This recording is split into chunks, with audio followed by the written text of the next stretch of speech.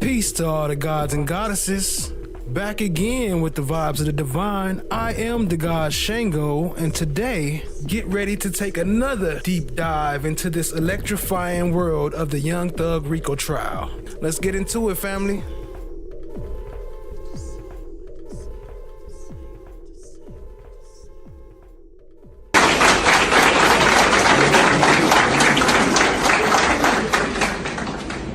We're taking his moments and using that as a learning point to help you guys become better lawyers. And so I hope that Jules and Tim were able to kind of give you some techniques. And we're going to do more of this. But for right now, let's get up here and let's get the star of the show on the stage. Let's go.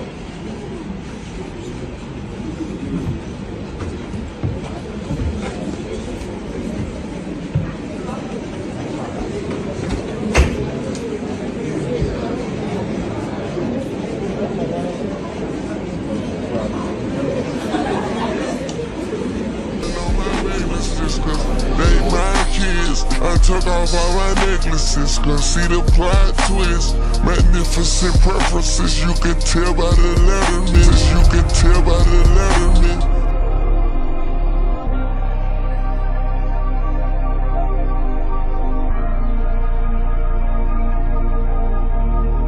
You can tell by the letterman.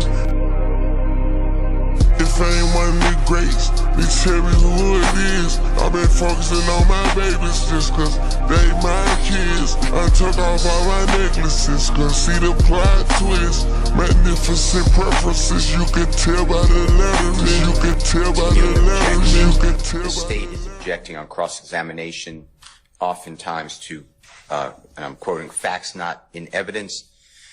I researched that. That has only been used in closing argument and a hypothetical. So these are not hypothetical. So if it's okay with the court, can we have a continuing objection to any ruling sustaining that type of objection? I'm not inclined to do that because there are circumstances where predicate facts have not been introduced before the fact finder, and that objection would be valid. And then, okay. So I have to rule upon it on a case-by-case basis because I'm listening to the testimony as well. So it is a valid objection if you have an examination that either inserts facts that haven't been established yet or you haven't, by agreement, agreed to those facts as of yet. But I'm talking about cross-examining. I'm not saying it's not at times, but if I'm cross-examining someone and I say, is Ms. Jones outside? Something that may not be perfect, or Ms. Porter outside, Keith Adams said that, the Honorable Keith Adams. And the objection, I believe, was sustained to facts not in evidence. And if I'm wrong, I'm just giving an example there. On cross-examination, the questioner, that's the whole point, can ask about things that were not in evidence. They, of course, have some sort of good faith belief, but they can ponder those questions. No one has to have it in evidence. Otherwise, we are tied to the federal rule of only things that came out on direct. No, because Georgia doesn't have a scope rule. So I'll consider it on a case-by-case basis, but... Okay. Well, thank you. That was it. All right. Thank you, sir. Okay. You raise your hand. Do you swear affirm testimony? Peace to the fam, peace to the fam. Thank you for joining. We about to get into it. Thank you for everyone that came here from Cat's channel. We appreciate the love, and that's what it's about, helping each other out, growing. This right here, for those who don't know, this is the head of the financial department, and she's the one, this is the situation when she was blocking Miss D. Williams from making more money. And actually, she wanted to offer her half at first, and then they got into... And then they doubled it, and that still wasn't enough, but we're going to type into it. Appreciate y'all being here, family. Hit the like, hit the subscribe, tap in, share with a friend. Let's go. You may be seated. Can you state your first and last name and spell it out, please? First name, Amataya. Last name is Ali. You spell both. Spell it please. O-M-O-T-A-Y-O. And last name is Ali with 2 L's.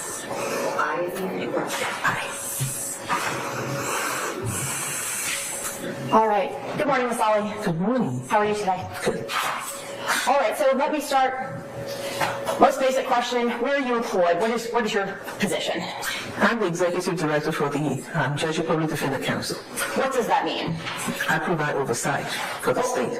Oversight for the state for what? Public defenders. Okay, when you say public defenders, what is the scope of your duties? Oversight. I provide all oversight for all the public defenders' offices. Okay, so when you say oversight, would that include making sure that indigent defendants have attorneys? Yes. Would that include making sure that those attorneys are doing their jobs, being effective, all of those things?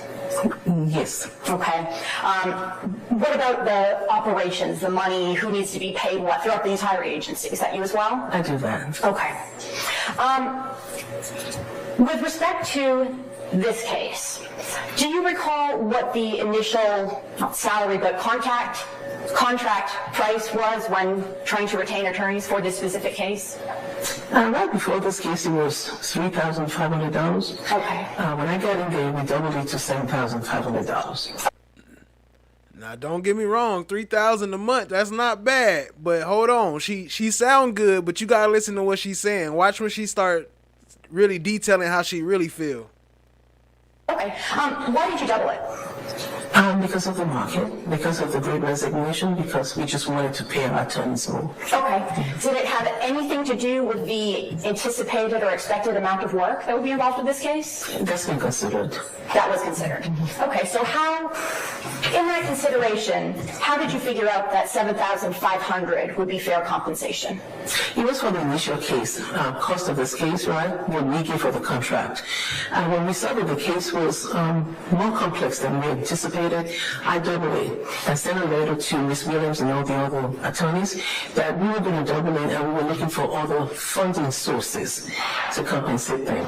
Okay. As you must understand, everything is based on a budget, right? We can't just get money from anywhere. So between the time that we doubled the contract, we got a letter from Ms. Williams and she demanded $211,000. I believe at that time, $35,000 up front, $15 every month. Eventually, we settled for a contract of $50,000. So is it a coincidence that still today they just had a hearing yesterday about how they working with their finances, but then they don't even want to pay their public defenders? They want to give them $15,000 a year? What kind of shit is that? $55,000 a year. Every year that she's on this case, she will get $55,000. Every year she's on this case? Mm-hmm. You actually were a supervisor at the public defender's office. Now she said 55, but that's still not enough compared to what everybody else getting paid and her working by herself. Many years ago, correct? I was. Okay. And when you were a supervisor, it was best practice, if not required, to have a trial partner or two attorneys on a trial, correct? Yes, but Ms. Williams was not. He's an independent contractor. We signed a contract with her and revised in the contract and added more to it when she threatened that she could not make a living. We revised it. We didn't want her to go to the line of profession that she alluded to. And so now we're paying $55,000 for this case every single year she's on this case. Okay. That $55,000 just for one case, though, you understand, you've experienced how intense trials are, correct? Could be. Yes, ma'am. It's a lot of work to be in a trial, correct? Yes, ma'am. And when you're in a trial, when Mr. Williams is in a trial, if another judge in another county sets court, she can't just pause the trial and go there, right? This is a contract that we signed with her, with Ms. Williams. This is a contractual issue, and what's in the best interest of the client. So it's not, I'm not with her, with Ms. Williams. This is a contractual issue, and what's in the best interest of the client. But at the end of the day, what can we do for this client? That's all that matters. Okay. Have you ever spoken with Mr. Lyin? He's not our client. He belongs to Ms. Williams. Let me explain to you the rules of independent contracting. Please. If you're an independent contractor, you come with the tools of the trade, and you go away, and you do the work. We don't supervise you. The only reason why we're involved in this case is because Ms. Williams is asking to be removed again from the case. As you must understand, this is the second time. The first time she said, I really don't want to withdraw, I'm just lying to the court. And we didn't take that into any consideration because we have to do what's best for our client. And we're here to I know I understand, but then I'll overrule that objection, okay? Because you don't understand, sir. All right. So we have made a contract. This is about Ms. Williams asking to be pulled out. Yo, shout out to Tall Glass. Appreciate you being here. Yo, that's fact. She ain't been doing much. Miss D. Williams been sitting down like a mug. But on her side though, her client really don't have nothing to do with none of this case. They kind of like brought him in here. Ain't as you can see, none of the cases has his name mentioned. He ain't even been mentioned in none of what we've seen so far. But you right, she has just been sitting there, and but hey, you know, it's all perception versus perspective. Of her contract, we're paying for the contract that we made with her a few months ago. Okay. A few months ago is when? That would be, it's not been a year. Okay, close to a year though, right? March of last year is kind of when she first raised the issue, I need more money, correct? Probably, I don't remember, it's still a year. Okay. Well, if she was at the public defender's office, it wouldn't matter whether she had other cases. In fact, she wouldn't have other cases because she would get a salary, the same salary, whether this case lasted 6 months or 6 years. She would be paid the same amount of money, correct? That is true as an employee here. Okay. And if she were with the public defender's office, she... Wait, hold on. Y'all caught that, right? 6 months or 6 years. So even if this went on for 6 years, she would still get paid the same amount. What kind of contract is that? That sound like them contracts they got them the plea agreements. would have benefits, correct? Yeah, but she doesn't work with the public defender's office. She's an independent contractor who signs a contract. And the first contract she signed, she came back and said it was not enough. We modified it and increased it tremendously to the tune of $55,000 a year. So, I'm sorry, you think that $55,000 a year is enough for her to support herself, her family? Objection relevance. I don't know what Ms. Williams needs. I just know as an attorney, she signs the contract. And we offered, reviewed, and modified the contract so that we could protect the client. And that's where we are. I'm not privy to what she does on a regular basis or what she needs. Okay. Is $55,000 a year a proportionate amount of money for an attorney who is trying a high-profile case? I wouldn't know. I've never been in private practice. Well, I mean, in your opinion, is that enough money? Objection or relevance? I'm an overruled objection. I don't even know that I can answer that question. What's enough? What's enough? Not enough. That's quite relative. What's enough for me? Is that enough for you? I don't know. Okay. I just know that this is a contract. She wants to come out of her contract. And I think you need to direct your questions to that. I have no idea what's adequate for Ms. Williams or not. Okay. But the... She said, I think I need you to direct your questions towards that. How you gonna tell me where to direct my questions to? You understand, lady? What the fuck kind of shit is that? The median pay that your agency offers for an attorney fresh out of law school, not trying a high-profile case, not qualified, for lack of a better term, to do that, that median pay is $56,858.62, correct? I don't know that that number is correct. We have a hybrid system, so what county are you talking about? I'm not sure. I don't want to answer that question because I don't know that to be true. Okay, you're not sure what the median pay advertised or on the job postings is? It has a range. Okay. So when you talk about Mr. Williams and trying to get out of this contract, she sent you a letter on February 5th, 2024, correct? Yes. Okay. And that request was asking you to review the current financial situation of the case and consider a supplemental allocation. Is that right? Yes. Okay, so she didn't send you an email or a letter saying, I want to withdraw. I'm not sure the sequence of events. I think at the point she said she wanted to withdraw. Okay. Would it help refresh your recollection to see a copy of that letter? I remember the letter she sent. I don't need to see the letter. But I think she did say she did want to withdraw at a point. Okay. We'll go ahead and approach you with what has been attached to the memorandum and is marked there as Exhibit D, David. So look, if you didn't catch that, she already read the letter. She already know what it says. She know it don't say what she's saying. Watch how she skimmed through it real quick. She ain't gonna read nothing on there. But it's the fact that she lying. Watch, pay attention, fam. Appreciate y'all being here. Hit the like, hit the subscribe, tap in. Okay. Having reviewed that, where in this letter does it say that she wants to withdraw? Like I said, I do.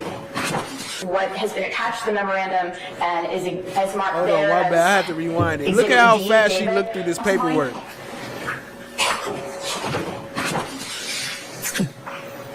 Okay. Having reviewed that, where in this letter does it say that she wants to withdraw?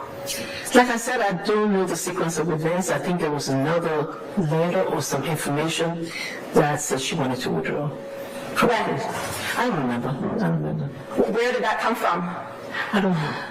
Okay, and didn't she send an email asking to try and talk about this and figure something out? But we're not able to talk about it anymore. We have paid what we can pay for this case. Okay, but you're saying she wanted to withdraw.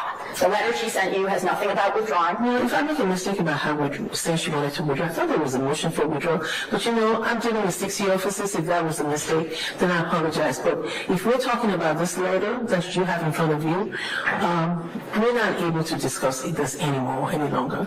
The most we can pay for this case is $55,000 every year. Why is that the most you can pay for this case? Because that's what our budget will support. Okay, well, when you say that's what your budget will support, what do you mean? I mean, surely you could rearrange things in your budget, right?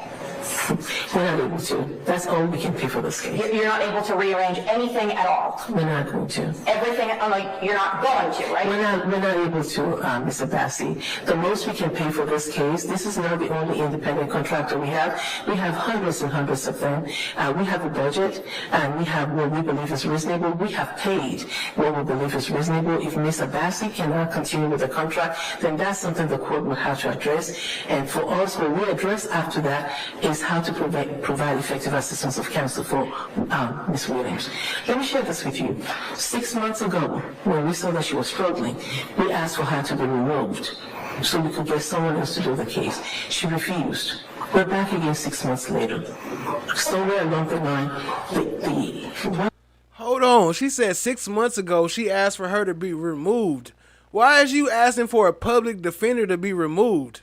Because you underpaying them and you don't want to raise the money, so you looking for anybody who willing to take anything rather than demand what they earn, what they owe, what they deserve. That's some shady ass shit. Pay attention, family. We getting in there. This young man is in the battle. You know, I usually do 10 days at a time, but this shit's so deep, I can only do 3 days. That's how deep this one about to get. So tap in, family. We about to go all the way. He's somebody's child that needs to be protected. We cannot keep going back and forth to when we can ask the taxpayers keep asking for more money. We're not able to.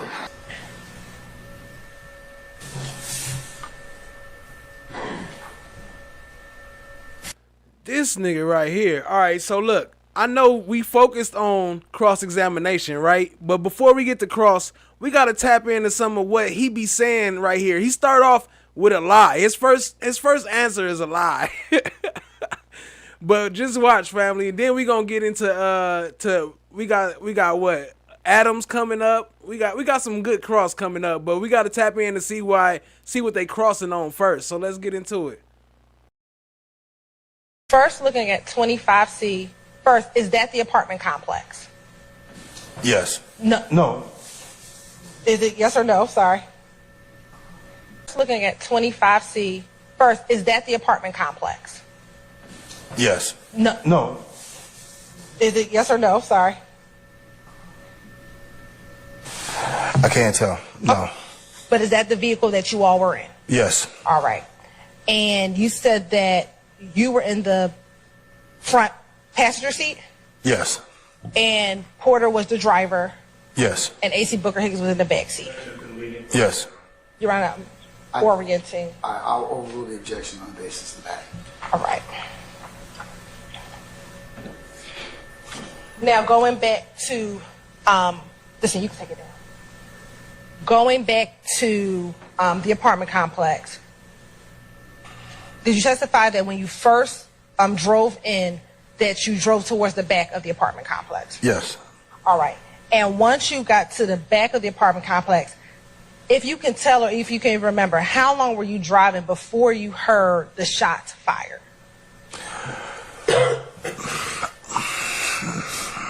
It wasn't that long. We were driving pretty slow.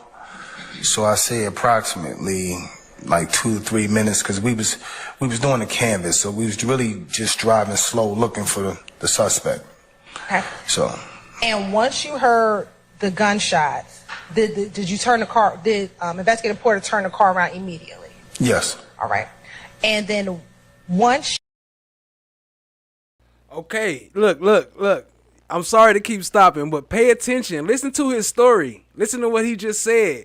He turned around immediately in the car, though, they said. So pay attention. She turned the car around. Was she going back into the direction as if she was leaving the apartment complex? Yes. All right. And once she turned around, what happened? Once she turned around, she was driving as if she was ready to leave the apartment complex. Like, cause I was assuming she didn't see the incident, because she was like she was going to head out the apartment complex, and that's when I told her to stop right here, and I just jumped out. When you said you saw the person shooting, was that before you turned the car around or once y'all turned the car around? As we started approaching, because we was kind of far away where you really couldn't see, because it was cars in between, and it looked like they was in between cars, and I was on the passenger side, and I was looking for it, so she was pretty much just driving. I guess she didn't see. I don't know. I can't tell you what she saw. Right. I can't tell you what she saw. I'm going to tell you this. Hold on. Okay. I stand the objection. Don't tell me what she saw. Just tell me what happened. So she drove by the vehicle. Yes, she drove by the vehicle, yes. When you said you saw a person in a red shirt shooting, how far were you when you saw that person shooting? I'd say approximately 10, 15 feet. Were you in the car when you first saw him shooting, or did you see him shooting once you got outside of the vehicle? I saw him shooting, running away from the vehicle, shooting with my back turned. I didn't actually see the gun in his hand. I heard the gunshots and I saw him because his back was towards me. But as I got closer to me, I saw the gun in his hand, and that's when I jumped out. Okay. And once you jumped out, what happened? Then I had my weapon on him, and I'm telling him to drop the weapon. I'm telling him to drop the weapon, but he didn't comply. He just continued to run towards the car. All right. And when you get out and you're telling him to drop the weapon, the car that he runs to, how far are you from that car? To be honest, I wasn't sure how far it was. It was behind me. I was focused on the threat at the time. I got kind of tunnel vision at that time. Okay. Did you see that individual get into the car? Yes. Once he got into the car, what did you do? I ran up on the car. All right. And when you say you ran up on the car, where were you? I positioned myself on the corner. That way I could see all. Okay, hold on. Keep that in mind. He said he ran up on the car. Okay? He ran up on the car before it pulled off, before DK got into any of that. This is what he's saying. He ran up on the car first. Keep that in mind. Also, I'm going to make a cartoon later to show the whole situation.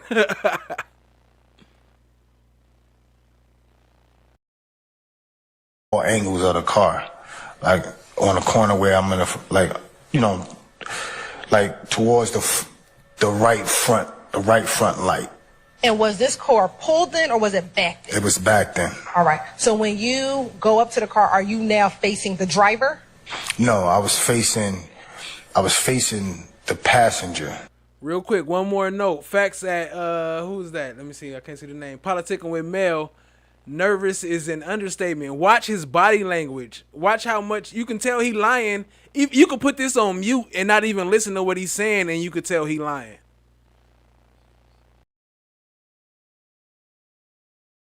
The passenger and the driver. The driver, I could see both of them clearly. All right. And when you saw the passenger and the driver, what did you see? I just saw I saw both of them, but I couldn't tell you what they looked like. I kind of locked in on the driver because I wanted to make sure he saw me. I was like, you know, showing eye contact with him. So I was locking in with him to make sure he saw me because I wanted to make sure he saw me. And you said you want to make sure he saw you. So the driver, was it a male? Yes, it was a male. Yes. Were you able to see the passenger? No. The front passenger? No, I couldn't tell you what the passenger looked like. Do you know if the passenger was a male or a female? No. All right. Were you able to see if there was anyone else in the car besides the person in the red shirt that got into? Pay attention. He said it was no female, right? No female, and he only saw 3 people. Or I don't know if he got 3 people part, but he said it was not a female in the car. To the vehicle? Yes. Was there anyone else in the car? Yes. It was I only saw 3 people in the car. I only saw 3 people in the car, yes. If that's what you're asking, I'm yes. Yes.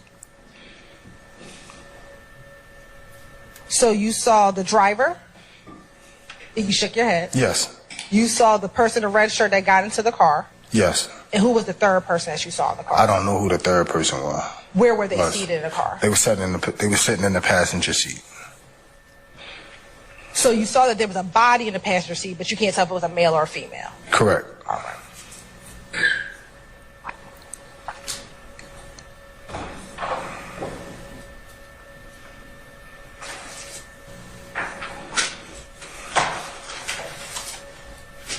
Once you lock eyes on the driver, what happened? I looked the driver in his eyes. To see if he was to see if he saw me, and to see if he was gonna follow my instructions. But I looked the driver in his eyes. I looked the driver in his eye. Get the fuck out of it. So pay attention. My bad, family. That was funny, but pay attention though. Looked at me and put the car in park. Put the car and to see if he was going to follow my instructions. But he looked at me and put the car in park. Put the car in drive, as if I wasn't standing there. And once he put the car in drive, what happens next? Then I fired a shot. When you fired the shot. Wait, then you did what? He put the car in drive and you did what? So he wasn't shooting at you. He wasn't coming. He put the car in drive and you did what? What happens next? He put the car in drive. What happens next? Then I fired a shot. When you fired the shot, what happens next? I moved out the way, and then he hit the police. He hit the tourist. And when he hit the tourist, he knocked the tourist out the way a little bit and proceeded going straight. Do you recall what side of the Taurus he hit? I'm looking at the photos. He hit it on the right hand side, but I couldn't tell you, to be honest. Like when it initially happened, I couldn't tell you what angle he hit it. But you know he hit the vehicle. Yes, I just know he hit it. Yes. Once he hit the vehicle, what happens next? He proceeded at a high rate of speed through the parking lot towards the front gate, and he just hit the gate was closed, and he just smashed the gate, went through it.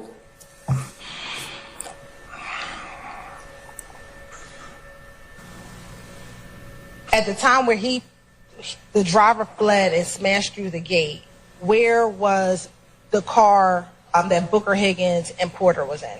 Where were they? Driving behind him. And did you see when did their car leave the complex? Yes. And did you see when their car left the complex? No, I didn't see where they went. No. Okay. But you saw them leave? Yes. Once both cars left the complex, what did you do? I got on the radio and called for help. And I stood there, and then I walked to the end of the apartment complex looking for Booker Higgins and Porter. And at this point, when Booker Higgins and Porter left, were you the only law enforcement officer left in the complex? Yes.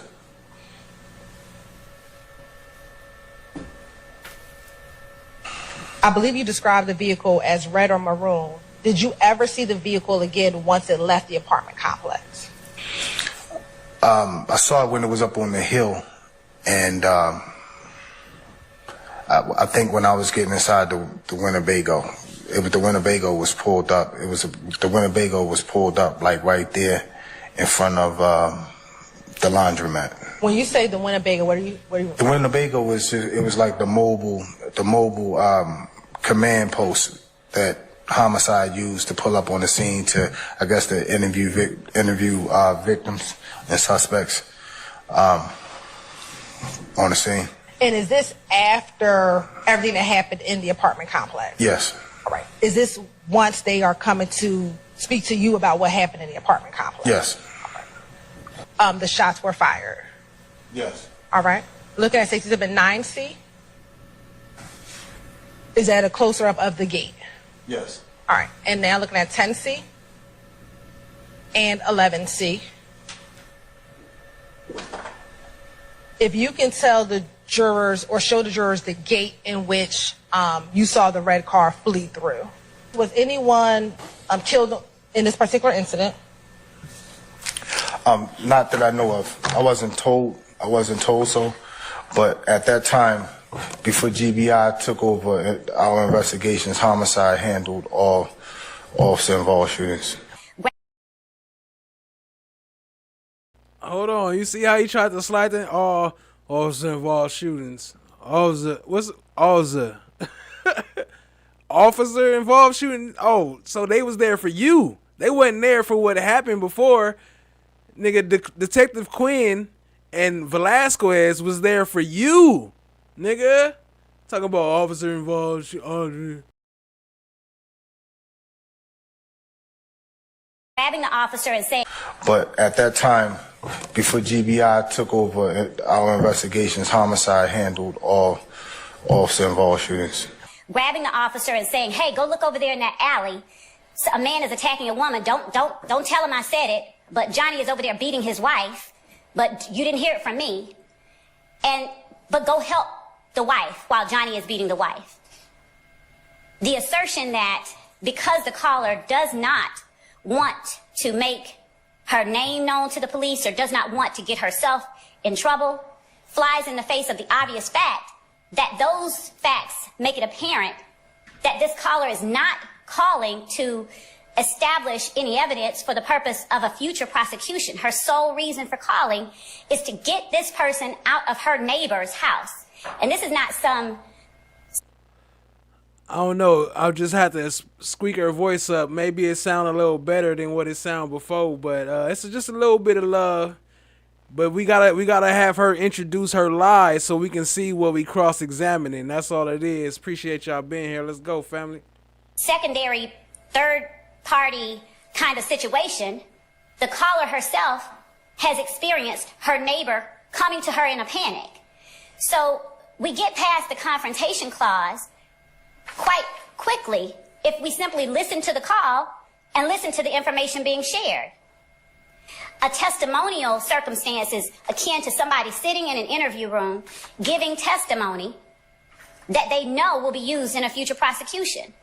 This is a woman who is so frightened herself, she doesn't want to call any attention to herself, let alone have anything she says be used in a future prosecution. As a matter of fact, us using this right now is probably the very opposite of what she ever intended to happen, because her sole purpose was to gain aid and assistance for that baby, that mama, and that neighbor that came to her saying, in a panic, Young Thug's in my house. So our first argument, Your Honor, is that this is not a confrontation clause issue by any means. Just to give the court a little bit of background. Hey, how many of y'all know what she talking about? That 911 call and how much she lying right here. This is why I had to play it. She's sitting here lying the whole time, and the judge making decisions off of that. This is what I mean by they was able to have a reset, because if you was lying way back then and you didn't build most of your case off your lies, then how can we continue? How can we just start over? Like, and then we have to recuse the judge that was approving your lies, and then we could just start over like nothing ever happened. That's some bullshit, family. On this date, September 11, 2013, officers had gone to this apartment for a reason altogether unrelated to any shooting or anything like that. When they got out there, they heard gunshots, and they saw Walter Murphy, who we later learned was Walter Murphy, shooting at a man named Derek Dotson. The officers turned and went to pursue Walter Murphy, and when they did, he jumped into a red Nissan. And they noted that there were 4 individuals in the Nissan. The Nissan comes, speeds off, crashes over a wall, and crashes into a brick wall. 4 people get out running. The CAD report relays exactly the sequence of events. We will be entering into evidence 911 calls, the first 911 call that got the officers out there, and then the court will be able to hear the sequence of events. And around the time that this person made this call, just before, the court will hear officers saying, one just went under the car, the other one went a different way, and they're describing the places that each one of them went. So in the midst of all of the commotion that is going on and being relayed over radio traffic, as a matter of fact, we have 2 different numbers, 2 different case numbers that are associated with this particular case. One ends in 1038, one ends in 1308. They get another call that they don't even realize is related to the call involving the shots fired. And that other call is the 911 call that the court heard today. And when they reached out over the radio and said, we got this caller who's calling in about this guy, the shooting at Summerdale, Young Thug, they then learned that it's related to the first series of calls. And that's how they all got put together in the first place. So it doesn't happen in a vacuum. It doesn't happen after any prolonged or any period of time whatsoever. It's actually a scenario where the occupants are going. And in the midst of all of this, the police get a call from a woman, frantic, not wanting to be identified, describing her neighbor having come to her in a panic just a moment ago, and now she's not answering her call. For all she knows, that neighbor is in there dead.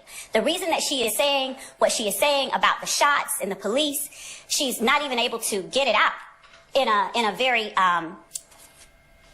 very cohesive way. She's saying, I don't know, just come now. Her whole purpose for calling was to get the police to respond to what she perceived as immediate danger. So the idea, though it was kind of glossed over, that this is testimonial, is belied by the contents of the call and the circumstances surrounding the call and the information relayed during the call. So before I leave the fact that it's not testimonial and that it's made solely to get the police there to respond to what this caller perceives as a circumstance involving immediate danger, with the court's permission, I'll pause and ask the court if the court has any questions that I may answer for the court regarding the confrontation clause, because I don't want to conflate the issues. You said you requested or asked for her to be removed about 6 months ago, is that correct? That's correct. Okay. Who did you ask? We did a motion to it. Yeah, Miss Love be on some bull. All right, look, we gonna get a little bit more of her real quick, and then we about to get into the cross exams right after this. Appreciate y'all being here. Shout out to Tall Glass. Shout out to Melissa. Shout out to Jesse from the Nap. Appreciate y'all being here. Queen Tara. Chris G. Politicking with Mel. Appreciate y'all all. Let's get it, family. Okay, so a motion came before the court. Well, she then decided to talk about it, and somehow a new contract came up, which was substantial with what she had before, and that's where the $55,000 And shout out to Melissa. Appreciate you, family. Okay, what does that have to do with her asking to be removed 6 months ago? Well, the reason why I said that, if 6 months ago she knew that she was not going to be able to continue with this case, I feel she should have withdrawn from this case at that time, so that somebody else would be in this case to represent this young man. We're back again. Okay. You felt she should have withdrawn 6 months ago, right? I think she should be removed from the case if she felt that she could not do it. But she's an independent contractor. She chose to stay in the case. We decided to increase the contract substantially. Okay. So did you bring that motion before the court? We never had an opportunity to do that, but she knew that we were asking her to withdraw from the case. You mentioned all of this being in Mr. Ryan's best interest. Did you find out if he wanted a new attorney? Well, you know what? You're right about that. I don't know anything about that, but I do know there was a time when Mr. Ryan asked her to be removed from the case as well. Okay. Remember about how long ago that was? So that would be probably, and please help this memory, probably around the same time, maybe 6 months to a year ago. 6 months to a year ago, Mr. Ryan wanted her removed. I believe so, yes. Okay, you believe so. Where does that belief come from? It was actually in one of the court hearings. Would I have an opportunity to call that if we need to? Okay. I want to back way up because we kind of strayed away from my original question, which was about rearranging the budget. You are unable to find money from any other part of your budget to pay the attorney? I would object, Your Honor. We're kind of outside of the scope of the motion at this point. The motion is for Mr. Williams to withdraw from the case. I don't know about getting into how state agency budgets has anything to do with that. I'm going to overrule the objection. It has Sixth Amendment implications, so I'm going to allow a little bit of latitude. That's the most we're going to pay for this contract, Mr. Bassey. Okay, so it's not that you can't, it's that you won't. We have to abide by budget. We have to pay, put into consideration all the other. Hold on, you catch that real quick? You see how she tried to slide the won't? You got to be real. Look, can't and won't is very specific words, and you got to be real careful with how you use them. And she do that a couple times, and old girl keep correcting her or checking her and pointing out what she's saying. Not correcting her, but checking her like, okay, so you won't. You choosing to do this. This your choice. Like, it's your money. She think it's her money. Like, oh, no, I can't afford it. It's not in my budget. Like, what? This is not your money. What are you talking about? They should both have equal. The prosecution should make the same amount as the public defenders. Am I wrong?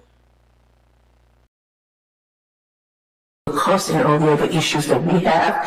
The only important thing here is providing effective assistance of counsel to Mr. Lyin. I agree. And the question is, if we have to pay Ms. Williams what she's demanding at that time, I think it was $200 a year, this agency will not be able to do that. Well, right now she's demanding to have a discussion, right? That's what she has asked for. We're not going to entertain that discussion anymore. We had one 6 months ago when she indicated that she really did not want to withdraw.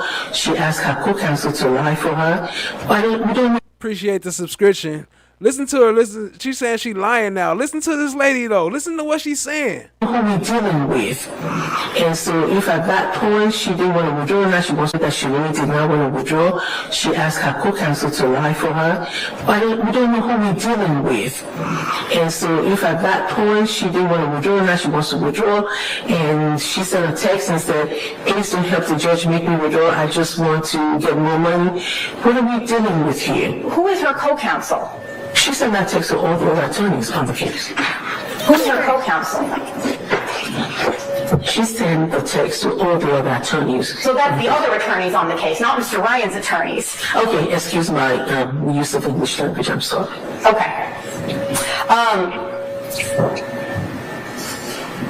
About the budget, how much is the agency spending on social media? Objection, relevance. Overruled. I don't know. We don't spend money on social media. We have two communications people in-house who do communications. Okay, keep that note, right? She said she don't spend no money on social media. They don't spend that. They keep it in-house. So no Twitter or Instagram, anything like that? We don't spend money on those. No. So that wasn't in your 2023 budget proposal? To spend money on Twitter? For social media. I don't recall asking for money on. We hire communications people in-house, but we don't spend money on Twitter, Instagram. Okay. This is the In the Trenches series. Objection, relevant. I'm all out, Ms. Glazer. In the Trenches is our magazine that we have in-house, where we allow all our employees to talk to our constituents about what they do, and we do that in-house. I'm sorry, it was a magazine? It's a computer information about what we do. So we film employees, we go to different places, and so we can feature our employees about what they do and how they do it, and it's an in-house thing. It's not. We do it ourselves. Okay, it's not a magazine though; it's a video series. Okay. Right? Okay. You have to pay someone to take those videos, right? No, we don't pay anyone to do the videos. Our employees, we do everything. We multitask. Everybody, we put in what we can just to make sure that the agency is run properly. But we don't pay anyone to do that. It's done by employees who have distinct and separate responsibilities. They just do that on the side for us. We don't pay. So hold on, pay attention. They don't pay no extra money for nobody. They pay their regular employees, which should be paid they regular whatever their minimum wage is. But they asking for more money, saying they need more money to cover these areas where they don't even hire nobody for it. It's all in-house. So all the shit they saying they need extra money, but they getting it all paid in-house though. Okay. Does the agency hire any sort of public relations firm or anything to provide that type of a service? No, to do it in the trenches? No. No, just in general. No, we've had contracts for communications before, but we typically use our own employees for everything that we do. When have you had those contracts for communications? Objections outside the scope of this motion, Your Honor. I'm going to overrule your objection, madam. I don't know what contract. I can't remember. I don't know which one you're talking about. I don't either. What contracts have you had? What contracts have I had? I'm sorry, Wait. Sorry, madam. Objection basis? Overly broad. What kind of contracts did the agency have? I'll sustain this reform. You can rephrase, madam. I agree. I'll withdraw that. What contracts as far as communications companies? We sometimes, instead of hiring a full-time employee, we'll do short-term contracts. So we might have done one in the past so that we don't have to hire a full-time employee for communications. Okay, so what contracts? So we've done some in the past for maybe $25,000 for like 6 months, a year, and that saves us money because if we have to hire an employee with the still 69% benefits, that would cost us a lot of money. So we use short-term contracts so that we can save money. Yeah, black guy can't do wrong. Black guy in this motherfucking zone. Yeah. Black boy making it home, black boy ain't making it home. Trying to reach the crack of dawn. Context evidence to this particular. Yo, shout out to all y'all being here. Shout out to everyone who was directed here from Cat Not Williams. Appreciate y'all coming here. Appreciate Cat Not Williams. Y'all show some love and type some Cat Not Williams in the chat. However you feel about her. Appreciate y'all all. So it was one more question. All right, I'm gonna come back. Let me find that question. I'll come back. Appreciate y'all being here though, family. Issue. There and are. So, Actually. what is that context you're gonna present? A few things. Okay, my bad. Before we get into it, I found it. That's why I got the chat prompts up. Yeah, I was asking about the chat prompts. So you get points for typing in the chat, and the more you type, it goes by time, not by the amount of chat. So don't just be chatting crazy. But the amount of time you chat, you get more points. And then you can use those points to alter the stream, bring up puppets and different type of things in the stream. So, let's get into it. Appreciate y'all being here. Much love, family. And shout out to Cat, man. Appreciate you again. And everybody that's here from Cat Channel, appreciate all y'all. as I said, regarding the 4 people who jumped out of the car, there's going to be an officer's testimony that she was chasing them in a particular direction, that one went in one direction and another went in the opposite direction, and when she went to chase them over the wall that she was chasing them over, she was called back, and she had to put her attention on Frederick Prothro, which was a person who was shot during this incident. There will be testimony, I expect, from a witness who will say that while they were running from the police, that shots were fired inside the car, that Young Thug, or Jeffrey Williams, actually had a gun, that he, Walter Murphy, and Frederick Prothro had a gun, and that Jeffrey Williams or Walter Murphy was probably the person that actually fired the projectile that hit Frederick Prothro, because while they were fleeing from the police, 3 shots went off inside the car. There will be testimony that when they fled the police, that defendant Williams ran in a particular direction, which we believe will be in the vicinity of the description that this caller gave for her friend's apartment. There will be testimony that that's it. That's the general.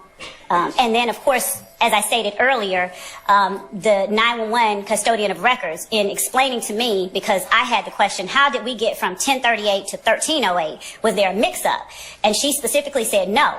When that call came in... Yo, I appreciate it, fam. I can't even keep up with the chat. I usually try to display all the chats, but y'all going so fast, I can't even keep up. Appreciate y'all, family. Appreciate the raid. When the 911 dispatcher sent it out, when they called it out, they were then told that call is related to the 1038 call. That is a part of this call up here. So that's how they even end up. They're on one CAD report that I have, and were it not marked up, I would show the court that particular CAD report. And we do intend to introduce as evidence that CAD report that has that these are 2 related events.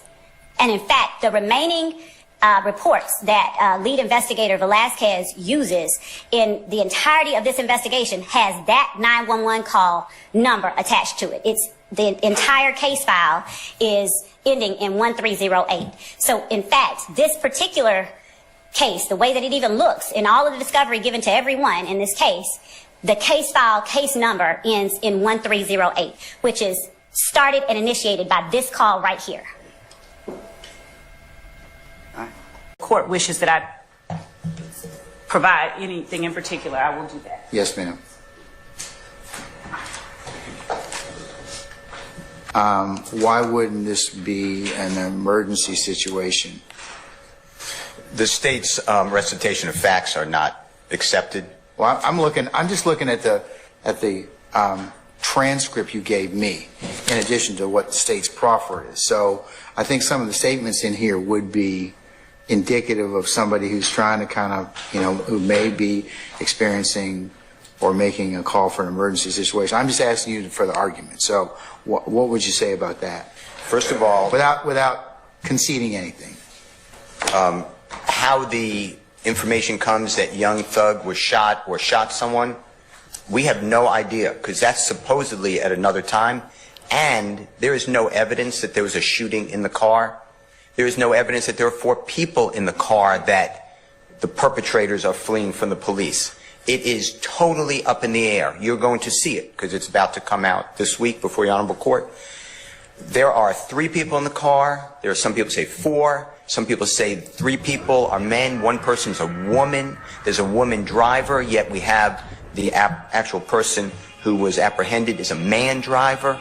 His name is Adrian Bean. This is a total fight, quote unquote.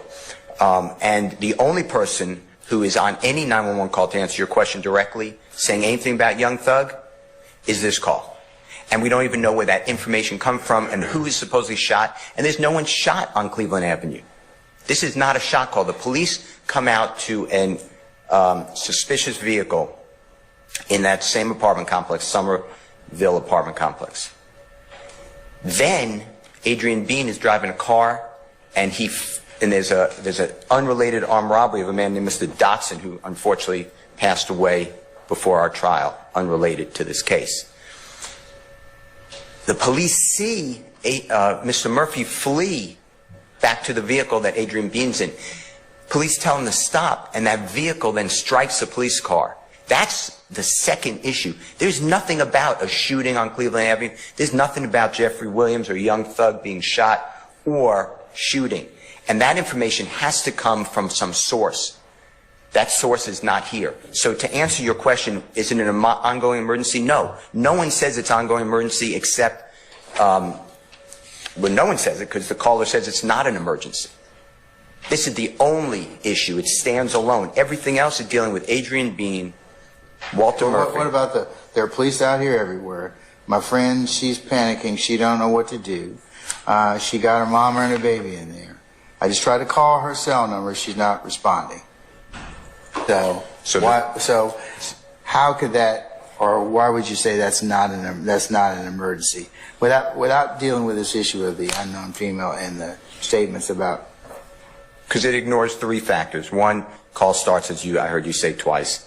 This is not emergency. Second, the neighbor leaves the apartment to tell the caller, yet doesn't call the police herself, doesn't flee the apartment, goes back to the apartment presumably. I don't know where she really goes, but the caller says she won't answer the phone, but then on the same call, the caller says, that's them calling me. So the neighbor who's in this quote-unquote panic has access to her phone. This is all of the hysteria, and I'm talking low, all that is added for flavor by Miss Love. That's why we need the witnesses here to cross-examine. So I'm not conceding that it's an ongoing emergency because I'm taking the caller for what she said. All right. Give me a few minutes, folks. Okay. Thank you, sir. I'm being recessed.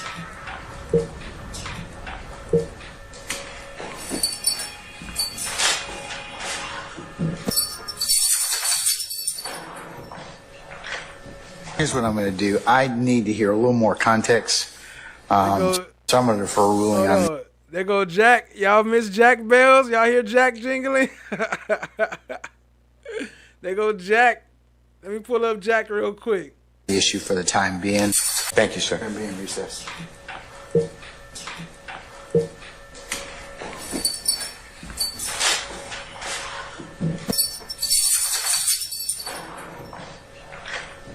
Here's what I'm going to do. I need to hear a little more context. So I'm going to defer a ruling on the issue for the time being. True, whole truth, nothing but the truth? I do. Absolutely. Thank you. State the spelling, first and last name. My name is Captain Derek Page. That's DERRICK And at this time, Your Honor, good morning. Yo, shout out to Cat Not Williams again, man. I appreciate y'all being here. I can't even keep up. I'm learning, but let's go. And she about to cook with us. So everybody that's eating, y'all get to enjoy a meal with Cat while we enjoy the show. Let's go. Appreciate you. Mr. Page, are you employed? Yes, I am. Where are you employed? Fulton County Sheriff's Office. And how long have you been employed? 18 years. And what do you do? Conduct a search to locate any booking photos pertinent to the arrest of Mr. Marquavius Huey on May the 25th, 2018? I have seen this booking photo, yes. And did you also conduct or locate a booking record pertinent to the arrest of Marquavius Huey on May the 25th, 2018? Yes, I have seen it. Do you have personal knowledge of the records? Not directly, no. That we are looking at? Mr. Marquavius Huey. And what is this photo? That's his booking photo. Okay. And to what date? May 26, 2018. What kind of picture is this? It's a mugshot. It's a side view. And for ease of access to the record. Captain Page, move that. Now talk about wasting time. Why is this dude even here? He wasting time. All he doing is reading from the paperwork. Anybody could have did that. You didn't need to call him in for that. And then it's about to be proven to be wrong. Pay attention to the paperwork. Appreciate y'all being here again. Let's go. Okay, excuse me. To whom does this, who is pictured in this particular exhibit? Mr. Jeffrey Williams. What are we looking at, Captain Page? This is a side shot of his mugshot. I told you it comes in two different shots, a facial shot as well as a side shot. Independent personal knowledge about this booking or the circumstances surrounding it, right? No, sir, I do not. All right. You know Officer Michael Monheim, the person who's listed as the arresting officer? Do I know him? No, sir, I don't. Okay. Do you know anything about the circumstances of Officer Michael Monheim arresting Mr. Williams on this date? I do not. Okay. Do you know anything about the outcome of this case? I do not. Okay. Let me ask you about the dates on here. I think you said that the arrest date, as listed on the top, you believe to be accurate, right? Based off Odyssey, yes, I believe it to be accurate. Yeah, I mean, you don't have any personal knowledge as to whether any of this information is accurate. You're just basing it on what was printed out by the computer. That is correct. Okay. So you believe, based on this printout, that arrest date, September 9, 2013, is an accurate date of arrest, right? According to Odyssey, yes. You believe that the release date of September the 10th of 2013 is an accurate date, correct? According to Odyssey, that is correct. What else on this sheet is there anything on here that's inaccurate? I do not know. This was back in 2013, and let's see, it has the date of birth as 8/16/1991. Is that about right? That's what I say, yes. Okay, that would make him 22 as opposed to 32, right? If my math serves me correctly, yes. Right, so the information, at least the date of birth, it looks like somebody put that information in incorrectly. It's wrong, right? I do not know. Okay. I mean, doing your math. I mean, I don't know if that's his official birthday or not, so I can't say. Okay, but if that's his official birthday, then that age is wrong, right? I guess so. Okay. I don't know. What else is wrong on this sheet? You know, anything? What you mean you guess so? You don't know. The math ain't mathing. You don't know how to count. How long you been working there? And if the math, if his age is wrong, you don't know now? What? All these cops, they've been there 20, 30 years, but when it comes to them being wrong, I don't know. I don't understand. Oh no, was you trained on that? Was you specifically trained on reading ages? Get out of here. Anything else that you know? I do not know. Objection. As soon as facts not evidence. I sustain the objection. Okay. Let's see. So you know from, or you can tell from this document that it looks like Mr. Williams was arrested on the 9th, released on the 10th. You know that from the document, true? That is what I see. You know what he was doing on the 11th? I have the slightest idea. Do you know whether he was arrested on the 15th? Objection calls for speculation, Your Honor. If he knows. I sustain the objection. I don't know anything about his arrest records. Okay. Do you have any personal knowledge to indicate that he was arrested anywhere between September the 10th and let's say September the 30th of 2013? Anything to indicate that or that you know about? Not in front of me, no. Okay. All right. So I want to ask you about the photograph. You know what a lace front is? Objection, relevance, Your Honor. I'll rule the objection. You can answer. And pay attention to that. Remember, everybody was, for those who been there, they was all wondering, like, not those who been there, but they was trying to make it like it was crazy because he was asking those questions. But that's not from his statements. Her statements is coming up next. That's AC Booker. Yeah, we got her coming up next. Or soon. Do you know what a lace front is? Imagine it's something similar to a wig, I guess. Kind of a wig, right? Yes. You know what it means when someone says someone has blonde hair? Yeah, they have blonde hair. Yeah. Look to your left. See the young lady? Yes. Okay. Blonde hair, right? Yes. Okay. Let me see. Young lady sitting here at the table, closest to me, to my left, with the jacket on. Dark black hair, right? Yes. Okay. There's a difference between black hair and blonde hair. True? Yes. You know what a ponytail is? Generally, when the hair is tied in a ponytail, yeah. There you go, tied to the back, right? That is correct. All right, so if you were looking, for example, at the lady right next to you, to your left, you would say that her hair is not in a ponytail. Her hair is just kind of flowing freely and luxuriously, right? Yeah. All right. Do you know what it means when a woman is described as heavy-chested? Yes. Okay. What would you imagine that? Not imagine. What would that be if you were to describe a woman as heavy-chested? What would your description be? I guess. If he knows, become relevant. I'm going to sustain on what's relevance. I'll move on. All right. Thank you. Yes, sir. Are you do me a favor if you would, respectfully. States Exhibit 124C. We can put that up, please. Or 125, either one, whichever one has you can get to quickest. All right, that's good. 124C. All right, so we're looking at the person that you would say is Jeffrey Williams based on the booking photograph, correct? Yes. Okay. You cannot see his chest in this this photograph, can you? No, I cannot. It's kind of down to the neck. All right. And the way you described his hair is it looks like he has dreadlocks, right? Yes. Okay. Looking at this picture of Jeffrey Williams, how would you describe his skin tone? Would you describe him as light-skinned or dark-skinned? I imagine dark-skinned. Okay. Like me, right? You consider me to be dark-skinned, true? Yeah, I guess so. Yourself to be light-skinned, light-complected, whatever the term is. I'm not that light. Not that light, you're brown. Light brown. All right? All right, but I mean, just to be clear, I mean, seriously, looking at that picture, this is the picture of a dark-skinned man with dreadlocks, with dark-colored dreadlocks. True? Yes. All right. It was Captain, right? That is correct. That's all I got. Thank you, sir.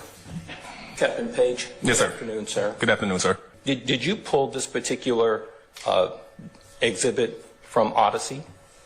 Initially, when I was subpoenaed, yes, because I need to see who I was being subpoenaed for. Okay. So you did not know before you were subpoenaed that you would be testifying. So he didn't pull this up all the way until he was subpoenaed. This ain't none of his information. There's no reason for him to be here. Only reason he's showing it is because he was subpoenaed to testify about it. And then it's lies on it. That's why they brought somebody else that ain't had nothing to do with it. Shout out to Cat Knot Williams with the donation. Imagine still asking about lace fronts. Facts. He should do it though on one of the next ones. Anybody that got to do with this situation, he got to ask them about the lace front, or ask the jury about the lace front. We're talking about Mr. Marquavius Huey, correct? I did not know. That's correct. Okay. You certainly did not take the booking photo, correct? I did not. You did not enter this information into Odyssey, correct? That is correct. Tell this jury, what is Odyssey? Odyssey is a platform that we use to actually keep track of booking reports, incident reports, arrests, and various other things that we use to track inmate movement and things of that nature. So there's a human being that actually enters information basically into a software program, correct? That is correct. And you call it Odyssey, correct? Yes. Now, whenever someone is arrested, Captain Page, in Atlanta, Georgia, in another state, generally speaking, that person is photographed, and we call it a bookend photo, correct? Yes. And Mr. Huey, he got arrested. He took a bookend photo, correct? That is correct. If you were to get arrested, there would be a bookend photo of you, correct? That is correct. If President Trump was arrested, there would be a bookend photo of him, correct? Sustain the question. A bookend photo certainly doesn't mean that a person committed a crime, does it? A booking photo means that they have been taken into our custody and booked into the Fulton County Jail. It means they were arrested, correct? That is correct. Doesn't mean that they actually committed any act, does it? They have been arrested, but on this innocent proven guilty. That's right. Now, these charges that are located on this particular document, this Odyssey printout, these are the charges that the particular officer gave that particular person when they arrested him, correct? I imagine so, yes. Right. And you don't know, as you sit here today, how this particular, each one of these charges, how they resulted ultimately in court, correct? I do not know the disposition. And with respect to the dispositions, this was a Atlanta, Georgia, Fulton County arrest, correct? The gatekeeper. Well, APD arrested them, so yes. And when a person is arrested by APD, that person is charged and prosecuted by the Fulton County District Attorney's Office. There's going to be a prosecution, correct? Objection, Your Honor. I stand the objection. Do you know anything about this particular Exhibit 171? Do you know who prosecuted this case? I do not know. Okay. Do you know if this case was indicted? I have the slightest idea. Do you know if there was any type of resolution to the case in terms of negotiation? I know nothing about this case. You don't know anything about Mr. Huey, correct? Other than seeing him on the floor in the past. Okay. I'm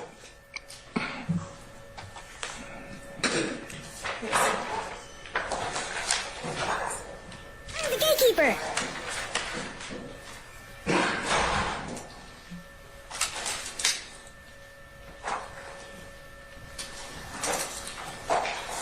All right, Detective Robeson, if you could turn and face Sergeant Ingram and be sworn as a witness before you sit down.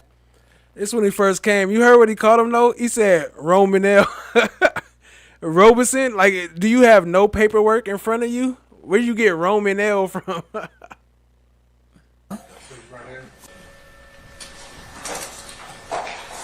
All right, Detective Robeson, if you could turn and face Sergeant Ingram and be sworn as a witness before you sit down. You swear first testimony you give the truth, the whole truth, nothing but the truth? I do. Have a seat. Spell first and last name.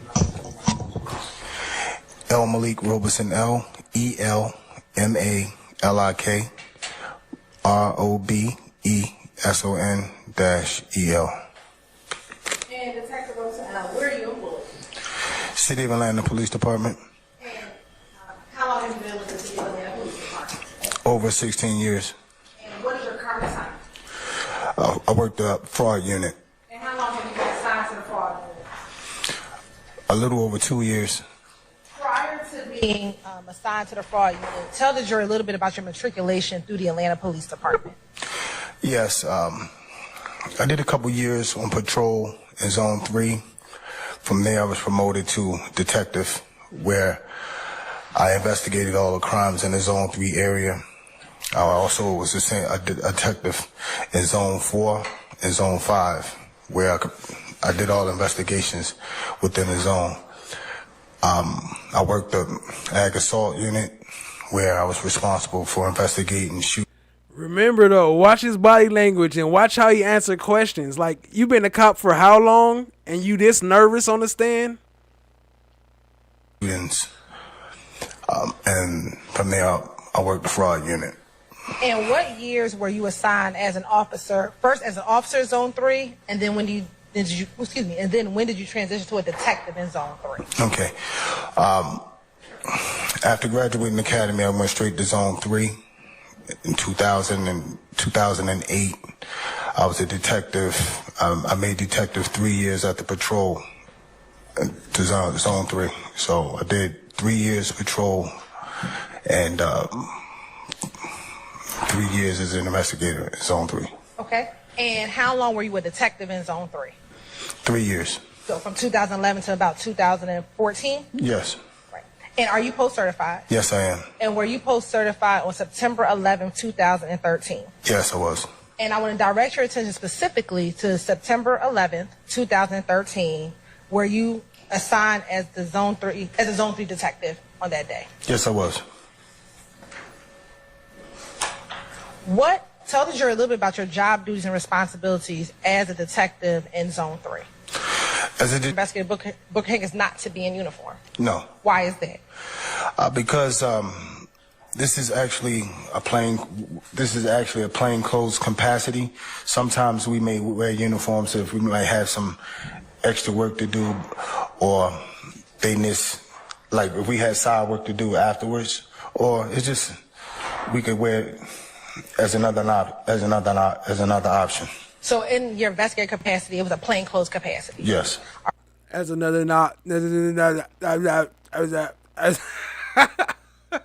as another option. All right, and you said it's just we could wear it as another option. So in your investigator capacity, it was a plain clothes capacity. Yes. All right, and you said if you may have side jobs, do you mean like extra jobs? Yes. All right. Now, when you get into the apartment complex, tell the jury what happens.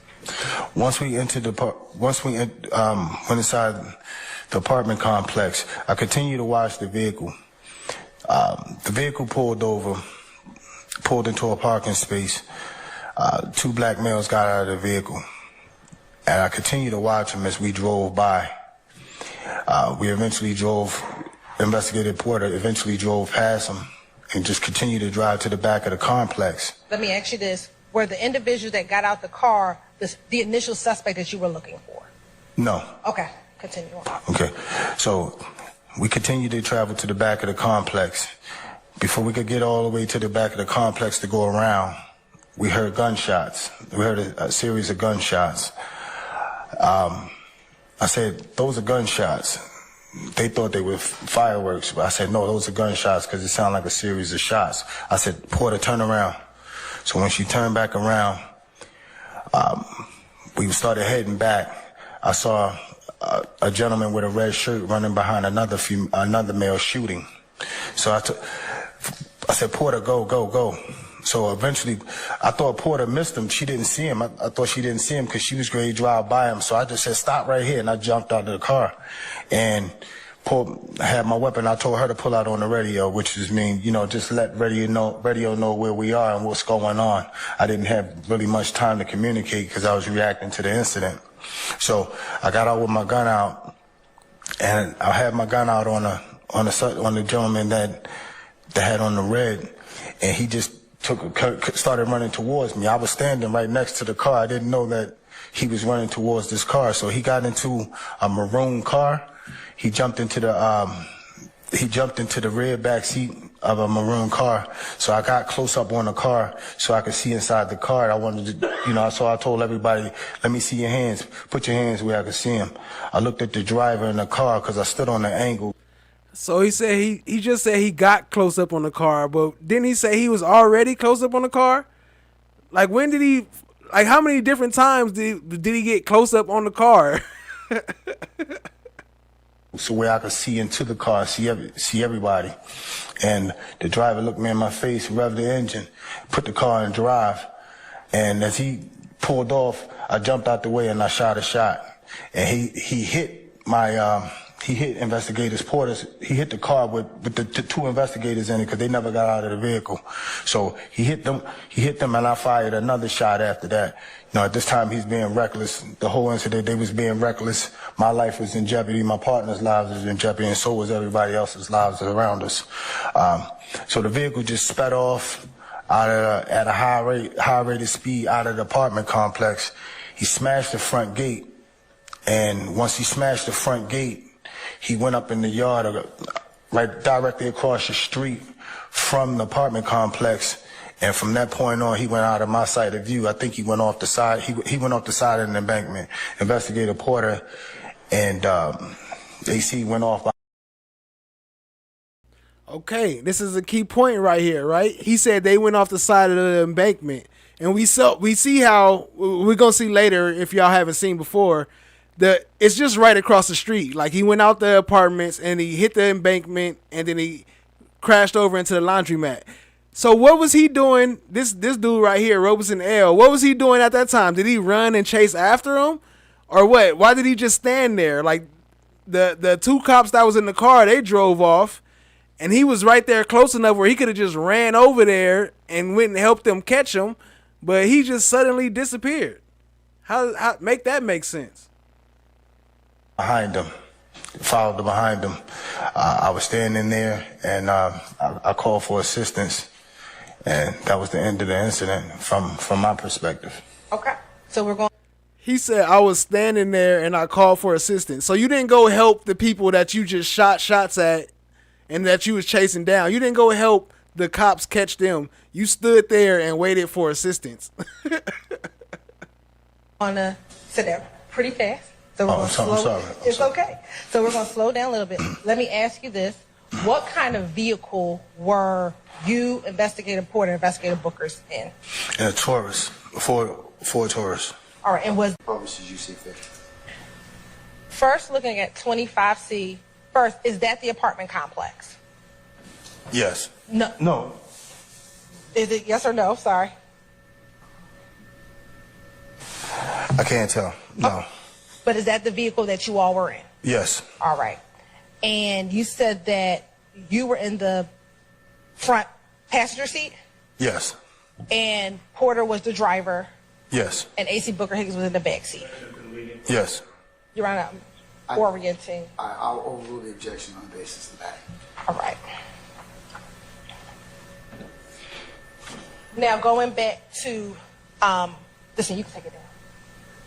Going back to the apartment complex, did you testify that when you first drove in, that you drove towards the back of the apartment complex? Yes. All right.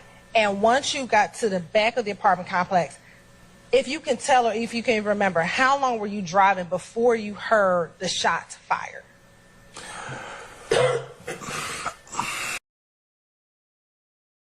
Yo, shout out to Black Butterfly. She say they went through the front lawn. Oh, trust me, it's coming up. It gets more confusing with their testimonies as we go. Trust, it's coming up. Appreciate y'all being here. Hit the like, hit the subscribe, tap in, share with a friend one time for the one time.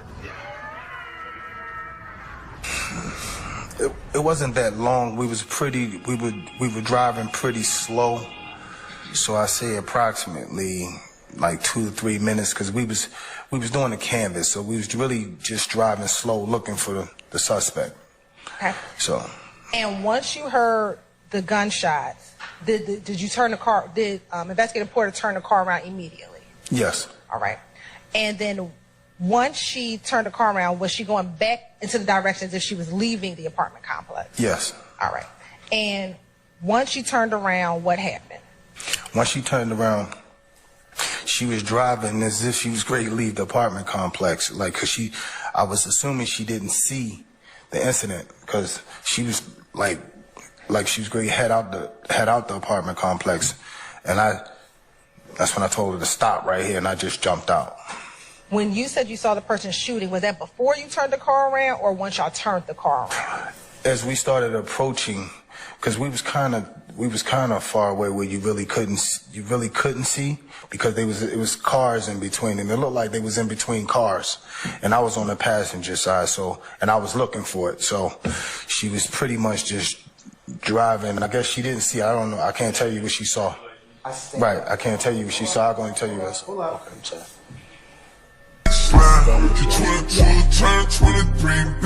Williams is one of multiple attorneys contracted by the Georgia Public Defender Council to represent defendants in the YSL trial. The council is a taxpayer-funded state agency obligated to provide attorneys to people charged with crimes who cannot afford one. The Williams believes the council's pay is not enough due to the complexity of the case and how long it's expected to last. To put in perspective, the state has only agreed to pay attorneys $15,000 for a murder case that could require them to attend court nearly every day for a year. That's less than what some fast food workers make. The Williams says she's repeatedly asked to meet with the director of the Defender Council, Amatei Ali, to learn what the agency is doing to address the pay.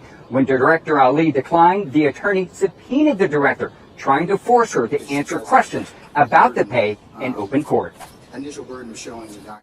It is frustrating, but we were under the impression that GPDC was advocating for us, and once they put those walls up, I'm thinking maybe I need to start an OnlyFans. I'm very serious, yes. I might have to do an OnlyFans, because at least I can still support my client and support me and my family. Damn. Miss D. Williams said she might have to start an OnlyFans so she can support her family and still help her client out.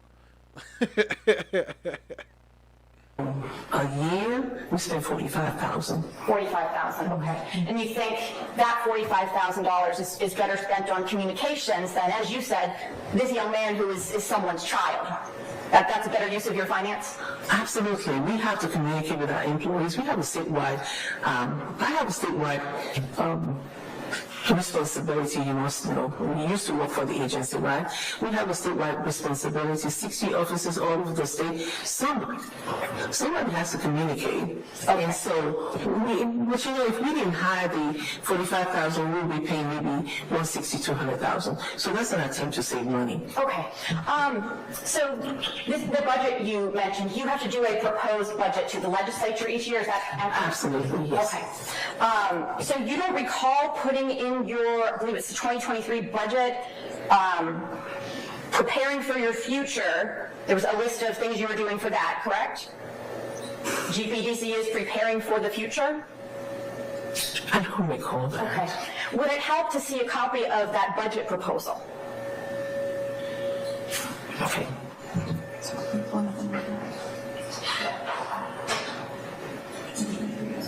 Legislature.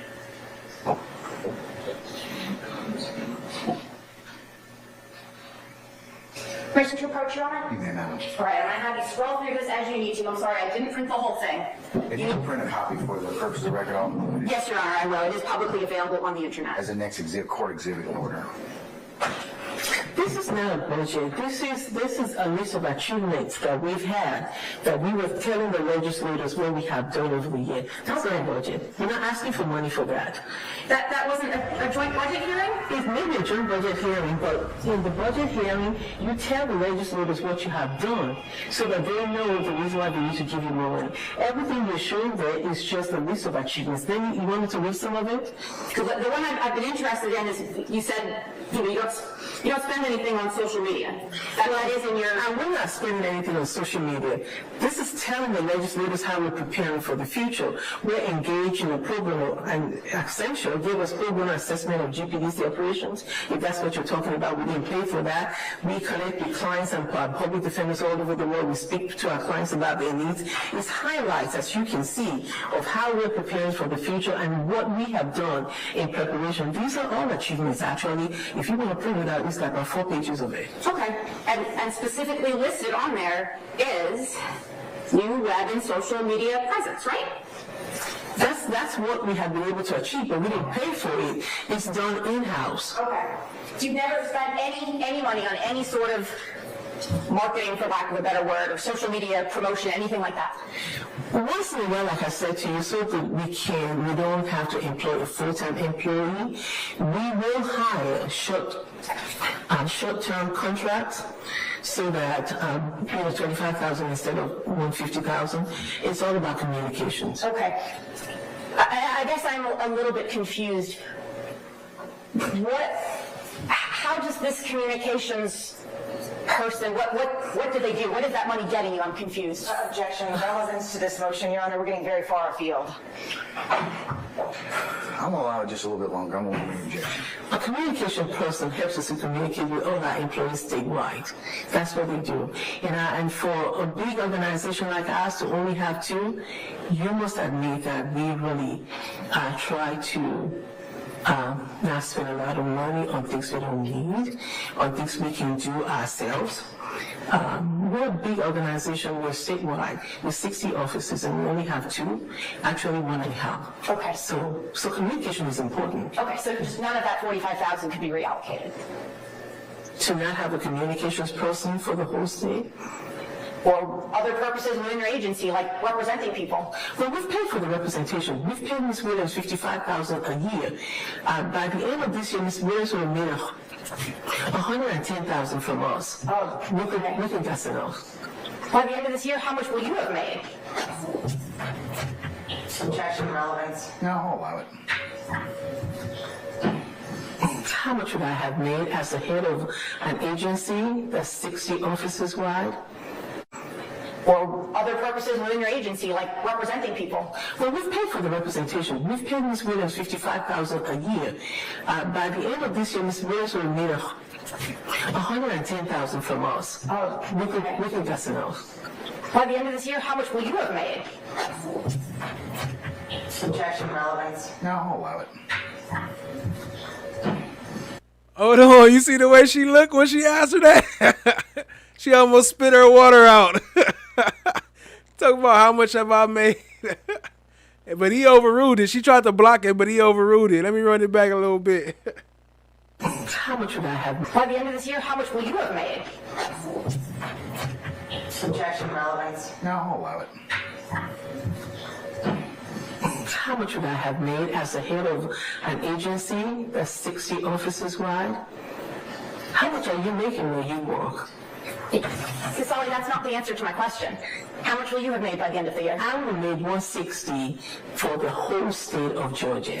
$168,173, is that right? Mm-hmm. Okay. And Ms. Glacier here, she makes over $140, right? And she's in 3 different positions. She is the communication, she's overtraining, she is the counsel for the agency, and she is over litigation. 3 different responsibilities for that, for somebody who's been practicing law for that long. Okay. And how do those things assist Mr. Ryan? Mr. Lyin belongs to Ms. Williams. Ms. Williams is an independent contractor. I don't think I need to explain to you the rules of independent contracting. Independent contractors come with a tool. She has a contract. We're paying on the contract. She's going to make $110,000. That's all this agency will fund for that contract. And so at the end of the day, we are not going to increase that contract. Okay. So you are responsible for providing attorneys who are conflict-free. Is that right? That's correct. Okay. Now, if Ms. Williams comes to you and says, look, I've got a problem. I'm not going to be able to continue handling this case because I can't afford it. I'm going to lose everything. Would you agree that is a conflict for her? She's asking to breach her contracts. That's all I know. Okay, that was my question, though. Well, I can't understand your question. If she comes to me and says I can't continue because I have a conflict, I cannot go into the conflict that she has. The only thing I can deal with is whether she's able to continue to represent this client. If she's not, then the agency has to take the next step to make sure that Mr. Ryan does have an effective someone who can provide effective assistance of counsel. Okay. But it's actually in the statute, conflicts of interest, 1712-22, that you are responsible for handling circumstances with conflicts, correct? Not personal conflicts. It's whether the person has a conflict that will not enable them to provide effective assistance of counsel for the client, whether they've represented the client. But we're talking about legal conflict. We're not talking about what happened in her house in the morning or whether she's not able to do certain things at home. The code is talking about legal conflicts, not personal conflicts. Okay. A conflict is a conflict, correct? Whether it's legal or it's personal, right? I think in the context of a code, I do, Your Honor. She's asking for Ms. Ali to draw a legal conclusion that's the basis of this argument. When you determine what is or is not a conflict that you need to address, do you take a look at the Georgia bar rules? Yes. Okay. Hold on, let me speak on that real quick. Melissa said, I forgot Glanville slightly acted like a human during this. That's because they was about to get in trouble. And Glanville knew that what they was trying to do was some BS. And if he didn't correct it, then it would have ended the case way earlier than it was supposed to be. But yeah, shout out to that. Good catch, family. Are you familiar with the comment in Rule 1.7 about loyalty to a client? You familiar with that? Loyalty to a client? Mm-hmm. From the attorney? Mm-hmm. Yes. Okay, so you would agree that a lawyer's loyalty... Chan Elliott, the one that's talking, that's on the stand, makes 160-something thousand. Attorney D. Williams had to fight to get 55. First, they was trying to pay her like 15. To a client is impaired when a lawyer cannot consider, recommend, or carry out an appropriate course of action for the client because of the lawyer's other competing responsibilities or interests. Right? That would be a question for Ms. Williams, not for me. She's the lawyer. Right. And to the extent that she does not think she can continue to do this case, then that's a question for the judge to determine whether she's going to be allowed to come out of this case.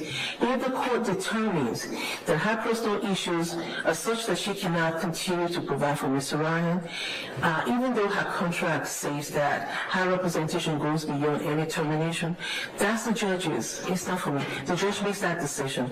When the judge makes that decision, then it comes back to us to see how Mr. Ryan is going to have effective assistance of counsel. Okay.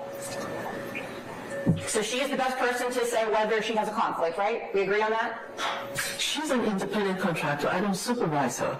We don't supervise independent contractors.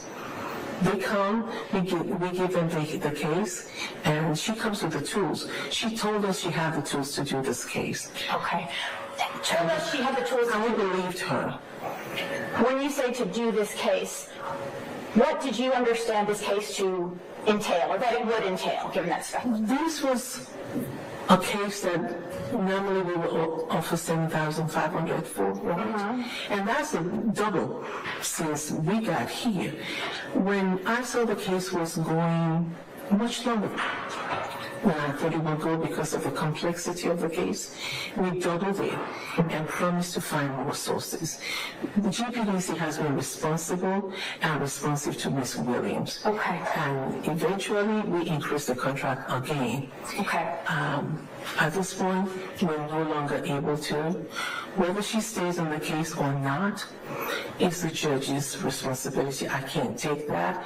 But what's of utmost importance that we're not paying attention to here is Mr. Lyin. At the end of the day, how can we make sure that he's protected?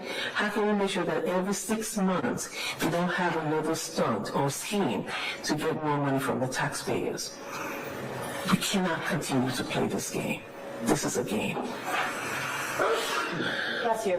Yeah, black guy can't do wrong. Black guy in this motherfucking zone. Yeah, black boy making it home. Black boy ain't making it home. Trying to reach the crack of dawn. Right, I can't tell you what she saw. I'm going to tell you this. I stand the objection. Yes. So don't tell me what she saw. Just tell me what happened. So she drove by the vehicle. Yes, she drove by the vehicle, yes. When you said you saw a person in a red shirt shooting, how far were you when you saw that person shooting? Say approximately 10, 15 feet. Were you in the car when you first saw him shooting, or did you see him shooting once you got outside of the vehicle? I saw him shooting, running away from the vehicle, shooting with my back turned. I didn't actually see the gun in his hand. I heard the gunshots and I saw him because his back was towards me. But as I got closer to me, I saw the gun in his hand, and that's when I jumped out. Okay. And once you jumped out, what happened? Then I had my weapon on him, and I'm telling him to drop the weapon.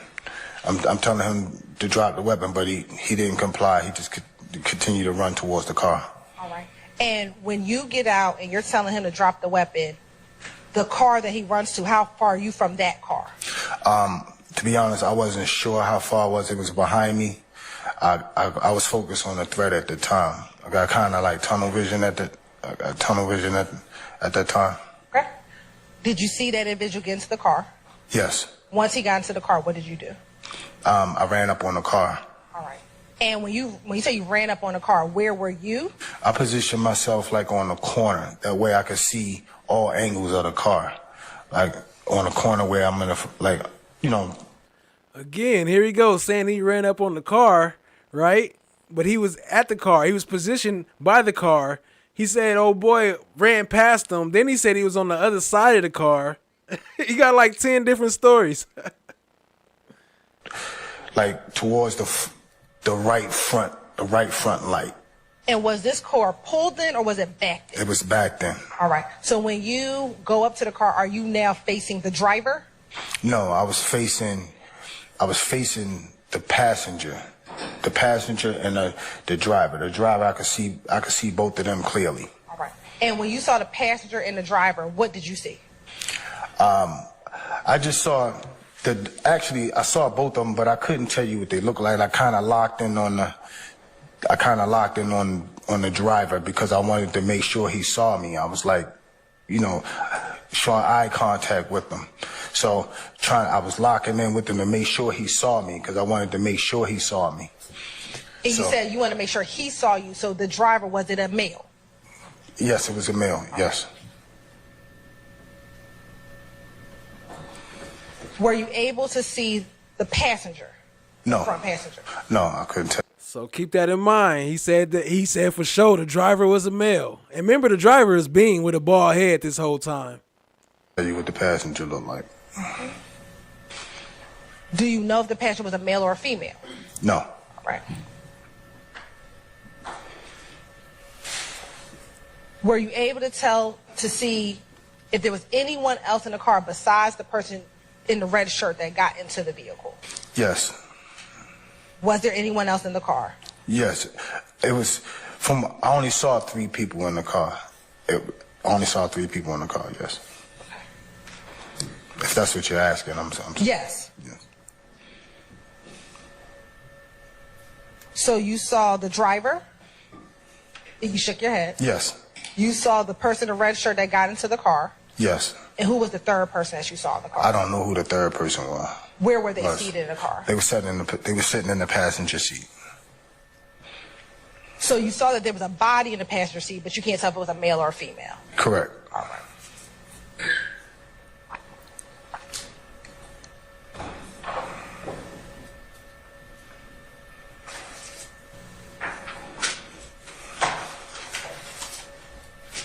Once you lock eyes on the driver, what happened? I looked the driver in his eyes. To see if he was to see if he saw me. I looked the driver in his eyes. I looked the driver in his eyes to see if he... and to see if he was going to follow my instructions. But to see if he was... Lock eyes on the driver, what happened? I looked the driver in his eyes. To see if he was to see if he saw me, and to see if he was going to follow my instructions. But he looked at me and put the car in park. Put the car in drive, as if I wasn't standing there. Yeah, Melissa, it's And once Adams. he put the car in drive, what happens next? Then I fired a shot. When you fired the shot, what happens next? I moved out the way, and then he hit the police. He hit the tourist, and when he hit the tourist, he knocked the tourist out the way a little bit, and proceeded. So hold on, he fired a shot right up on close of him before it even hit the car. But he acting like he don't know. He couldn't see nobody facing the shoot. What was you shooting at? Who was you shooting at? Did he shoot at the driver or the car? Going straight. Do you recall what side of the Taurus he hit? I'm looking at the photos. He hit it on the right hand side, but I couldn't tell you, to be honest. Like when it initially happened, I couldn't tell you what angle he hit it. But you know he hit the vehicle. Yes, I just know he hit it. Yes. Once he hit the vehicle, what happens next?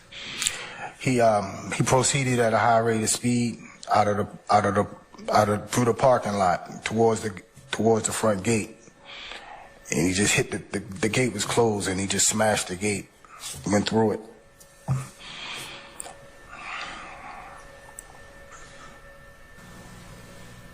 At the time where the driver fled and smashed through the gate, where was the car that Booker Higgins and Porter was in?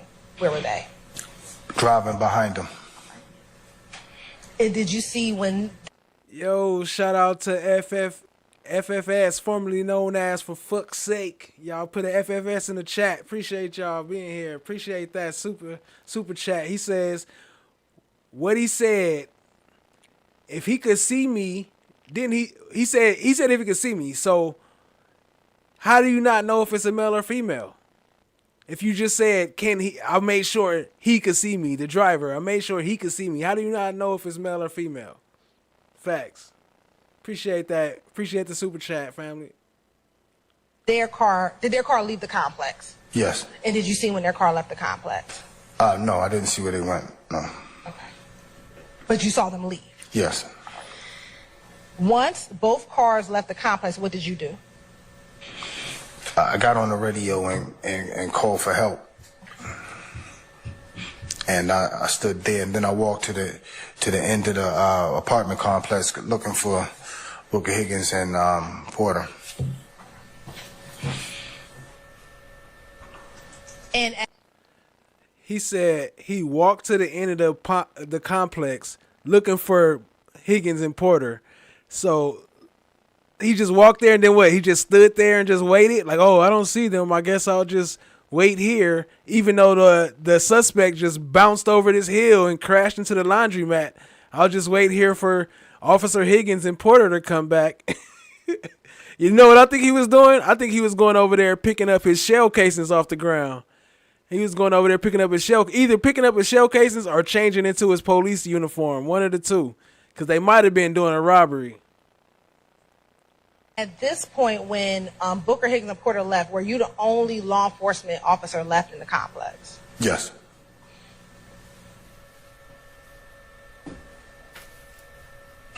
I believe you described the vehicle as red or maroon. Did you ever see the vehicle again once it left the apartment complex? I saw it when it was up on the hill, and I think when I was getting inside the Winnebago. The Winnebago was pulled up. The Winnebago was pulled up like right there in front of the laundromat. When you say the Winnebago, what are you? The Winnebago was like the mobile command post that homicide used to pull up on the scene to. So you in the middle of a crime scene, you in the active shooting scene, you chasing active runners, but you didn't go down there all the way until the Winnebago pulled up? Until they made you go up in there?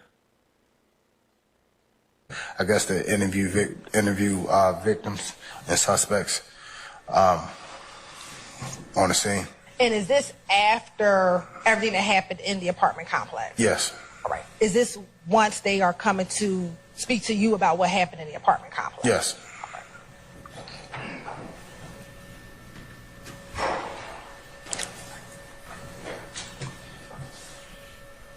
I'm going to show you what our Central Defense Counsel has stated in 7C through 15C. Yo, shout out to YP Comchip. She say, who is he testifying against? Thug? Right, because it sounds like he working on the other side. Like, it sounds like he trying to mess up the case for the prosecution. And 24C.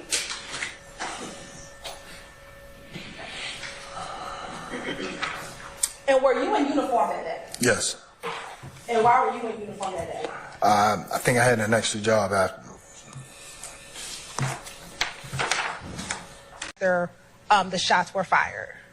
Yes. All right. Looking at 9C. Is that a closer up of the gate? Yes. All right. And now looking at 10C and 11C. If you can tell the jurors or show the jurors the gate in which you saw the red car flee through.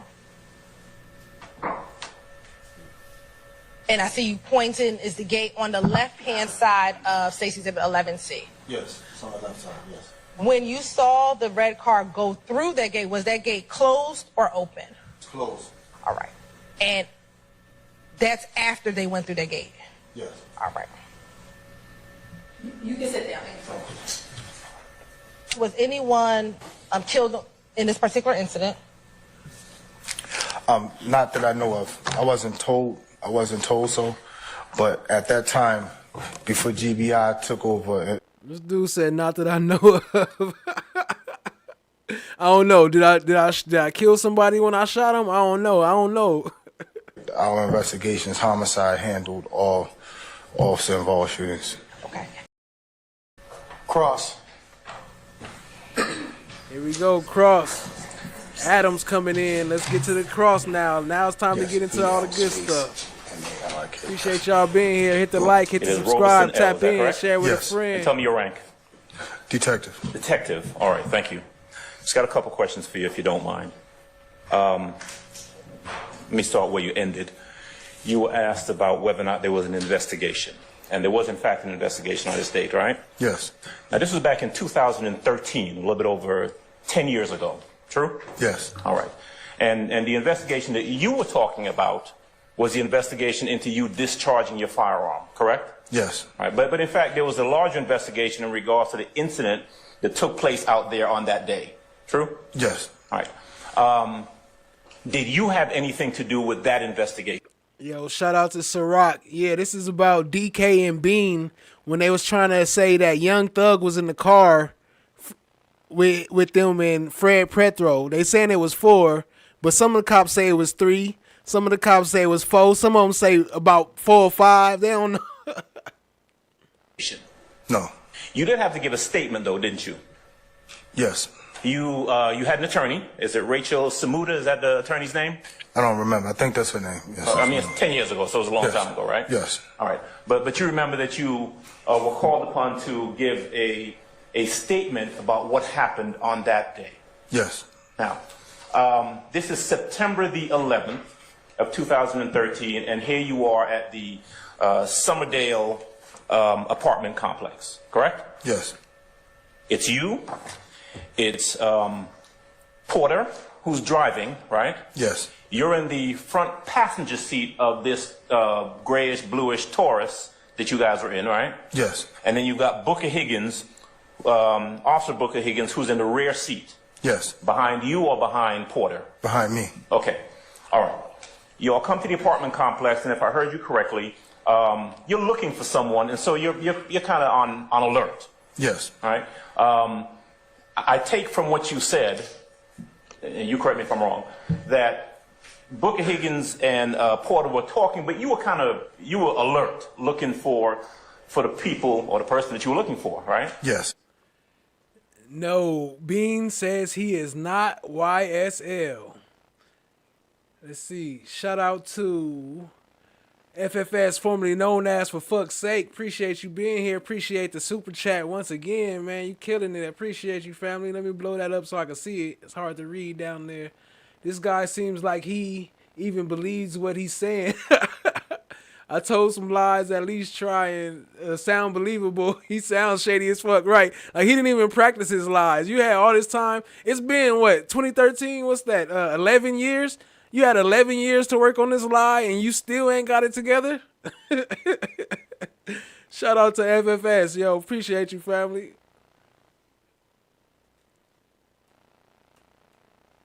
All right. At some point, you hear gunshots. Yes. All right. Now, I want to focus in right there because you hear the gunshots. And are you in the car when you first hear the gunshots? Yes. All right. But you got out of that car. Strike it out. You saw someone running behind somebody else. Yes. The person who was running behind the person had on a red shirt. Yes. That person was firing a gun. Yes. Now, you didn't see the gun being fired, but you heard the gunshots. Yes. You could see that person had a gun in their hand. When I got close enough. Okay. Am I correct that you hear the shots and then you get out of the car and that's when you see the person running behind the other person? No, I got out the car. I got out the car once I saw him running with the gun in his hand. Once I got close enough to see it. Okay. And just so we're clear, what you're looking at that point is you're looking at 2 people, right? Yes. You're seeing someone in front who's running, right? Yes. And another person in a red shirt behind, running after or running behind that person, shooting. Yes. Okay. You don't see anybody else, engaged in that, I'll say, pursuit. You see a runner and someone chasing, right? Yes. Those 2 individuals, that's it? Yes. Okay.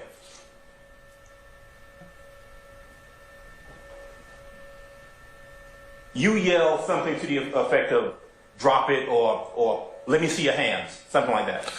Police dropped the gun, yes. Okay. Now, at that point, the person is still running, right? Yes. All right. You are how far behind? Well, are you behind the person? They're not running towards you, are they? They turned around and ran towards me because I was standing next to the car. Wait a minute. So did he say somebody was running and shooting and chasing them, coming towards them, and then they stopped and turned around and ran towards them? Wait, I'm confused. Wait, wasn't they already running towards them? Wasn't he already running towards the car? When he was chasing the person, wasn't they coming towards them? And what happened to the person they was chasing? He disappeared. Like he did a magic trick. I didn't know that this is the car that they were running to because I didn't pay attention to the car. I was looking at the threat. Okay. Yes. All right. So let me make sure I'm picturing this correctly. If I'm you, right? This is you, and the two people we're talking about are a ways in front of you. Yes. You're standing next to a car. Yes. And the color of that car is? It was maroon, like a little red color. All right. Yes. You don't notice any activity in that car. The only thing you're noticing, you're keyed in on the person shooting and the person who's running from the person shooting, right? Yes. Okay. Now, police, show me your hands, drop the gun, something like that, you yell out. At that point is when they turn towards you. Yes. Right. I heard you say that the person in red, right, who was shooting, got into that car, that maroon car that you were talking about. Yes. Right. Where did the other person go to? The person who was being chased, where did that person go to? I don't know. That's a good question. He just disappeared. I don't know if he ducked off between some cars or something or around. I don't know where he went. He disappeared. Just gone. Yes. All right. But red shirt guy gets in the maroon car, and he said, "I don't know." He just disappeared. There go Ghost too, right on cue. Look, sure, hold on, let me find that comment. Tell us how he disappeared. Ghost, where he at? Let me see. Here you go. He said, "I don't know." He just disappeared. At that point, who was being chased, where did that person go to? I don't know. That's a good question. He just disappeared. I don't know if he ducked off between some cars or something or around. I don't know where he went. He disappeared. Just gone. Yes. All right. But red shirt guy gets in the maroon car, and at that point, you are where in relationship to the car? Right beside the car. All right. And is the car, what is it, pulled into a parking space? Is it backed into a parking space? It was backed in. All right. It's backed in, and where are you? Were you in front of the car? No, it's on the side of it. What side? On the passenger side. Okay. So,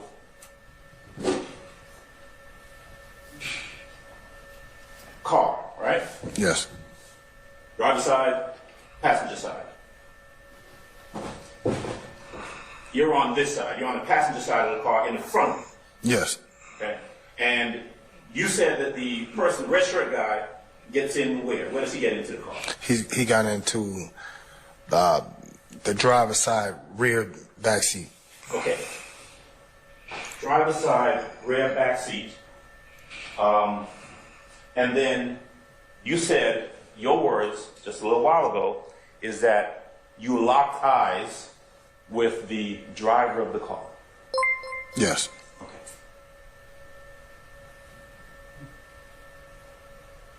Now that's what you said a little while ago. But you're giving a statement. Appreciate all the new members, all the subscribers. Appreciate y'all being here, family. About this back in 2013, did you? Yes. Okay. So I want to come back to that in a little bit, but in terms of what happened then, the car, then starts coming towards you? I got on an angle. Okay. I was on the passenger side. Right. Okay. I come to the angle, that way I can see all parties in the car. I wanted to see their hands. Appreciate y'all being here, all the new subscribers. I don't know if y'all heard me. I think I had to mute on the wrong thing, but if y'all did, I appreciate y'all again. Your name's supposed to pop up at the top where it say watch the rise, but it's not working, so I got to fix that, so sorry about that. But I still appreciate y'all, family. Appreciate the new members, the new subs. Let's go. And I was saying, let me see your hands, right, so I could see everybody. But I was keying in on the driver because I wanted to make sure the driver saw me, because I wanted him to stop the car. I didn't want him to move. I wanted everybody in the car. Okay. That was my intent, to get everybody out the car that was in the car. Okay. So there were 3 people, right? I only saw 3 people. That I can honestly say that I'm not saying it wasn't more people. I only saw 3. You saw 3 people? Yes. Okay. And you're right up on the car? Yes. Okay. And so you fired how many shots first? At that time, I don't know. At that time, I didn't know. They said I fire one shot, but you know you don't know when, and it's like being in a fight, right? If you're in a fight, somebody asks you how many times you hit a person, you probably won't remember. Okay, fair enough. Look, he wiping his nose. Look, slime. There goes slime. Look, is there a difference between 1 and 3? So let's say he said it's like you in a fight, and somebody asks you how many times you punch somebody, you won't remember. Okay, that makes sense. But will you remember if you hit somebody 1 time, or compared to 3 or 4 times? Like, do you know a difference between 1 and 4? Or is he saying if you just got knocked out, you won't remember? Slime. You fired at the car initially? Yes. And then the car went past you, hit the Taurus that you all were in, that Yes. Porter was driving, and you fired at the car, 2 more times? Or you fired at the car again? Yes. Okay.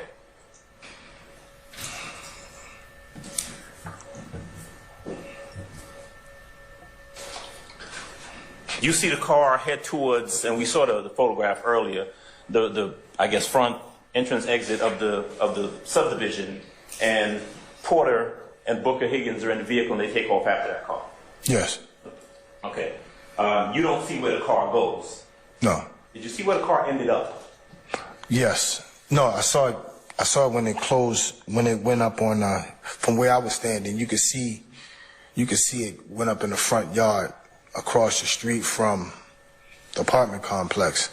But so he saw it go up in the yard, across the street from the apartment complex, from where he was standing. So he saw all that, but yet he still didn't go over there after it crashed. He stood there and did what? Pick up his shell casings. That's what he did. After that, I mean, I was familiar with that area, so I knew where it went. Eventually, when it went off the side, it went into the laundromat. Okay. Did you ever go down there? Yes, that's where I told you that's where the Winnebago was. Okay. Yes, I went up. I walked up to the front of the complex because I was looking for Booker Higgins and AC because I didn't. That was my ride. Okay. And they were my partners. Did you at some point after all of this takes place, and when I'm saying all of this, the shooting, the car driving off and going through the gate, did you at some point have a conversation with Booker Higgins? Nah, FFS. I don't know a little Mike. I know a big Mike.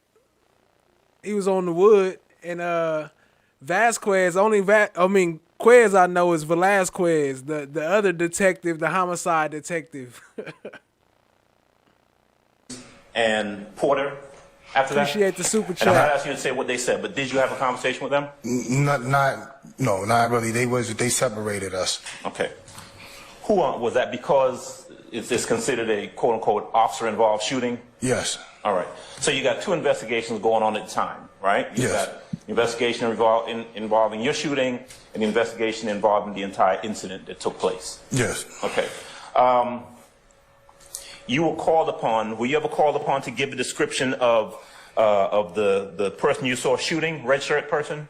Yes. Okay. And you were able to do that, right? Yes. Right. You remember at some point when you were talking to, I guess, your superiors or internal affairs or somebody, them asking you if you got a good look at the other occupants inside of the vehicle? You remember that question? Yes. You remember telling them that I don't remember what they look like? Correct. Okay. Now, you know the difference between a male and a female, true?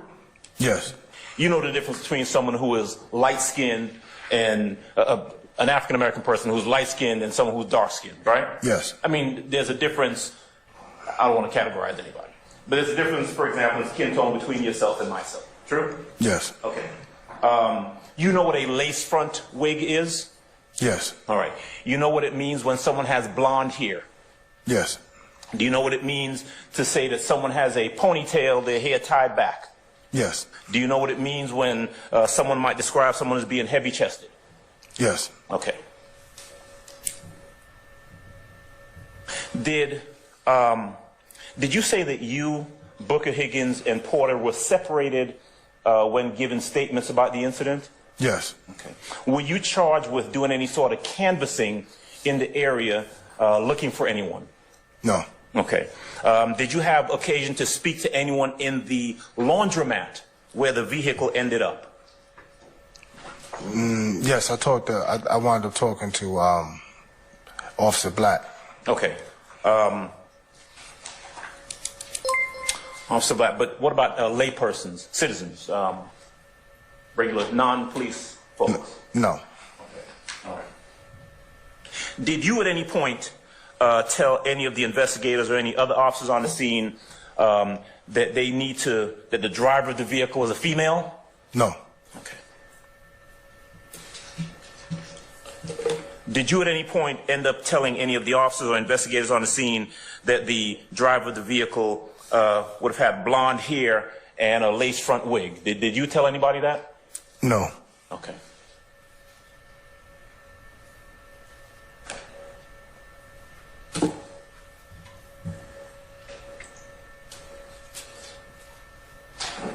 It sounds like, appreciate you, Justani. I'm right about this. New member, appreciate you joining, family. That after the incident occurred, after the shooting, the other police arrived at the location, and you're kind of taken out of the scene at that point. Is that fair to say? Yes. Okay. They took your weapon, didn't they? Yes. Did they find the shell casings that came from your weapon that was fired? I don't know anything about the incident. Okay. So in terms of what was found at the scene, evidence, shell casings or not shell casings, anything like that, you weren't involved in that and you weren't advised of the findings, the physical findings? I don't know. I might be late in the chat. I don't know what I asked you. Explain what. I got you, but let me know. I don't know. I said a couple things. I don't remember. Let me know. Appreciate y'all being here. Hit the like, hit the subscribe, tap in, share with a friend. Findings at the scene. They didn't tell me anything. Okay. Did you have any dealings with the vehicle, that maroon vehicle that we're talking about, after it left the location and ended up over by the laundromat? No.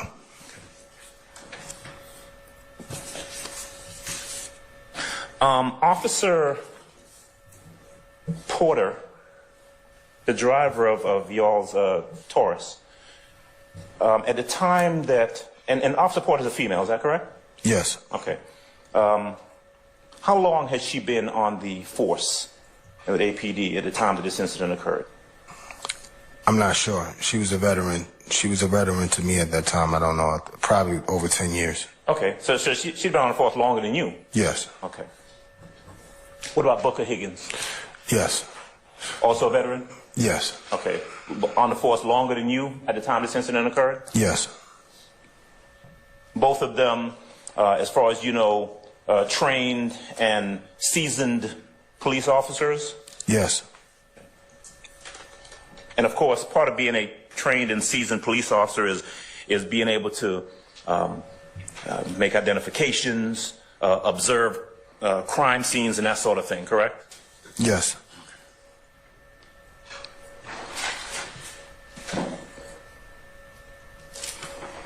All right. Detective, give me 1 moment. Judge, can I have 1 second, please?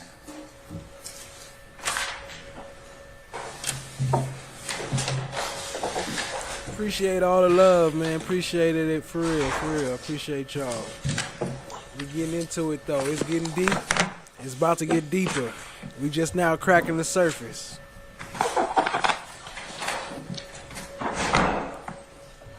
This dude right here be lying.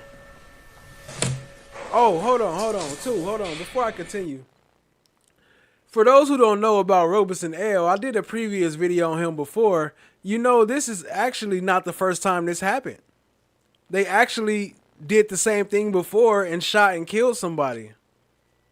So, if y'all don't know about that, we can tap a little bit more into that. But, yeah, I did a video on it previously.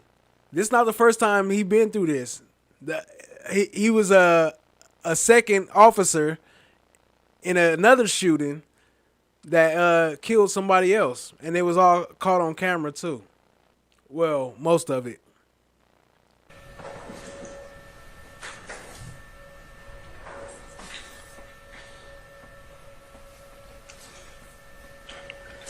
I've got a few more for you.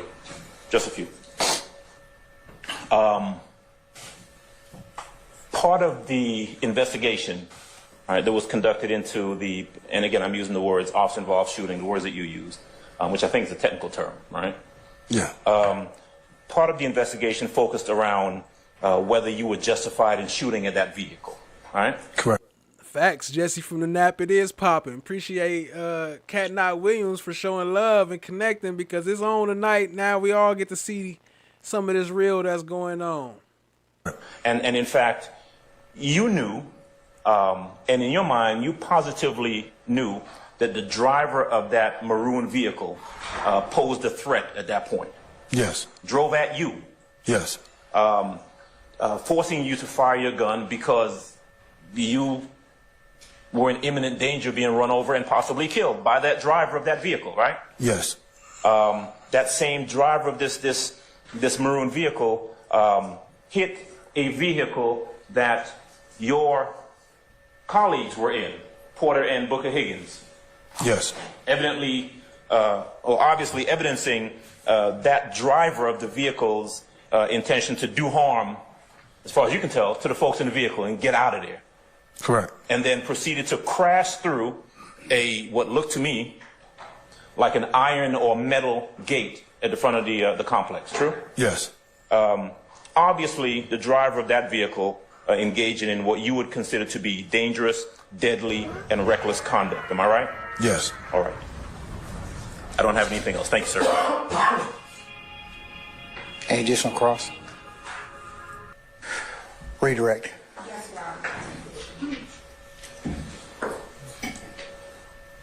Detective Robeson L., when you, were you the only individual that got out of the vehicle at the time where the shooting occurred? Yes. All right. And when you said that you Somebody asked that earlier. Why didn't nobody else get out the car? Why was you the only one out the car? How that makes sense? stood, when you were looking into the car, you were on the passenger side of the vehicle? Yes, the front. Yes. And you were looking into the vehicle? Yes. I'm going to walk up to you. I want you to tell me, I'm going to walk back. Tell me to stop when you see the approximate distance you were from being able to look inside the car, okay? Was I this close to you? Yes, that close. So you were locked in like this? Yes. Looking into the car? Yes. Locked in like this, when you looked at the driver, was it a male or a female? It was a male. Did that male have a wig on? No. Did the male have any blonde hair? No. It was a man? Yes. Clear, you know it was a man? Yes. No ifs, ands, or buts, it was a man? It was a man. All right. Now, looking at the driver, were you able to see if anyone was sitting behind the driver? I couldn't. That doesn't. No. You couldn't? No.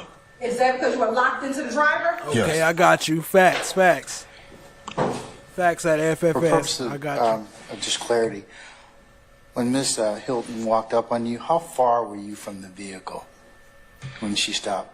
I was up on a bumper. So how close? I say probably like. Hold on. Glanville asked him, how far was you? He said, I was up on the bumper. How far was you, fool? 5 feet, 10 feet, 1 foot, 2 foot? I was up on the bumper. I was directly up on it. I say less than 3 feet, less than 5 feet. So how close? I say probably like I was directly up on it. I say less than 3 feet, less than 5 feet. Less than 5 feet. Okay. All right. And when you were up here, how far was the car that Booker Higgins and them were in? Where was the car? The car was behind me. I don't know where they were positioned behind me because I got out. Like when I got out the vehicle she was still kind of rolling a little bit. So I jumped out because like I told you, she was going to ride past. So she was still driving slow, but I jumped out while the car was still riding because once I saw the weapon, I wanted to be able to react if I had to shoot him. And when you said the car was rolling by, if this is where the car is, is the front of the car past the front of the red car? Is the front of the blue Taurus past the front of the red car? Yes, it was past, yes. Yes.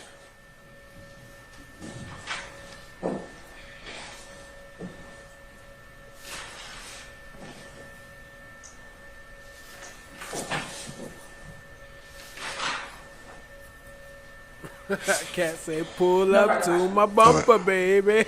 Any further examination, Mr. Adams? Hell no.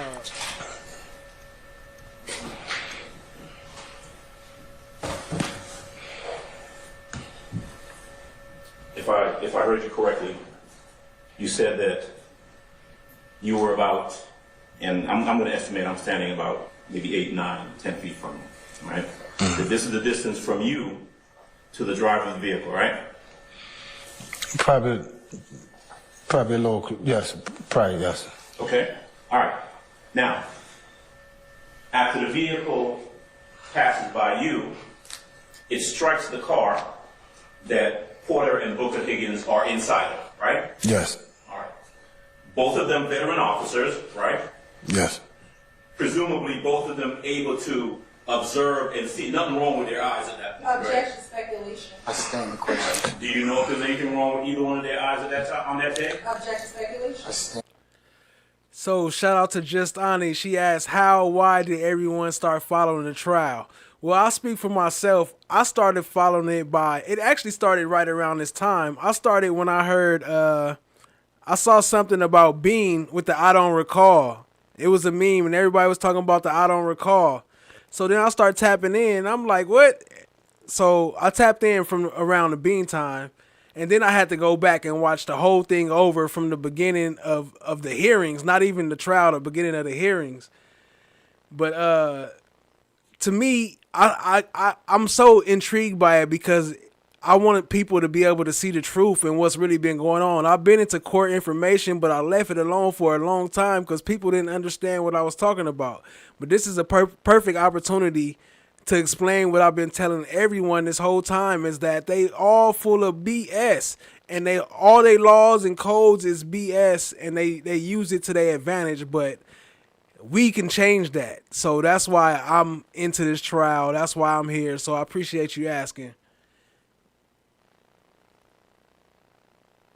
Any objection? All right.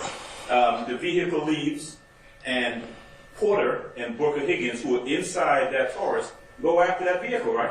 Yes. At some point, they chase after the car, right? Yes. At some point, they end up where the car is at the laundromat, right? I don't know where they went. Okay. Do you know that the red vehicle ended up at a laundromat? Yes. All right. Do you know that Porter and Booker Higgins ended up down there at that same laundromat? They wasn't at the laundromat. They were never at the laundromat? I didn't see them there. So keep that in mind too. They hit the laundromat. Porter and Higgins is chasing them, but they still never went to the laundromat. They just completely went somewhere else.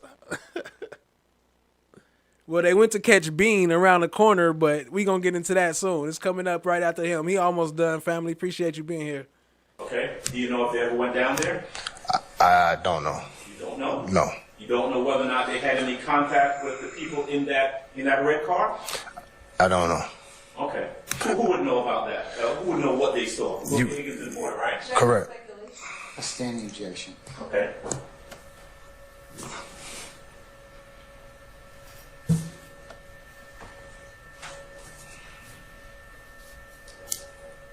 Did you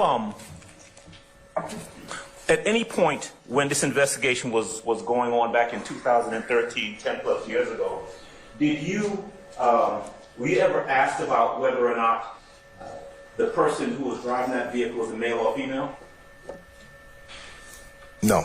No one asked me. I don't know. Okay. And you never opined, you never said to anyone back then it was a male driving that vehicle, did you? I just told what I saw. I just told whatever's in that statement. I didn't see no woman. Yeah, but you didn't see no woman. I didn't see a woman. Okay, well, I'm asking you. No. Were you asked specifically back then whether or not it was a male or female driving that car? No, I wasn't asked was it a male or female. I just gave a statement on what I saw. Right. And And what you said at that point was you didn't get a good look at the people in the car. That's what you said back then, right? I just told him I saw a male driving, and the male got in the passenger side with the red shirt. I meant the rear back seat with the red shirt on. But I couldn't tell you that those are the only two people that I recall seeing. Back in the two men. 2013, Yes. you told somebody, one of the investigators, that it was a male driving that car? Yes. Okay. Who the investigator you told that to? Investigator Quinn. Quinn. Yes. That's all. Okay. Anything further? Nothing further. All right. The state calls Ashley Davis Matthews. All right, let's summon Ms. Davis Matthews, please. Okay, here we go, Miss Davis Matthews. And y'all also remember the camera problems we've been having, right? About people hiding their face on camera. Well, this is one of the situations where the defense didn't go for it. Mr. Weinstein specifically.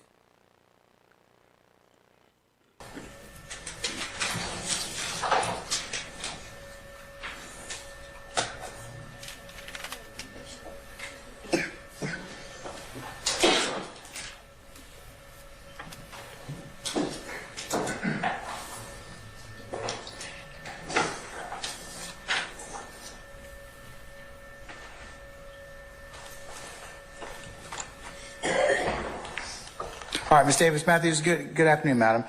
Would you please approach the witness stand? Once you get there, if you'd be so kind to turn and face Sergeant Ingram to be sworn as a witness before you sit down, okay? Okay. All right. Raise your right hand. You swear firm testimony to give the truth, the whole truth, nothing but the truth? Yes. I see you state first last name. Sure. Ashley Matthews, ASHLEY, last name Matthews, MATTHEWS. Good afternoon, Ms. Matthews. Good afternoon. And I noticed you said Ashley Davis Matthews. In 2013, what was your last name? Davis. Excuse me, I'm sorry to interrupt. Your Honor, for camera.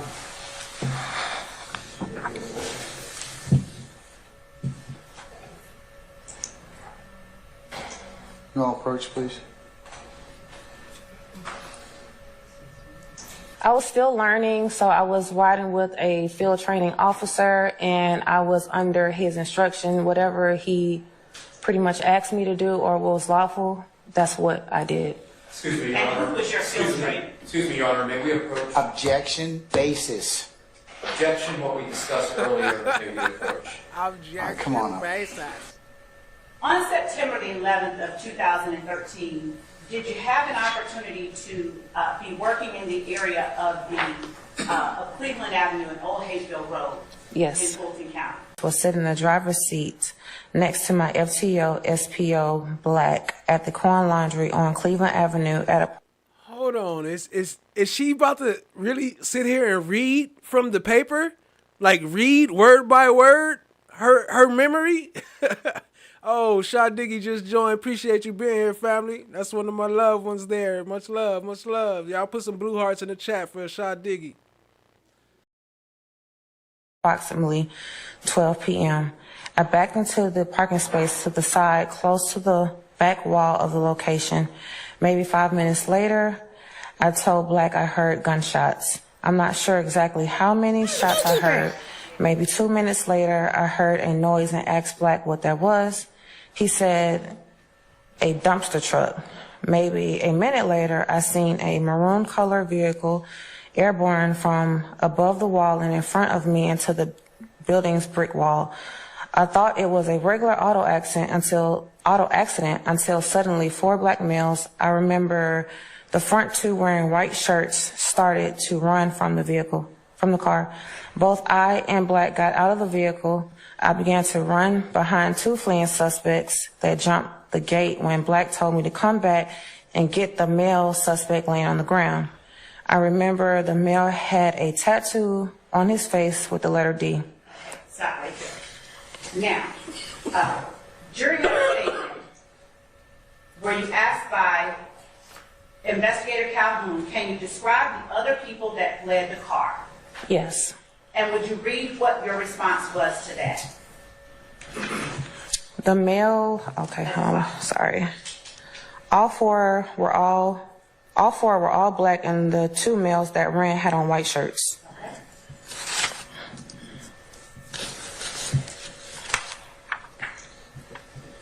Would you look at your sentence that begins with, I began to run, in the middle of the paragraph?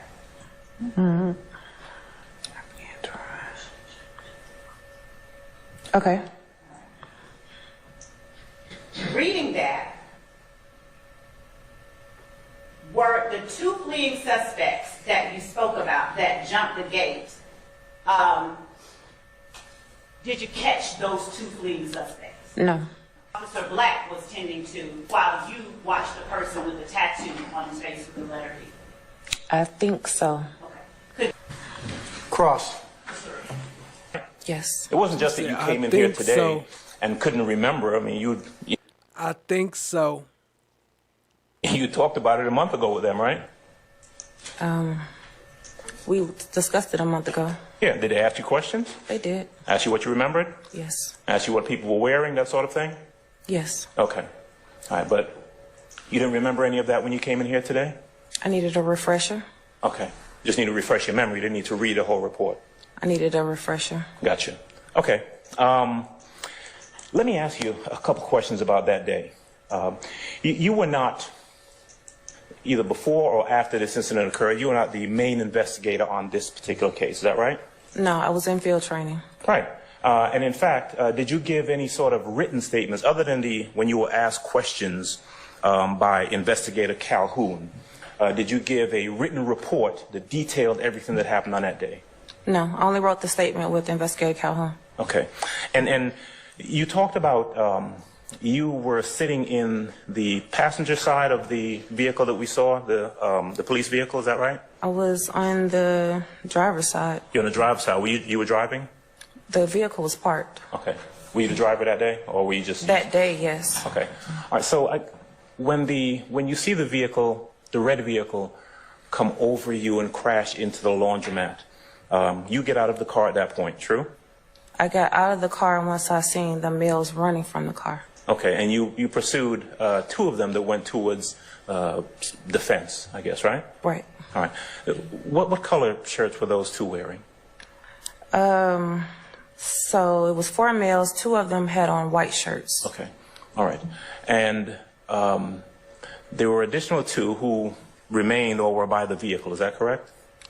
I don't know. You don't remember? It was 4 males. 2 of them had on white shirts, and 2 males, if I'm not mistaken, ran. Okay. All right. So the ones that had on the white shirts, were those the ones that stayed there by the car? I'm not sure. Okay. Let me ask you something very specific then. The one that was on the ground, the one that you referenced had the D tattooed on his forehead. What color was his shirt? I'm not sure. You don't remember? No. Okay. You remember anybody wearing a red shirt, ma'am? I'm not sure. You don't know? I don't remember. How about a blue shirt? Remember anyone wearing a blue shirt? I can't recall. No? Okay. When you met with the state a month ago, right, to go over your testimony and to be prepared to come in here to testify, did they ask you any questions? Were you asked any questions about someone wearing a red shirt? I can't recall if they asked me about that. You don't remember that? Okay.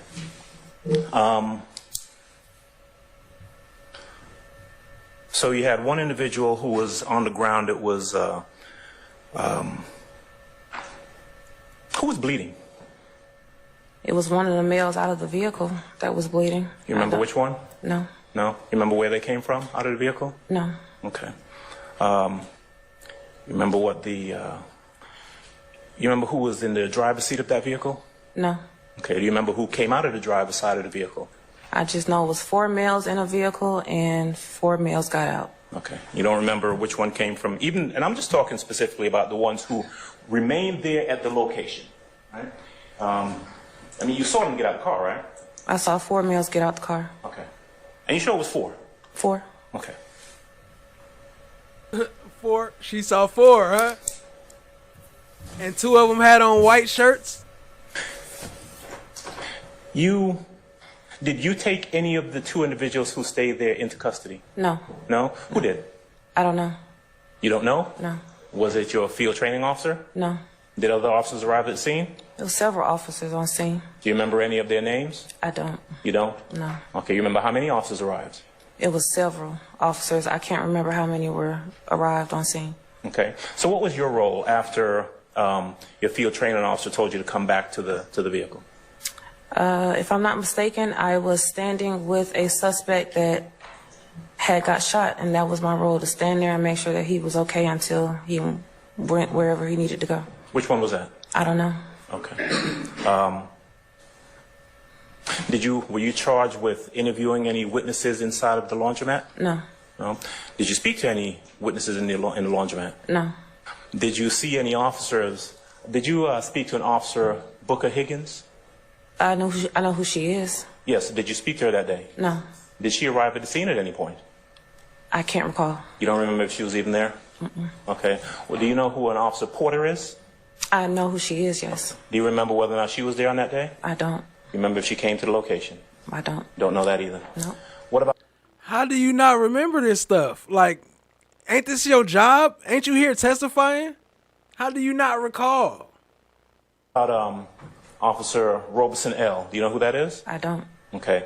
What about Officer... did you know Officer Calhoun before he took his statement on this day? No? What about Detective Quinn? You know Detective Quinn? I don't know him. I know who he is, but I don't know him. Hold on, the homicide detective that came to investigate, the lead detective of all the stuff, he didn't come talk to you? You don't know who he is? You heard of him? What? Okay. Did he speak to you in regards to your observations on this day? I'm not sure. Okay. Do you remember the names of any officers who were there that day? Me and Officer Black. That's all you recall? Yes. All right. All right. Were you ever called to testify in any form or fashion in regards to this arrest that took place this day? You were not? No. All right. And other than a month ago when you met with the DA's office and went over your statement and you were asked questions by them that you were asked today, did you ever have any occasion to meet with the DA's office and talk to them about this case? No. Okay. Never since 10 years ago, 2013, right? That's right. All right. That's all I've got. Thank you. Anything further? Then the caller is saying, but she's got her mother and her child in there. And as the operator says, okay, all right, and before the operator even gets out all of her words, the caller says, I just tried to call her cell number. I just tried to call her.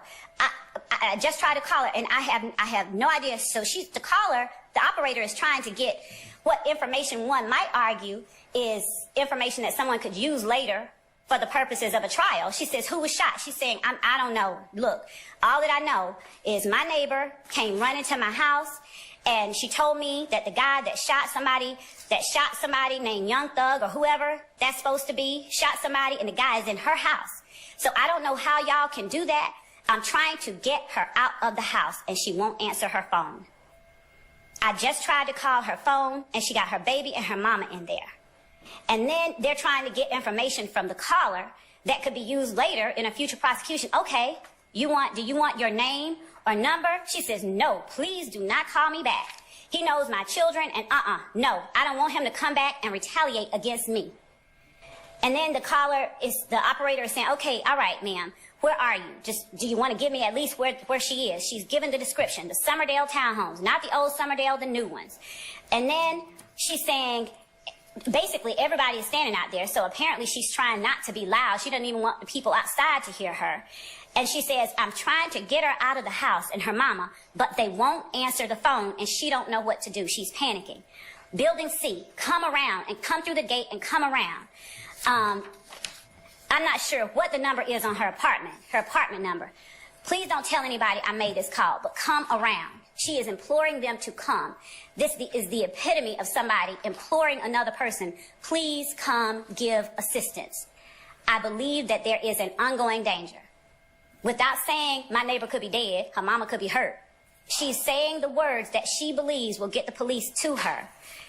She's telling them, like, there's danger here. This is not just, if she was just calling to say, I want you all to have record. I mean, I've called to report a tree being in the road, to come get this man out this woman's house. All right, let's put a pin in that. Move on to the, do you believe if I do find it's not testimonial, how are you going to overcome, or what hearsay exception does it fall under? Because it's clearly hearsay. Two hearsay exceptions, What Your exceptions do you have, and also, how do you deal with the fact that you have no known speakers, you don't have any declarants? Two, and you've got basically, you've got double hearsay. Double hearsay. Got double hearsay. So. And of course, Your Honor, in 24-805, the new evidence code specifically addresses hearsay within hearsay. So it's not like a taboo subject. Hearsay included within hearsay shall not be excluded under the hearsay rule if each part of the combined statement conforms with an exception to the hearsay rule. So let's start with the internal hearsay, if you will. The person coming to her apartment, because that's the most deeply embedded one. She describes her as coming to the apartment in a panic. Her mother and her child are in the apartment. She needs help, and she's scared. And she goes back. She relays to her, he just shot somebody. He's in my apartment. It's apparent that it's well known what's happening because she's describing everybody is out here. She is in the Summerdale, in the community that is the area where the shots took place, where the court will hear evidence of officers, and they're responding to this shooting that took place. So everybody can hear it. She's there. She's relaying to her neighbor in a panic. The neighbor is describing. The neighbor's present sense impression was she's observing this person in a panic. This person in a panic is making excited utterances to the neighbor that calls 911. So the excited utterance comes from the person who the neighbor calls 911 to gain assistance for. I'm the gatekeeper. This panicked friend of this caller comes to her in a panic. She's telling her, my mama and my child are in the house, and this man, Young Thug, who just shot somebody, or a shooting just occurred involving this person, is in my house. She doesn't even tell her to call 911. She just comes to her for help. She's not trying to establish anything. Of course, the courts put a pin in the confrontation clause issue, but she's not. It sounds like a little kid, like when they get caught lying and they try to blame it on their sister, and she sit there trying to tell you everything that happened, but they tell you everything except for what they did, tell you about everybody else did. Not even trying to establish anything for any future prosecution. She's just trying to get help. And the neighbor, being a good neighbor, she's like, I can't help him. You know, I don't have any way to help. I don't want anybody. I got kids. He'll come after my kids. So she calls and then tells the police her present sense impression. She is relaying information that she got, and she herself is still under, the neighbor that calls, she's still under the impression of what just occurred. She's still under the stress of her neighbor having come to her in a panic. But it's not an emergency, remember? She started out by saying that. It's an ongoing danger. Emergency or ongoing danger. The court literally addresses them both and doesn't say, and it says, to avert a crime in progress or to seek assistance in a situation involving immediate danger. So where I might not consider a tree across a road where there's heavy traffic coming fast an emergency, the police might, the person that hits the tree and crashes, you know, and ends up paralyzed might have considered it an emergency. The fact that I don't use the word emergency doesn't make it any less of an effort to seek assistance in a situation involving immediate danger. Her words reflect she's panicked, she's not answering, her mother and her child. She has said every hot button word that would get assistance quickly to any objective. Oh my gosh, I didn't realize I had this much of love. It's like a love overdose. It's too much. Well, at least her voice is kind of tolerable, sounding like a chipmunk. Squirrel. Listening person. If someone called you and said those very same words to you, if a neighbor of yours called you and said, oh my God, Sally across the way just called, she just came over here panicked, and now she's in the house and she's not answering. She just came over here. She said this guy that just shot somebody is in her house. I'd ask Your Honor, what would Your Honor think? And what would Your Honor do? Would Your Honor consider that call from your neighbor one that the neighbor is making to establish some future prosecution? Or would Your Honor immediately go and try and gain help for that person that your neighbor just told you about? Your Honor may well go over there yourself and see, okay, this is a dire situation. Would Your Honor not consider that an immediate danger situation that needed addressing immediately? If someone called you and said exactly what this person said to her, Judge, I don't know, but our neighbor just came over here in a panic. Somebody's in her house. A shooting just occurred, and she came over here in a panic. and her mother and her child are in there, and she doesn't know what to do. Can you go get them out? She's simply asking for assistance in what she perceives as an ongoing danger, an ongoing threat. There's not a way to perceive this as less than her attempting to gain assistance in a situation involving immediate danger. So the fact that she is... Am I correct that that is essentially your involvement in the case? You didn't have to come to court at any time, right? No, sir. You didn't have to view any lineups or anything like that? No, sir. You never had to give any sort of recorded statement as far as you know, right? No, sir. Okay. That's it. You had a car, you loaned it to someone, the car got wrecked, you don't know how. All right. Thank you, ma'am. Any further examination? At this time, the state calls Detective AC Booker Higgins. All right, summon Detective AC Booker Higgins, please. Oh, here we go. AC Booker Higgins. With her lying ass. She about to lie about 10 times at once. Initially, I was behind the passenger. That would have been Robeson L. And then but you said initially, so did anything change? Absolutely. As things move forward, we drove around in the parking complex and initially heard gunshots ring out, and there was a little debate, and so we collectively agreed that yes, it was in fact gunshots. So Porter, who was driving, turned the vehicle around and headed back towards the entrance of the complex. And in doing so, driving, I saw a black male in a red t-shirt, and he was running and shooting simultaneously. Being in the back seat, I didn't have quite the advantage. And okay, real quick on that note, Melissa says, I would tell the neighbor to deal with her own problems. I got a question, right? So if the neighbor came over there and told her to call the police, why she didn't just wait there while she called the police? Why? How, like, what she do? She came and told her, oh, I need your help, and then ran back to the house where the dude with the gun is? The math ain't mathing. I no longer saw him. El mentioned, well, he dipped in the car, in a reddish car. So once the suspect dipped in the red car and we got a little bit closer, Investigator L jumped out the car because he was in full uniform, and he identified himself and approached or had some conversation with someone in the car. The car backed up into a parking space, and once it did that, you could tell that they were about to flight or flee. The car went past L with the intent to strike him, but he was... What's the basis for your objection, sir? Without speaking an objection, just tell me the basis. I'll sustain this a form of the question. You can rephrase, sir. Okay, so we're going to break that down, and I want to go back a little bit first before we go to that. First, I want to show you what has been already admitted as State's Exhibit 25C and publish it for the jury, please.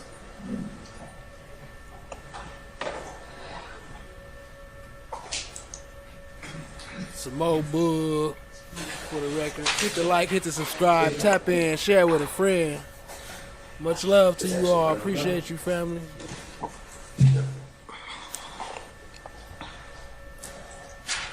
All right.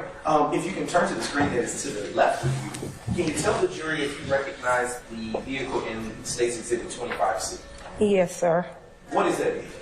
It's City of Atlanta official detectives or investigator vehicle that we were operating in on the day in question. Okay. Okay, and is in that vehicle, can you describe where everyone was seated?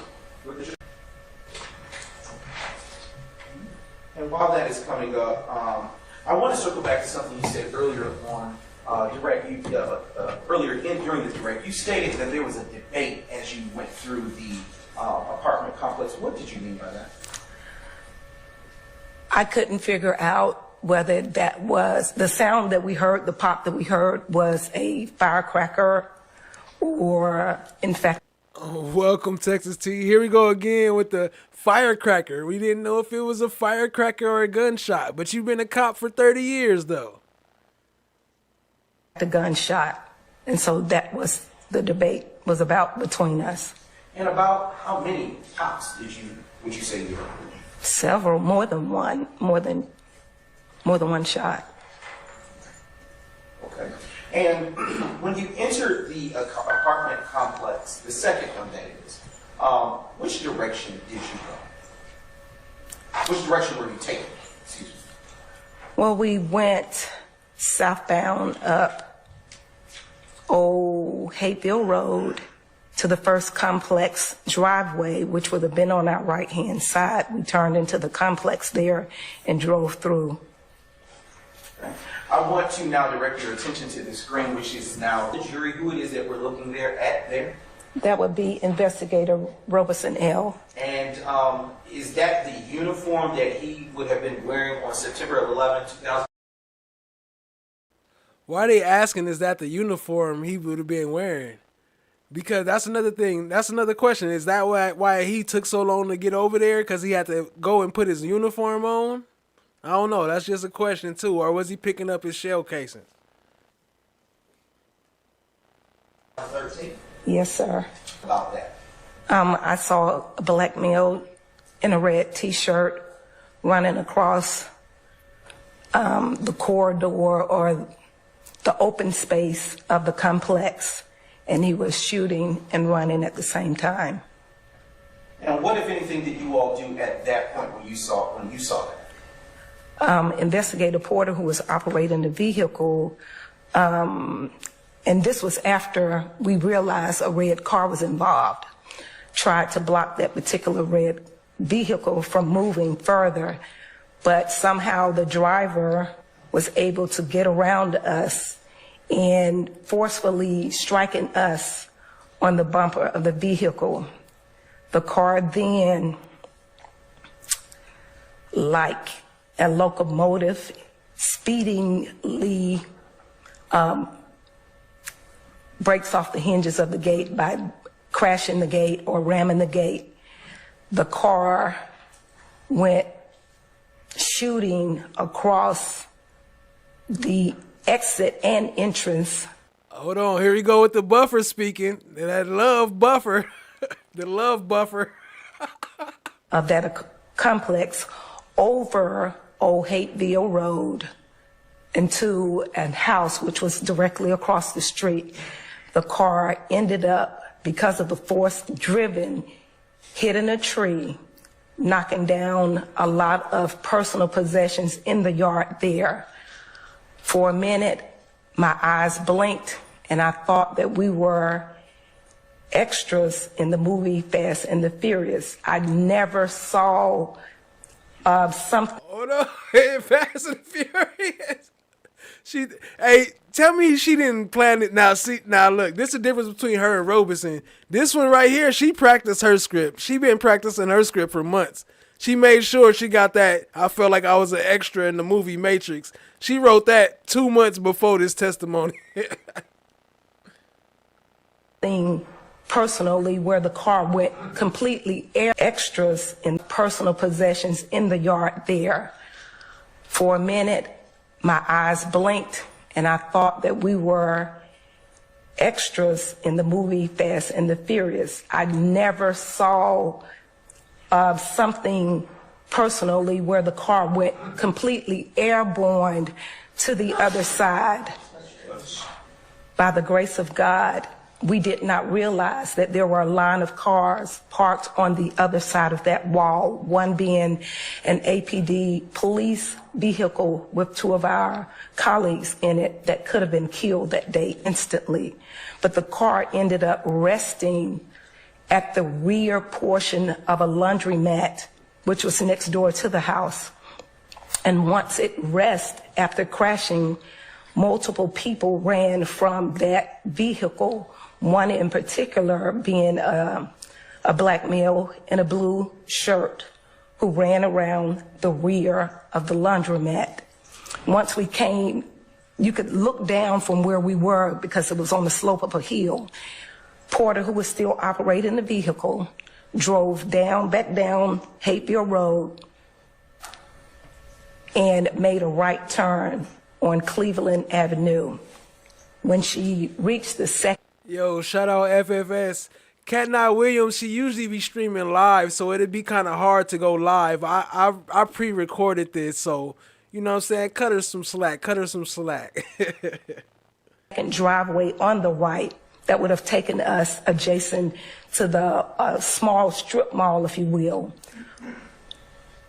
and went into the driveway. That's when the same gentleman in the blue shirt ran from around the building. And as we were still in the vehicle trying to catch up with him, because again, I had on heels, I didn't plan on being Jackie Joyner that day. So the guy was weaving and running, bobbing and weaving until he came in contact with the front bumper of our vehicle. Porter was able to jump. She sound like she got it all together, right? But watch when Adams come up. Watch when he come up for that cross-examine. It's gonna change completely. Out, subdue him, grab him. By the time I reached to where Porter and the suspect was, I was able to take off his belt and make a makeshift, handcuffs until the cavalry could arrive to assist us. Okay, so you said a lot there, and I want to unpack it for our jurors. What about paying her a fair hourly rate for her representation? We had a contract. If she's no longer able to do the contract, we will respect the judge's decision. Okay. What's fair, not fair, what Ms. Williams needs to fund her lifestyle, what she needs to do later on with her lifestyle, I don't know. All I know is that we gave her a contract, we doubled it, we found more money. She asked us for what we, at that time, we thought was a little bit out of range. 200 and something thousand she demanded. That's a shakedown of taxpayers. We can't do that. But what's important is what's in the interest of Mr. Lyin and to make sure that he's not lost in the balance of this game. So what have you done to try, I think you mentioned you promised to search for funds and outside, I don't want to misquote you, something about you were going to look for other funds? So you doubled the amount and said that you would continue seeking? We will seek more funding sources to pay, and we did, and that's how we got up to $55,000. Okay, what were those funding sources? It's from our budget. Okay, how about reaching out to, some other agencies? Some other agencies? Yes.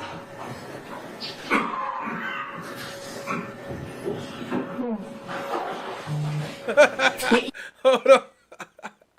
FFS said, did the car respond and drive away after it hit the tree and drove off? like it's Roblox or something. Like it messed up the first one. It crashed the first one.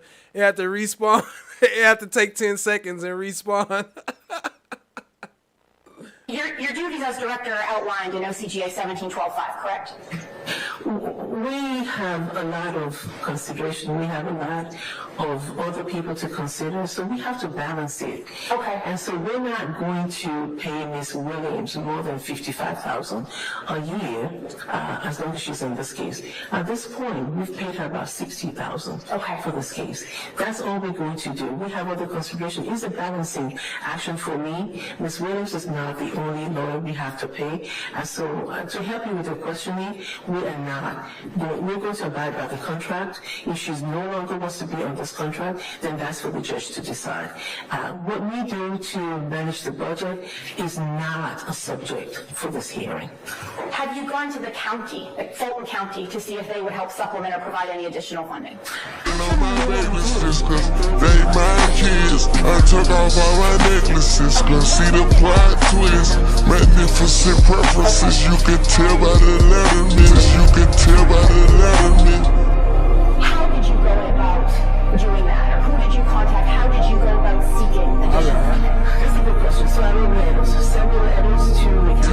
funded them in a timely fashion? You said we have not appointed them in a timely fashion? Yeah. So let me correct you, because obviously, Fulton County had their own program where they were using their ARPA funds, and they said they would be able to help with their cases. And we sent them a lot of cases, and when they could not find attorneys for those cases, we took them back. We provide attorneys in a timely fashion. If you're referring to the Superior Court program, we gave them those cases because they had ARPA money that they wanted to use to fund their own backlog. Eventually, they could not find attorneys for those cases, and then we took them back.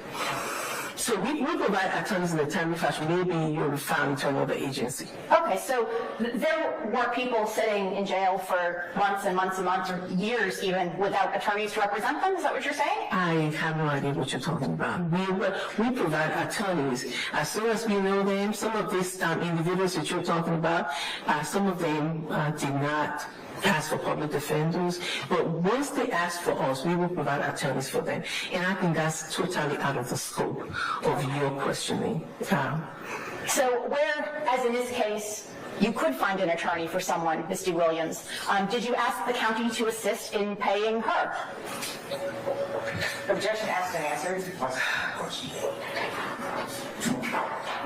Look at her face. She like, look, you keep on talking about paying Miss D. Williams. We don't care nothing about paying Miss D. Williams. Why are you even asking me these questions? Bump Miss D. Williams. That's the face she making. I just told you, yes, we did. You made that specific request for Mr. Williams? No, we did a request to support, at that time, to support the 4 or 5 attorneys that were still on this case. And at that time, we made that request. Today, we've been able to find the funding to pay how we were paying her. Okay. And Mr. Bassey, if this will help you, the agency will abide by this contract, and that's all we're able to do. Okay. So when she comes to you and says, I have a conflict, how are we going to address this? How are you going to address this? Objection calls for speculation. I don't know whether or not Mr. Ryan has actually acquiesced in allowing Ms. Williams to withdraw. Well, Your Honor, the issue is required as part of the rules. Have you all inquired into that? The issue here is how much the state and this agency can pay Ms. Williams. And Ms. Williams, like according to her last demand, was $211,000. If we cannot afford it, then it becomes a different issue. Okay, well, your contract aside, okay, and I'm certainly not trying to interfere with that. But if Ms. D. Williams withdraws and you say you're in a position to appoint another lawyer, you're going to pay that lawyer, right? The same amount of money, sir. $55,000? Yes, sir. So how come you couldn't just renegotiate with her and go ahead and extend that particular issue, just extend this contract? We will continue to pay her the same $55,000. We're committed to that. We'll pay $55,000 a year. By the end of this year, it will be $110,000 that we would have paid her. We're committed to that. Okay, so let me see if I understand it correctly. So you pay her $5,000 a month, so she'll get paid $5,000 a month through the end of this year? Once it's capped at 55, gets to the anniversary of her engagement with us, we'll start it all over again. Okay, when's she going to run out? When's she basically, is the $55,000 going to be exhausted? I am not sure. I believe we paid her right there about $60,000. We don't have a cap on the contract. It's a yearly cap of $55,000, but if it goes on for 5 years, we would continue paying $55,000 a year. That's facts at the other cat. You would be better off representing yourself. Is there any delay in payment in terms of, like, for example, if I exhaust the $55,000, would I go for several months without pay until my new contract kicks in or the anniversary date kicks in? How does that work? I believe it would be 1 month without the $5,000 because it's $55,000 for the year, so I think it's 11 months of $5,000 payments. The payments have pretty much been every month except for at the beginning because of the way that we spread out. We paid the $15,000 that she got and it was deducted from the way that the contract works. So I believe that there's 1 month that she wouldn't be paid and then it starts over again. Okay.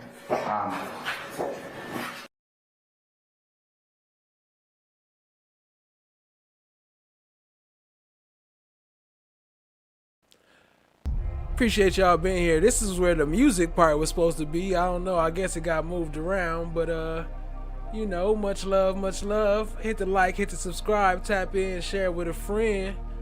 We still got some more to go, so you know what I'm saying? We getting there. Much love, family, much love. I've been focusing on my babies just cause they my kids. I took off all my necklaces cause see the plot twist. Magnificent preference. First thing I want to ask you is when you reference Calvary, who are you talking about? Other APD officers that we called to assist us for help. And did they come? Absolutely, praise God. Okay. And so now I want to go back you've walked us through, I want to go back to the apartment complex. After you saw the individual, the black male in the red t-shirt, as you described, running, pointing the firearm, can you tell the jury if you saw at that time any other person? There were other people in the car, yes. Well, did you see any other persons running? Just that particular one. And a curious question, around what portion of the day? Was it afternoon, morning, or evening? I believe it was still morning. Was it?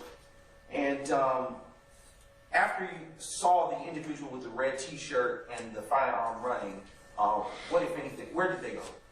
They jumped into a reddish car that was being backed into the parking space there, still in the parking complex. Sorry. Did you see the red vehicle prior to seeing the individual in the red shirt? I didn't. Okay. From what side of the apartment complex did you see this red vehicle when it finally showed up? It was parked, that would be the left-hand side of coming into the apartment complex. Excuse me. And if you remember, what door did this individual enter the red car? I don't recall. And at the time that you saw this individual enter the red vehicle, did any of you get out of the vehicle? No, sir. Only Investigator Robeson. And what, if anything, do you recall him doing after exiting the vehicle? He shouted police, and there was other conversation, but I wasn't able to make out what that was. And why weren't you able to make out what that was? I was still in the backseat of the vehicle, being tossed around like a rag doll. Okay. Now, I want to ask you about that. Were you strapped in? Unfortunately, no, sir. All right. And on that day that you were being tossed around like a rag doll, what was happening that was causing you to be tossed around? There was a lot of commotion, and when we got struck by the reddish vehicle, it knocked me to the floorboard. And even in the flight of trying to keep up with that car when it exited the complex. She said she got knocked to the floorboard in that little ass car. In that little ass bump too. Yo, shout out to FFS with another super chat. Man, you much appreciated. Bish, I don't live in Fulton County, but after years of hearing about people sitting in county without attorney or arraignment, so people have lied to me for years? What? Appreciate the super chat, family. We were going at a high rate of speed. About how many times was the vehicle that you were in impacted by the reddish vehicle? One time. Okay. Did that impact to the front bumper of your vehicle leave any damage? It did. Okay. And I see that you're wearing glasses today, which are very nice. Do you normally wear glasses? No, sir, I don't. Were you wearing glasses on September 11, 2013? No, sir. Were you wearing corrective lenses at that time? Contacts? No, sir, I wasn't. Do you ever wear contacts? No, sir. Okay. And before you were impacted by the vehicle, by the reddish vehicle containing the individual in the red shirt, were you able to see into the reddish car? No, sir. Were you able to? Would you be able to say how many people were in that red car? 3 to 4. Okay. And how would you be able to say that you saw that? Again with the 3 to 4. 3 to 4 people in the reddish car. Number of heads from the chest up. Okay. Okay. Is it fair to say that this was a fast-moving circumstance? Too fast, yes, sir.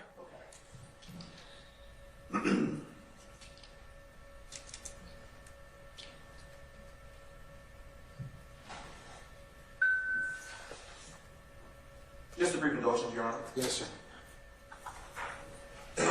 Look, y'all hear that dinging? I don't know if y'all hear it. That little ding. Let me run it back. The ding. She on the stand and her phone is dinging.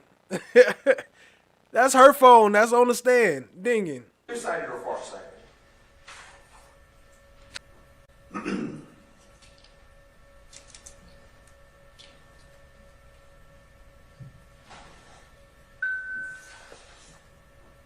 Just a brief indulgence, Your Honor. Yes, sir. Are you nearsighted or farsighted? I can't advise. Okay. Why weren't you wearing your glasses on that day? I normally don't wear glasses. Personally, I like to wear them just to suit up my attire. Okay. It's just my forte. But they are prescription, is that correct? Absolutely. Okay. And, So she's saying she don't wear corrective lenses. She don't wear them for vision. She wear them for fashion. So she up there with glasses on trying to look like she's somebody else. But she don't even wear glasses.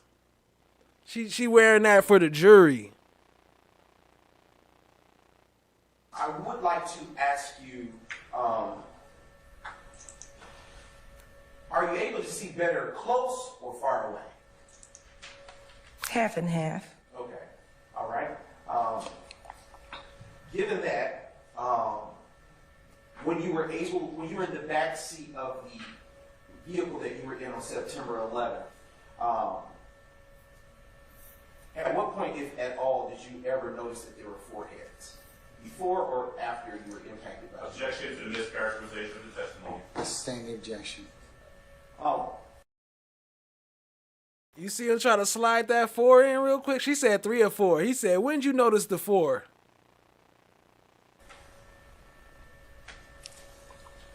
Earlier you stated you saw 3 to 4 persons from the top up, from the chest up. At what point did you make that observation? Once L jumped out to engage, to make an engagement. Were you able to make out any further descriptions of the persons that you saw inside the vehicle? The driver. Okay, let's walk through it. What description did you make of the driver and any other persons, if you were able to do so? I thought the driver was a female.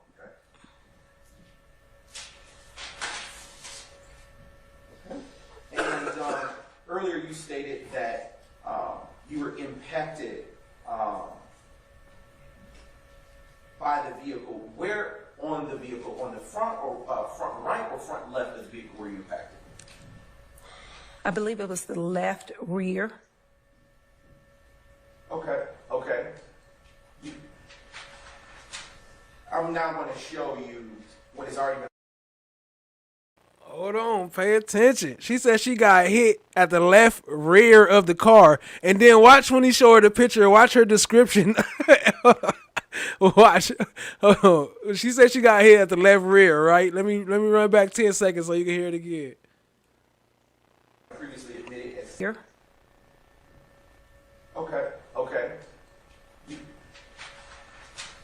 I'm now going to show you what has already been previously admitted as stated by the vehicle. Where on the vehicle? On the front or front right or front left of the vehicle were you impacted? I believe it was the left rear. Okay, okay. I'm now going to show you what has already been previously. He said, okay, admitted as okay. Exhibit 28 Charlie. And just a brief indulgence. Is that, you're now looking at States 28 Charlie, does that look like, again, the vehicle that you were in? Yes, sir. Okay, and where's the damage on that vehicle? That would be the right front, the right left, excuse me, the right left side. Front. Okay, all right. Looking from this. Okay, so it would be the driver's side. Let me just say it's the driver's side. Yes, ma'am. Front bumper. Okay. And that damage came after you were impacted by the Red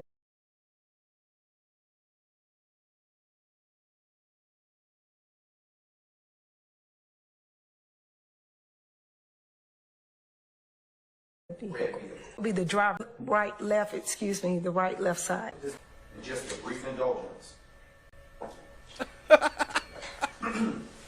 Is that, you're now looking at States 28, Charlie. Does that look like again the vehicle that you were in? Yes, sir. Okay, and where's the damage on that vehicle? That would be the right front, the right, left, excuse me, the right, left side. Front. Okay, all right. Looking for this. Okay, so it would be the driver's side. The right, left side, front. Let me just say it's the driver's side. Yes, ma'am. Front bumper. Okay, and that damage came after you looking for on that vehicle. That would be the right front, the right, left, excuse me, the right, left side. Front. Okay, all right. Looking for this. Okay, so it would be the driver's side. Let me just say it's the driver's side. Yes, ma'am. Front bumper. Okay, and that damage came after you were impacted by the Red vehicle. red vehicle. Okay. Yes. And earlier you stated, and I'm going to now transition, well, I also want to transition to State's Exhibit 29, Charlie, followed by State's 30, Charlie. Why did you think that the driver of the vehicle was fleeing? Because that individual had shoulder-length hair, and it was bouncing and waving like most women here would do.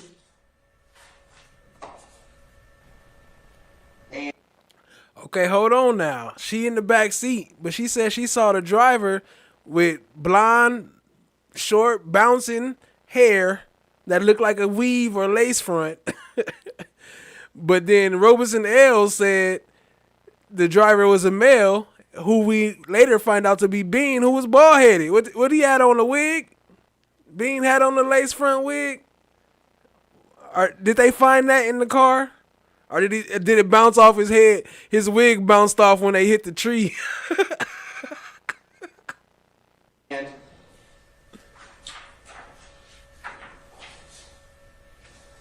all right, earlier you stated that the vehicle, the reddish vehicle, eventually, after impacting the vehicle you were in, left the apartment complex.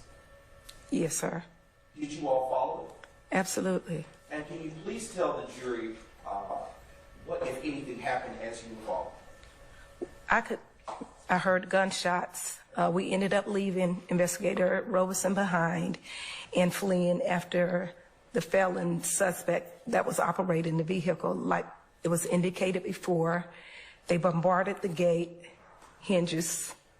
It was dismantled, and it rapidly flew from the entrance and exit of that complex across the street over Hateville into the yard that was right in front of the complex until it hit the tree and eventually, like I said, went airborne. Okay, and I want to now show you what has previously been marked as States Exhibits 19, which will be followed by States 21, 22. Just a brief indulgence, Your Honor. Yes, sir. Shout out to Julie Horn. Appreciate you being here. We just catching up on the right, left, front, side, front, back, bumper, right, left. Just pick the one you want. Booker Higgins be lying. AC Booker. Oh, I got her picture. Huh? Hold on, let me pull her picture up. I'm tripping all this time.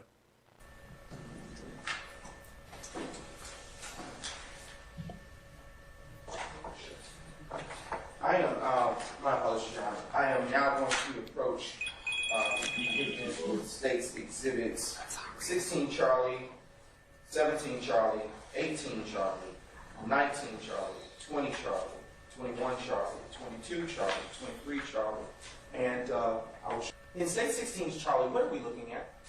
We're looking at the opposite side of the apartment complex, and it's I want to now move to State 17 Charlie. Is that the drop or more to the other side? Okay. We're going to go to State 19 Charlie. What are we looking at here? The front porch to this particular residence where the impact tore and dismantled the property there. the other side.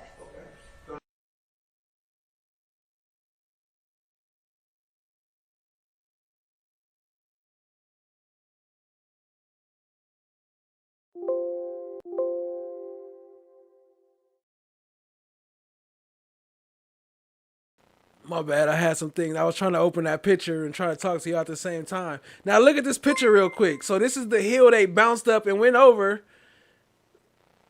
But then look at the next pictures though. Watch. I'm going to go to states 19, Charlie. What are we looking at here? The front porch to this particular residence where the impact tore and dismantled the property there. Now going to transition to state 20, Charlie. Okay. What are we looking at here? This is a fence line. Like I said, there's a drop on this other side. And so we're looking at where the car eventually flew over to the other side of that wall. If you could point and hold where the drop is that you just described. The wall is about right up in here. Okay. On that line there. Okay. And do you see the reddish car in this photo that you said impacted with that wall? Faintly, yes, sir. Okay. Let's transition to states 21, Charlie. And what are we looking at here? And she's sitting here lying on the stand, sworn under God, sitting here lying and talking about, oh yes, thank you, Jesus. Oh yes, with your lying ass. Still the fence line from that particular residence, more of the left side of the dwelling place. Would the vehicle have had to impact this fence first in order to get over that embankment? Absolutely. Okay. And transitioning to states 22, Charlie. And what are we looking at here? Same photo in a closer view.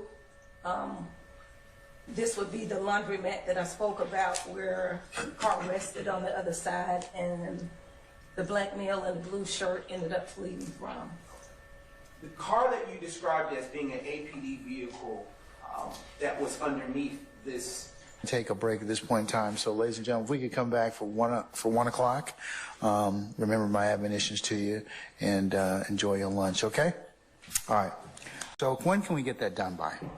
Your Honor, I could make a trip there, but I wanted to advise the court that I have been in touch with Vicki Reynolds, who is over that department, just for the court to know that in October of 2023, they start transitioning into a new facility.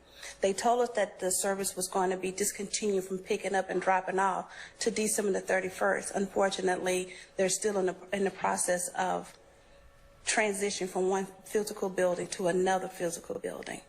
Ms. Reynolds said that, you know, if it's 1 or 2 files, they can try to see if they're still there, but if they're not there. I'm sorry I lied to you, Martin. I just didn't want to go to Arizona. We wouldn't have access to them. And I did speak with her before coming to court today. But I don't have any problem with physically going down there and seeing where they are in the transition. Okay, who's Miss Reynolds again? Your Honor, Ms. Reynolds is, I can give you her official title. Her name is Vicki Reynolds. She's the Senior Record Administrator with the Department of Information Technology. Okay. Technology. Is there any way you can step outside and call her and tell her that we really do need those records and that it's, I mean, I understand the challenges right now with getting things, but Constitution tends to trump most of those challenges, so I want them to be found if at all possible, okay? Yes, sir. But I would like the court to know that the 13SC case was located. I'm sorry, the 13SC was what? That file was located because that file was still physically with us. And my understanding is that I think the discovery request was sent in July of 2022, but that file is physically in the courtroom. It's the other 13 that I would try to locate, Your Honor. The other 13 what? Other 13 files that Mr. Steele is requesting. Okay, all right. She said, we got one. We just having problem with the other 13. We got one. We just need the other 13 that Mr. Steele is requesting. So can we place a call, and if you'll just, then let me know. I'm going to wait because I need to get this thing kind of resolved. Because the testimony is going to be, that would be relevant, would need to, those files would need to be located before that examination occurs. Yes, sir. Okay? All right. So just step out and let me know. Yes, sir. Okay. Thank you.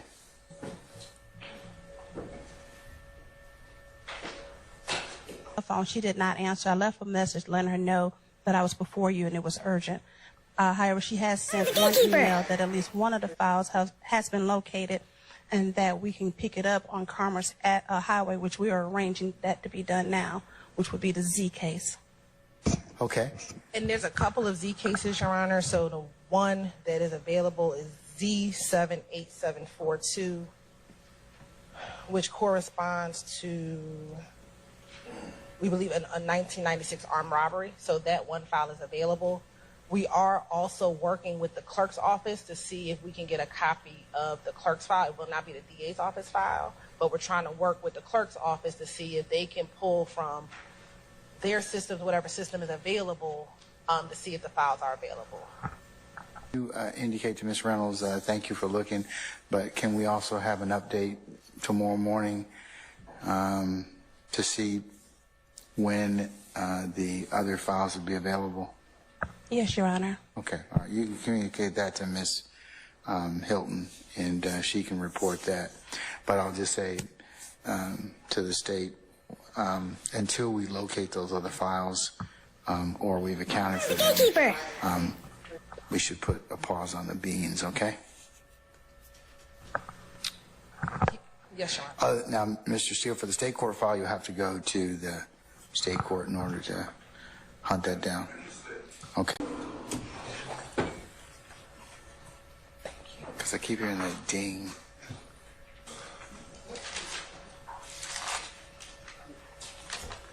Unless it's somebody else's machine. Yeah, I don't know how to cut it off. That's what I was just telling him. I don't know how to. Oh.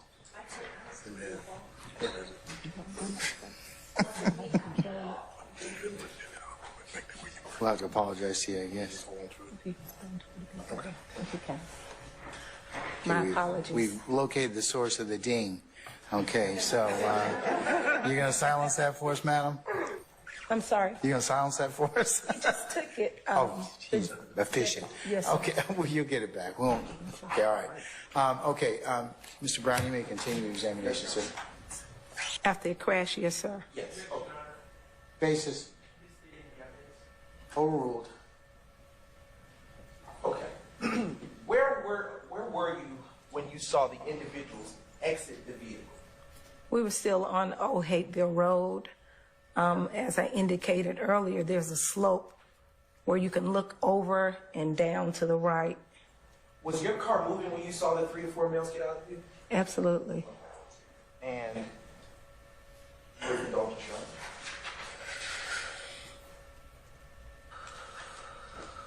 Where inside the red vehicle were the 3 to 4 males that you saw flee seated before they exited the reddish vehicle? If you remember. In specifics, I know there was a driver and a passenger and a rear passenger, but where they were seated, as far as who was seated, I don't know. Did you see the guy in the red shirt that you saw earlier exit the vehicle? At some point, Do you know which direction he ran? no, sir. Did you see the guy in the blue shirt that you were earlier that you described? Yes, sir. Did you see what direction he ran? To the right and in the rear of the laundromat. And did you see the person who you believe to be the driver exit the vehicle after it impacted the laundry? Yes, sir. And which direction did that individual go? I can't say.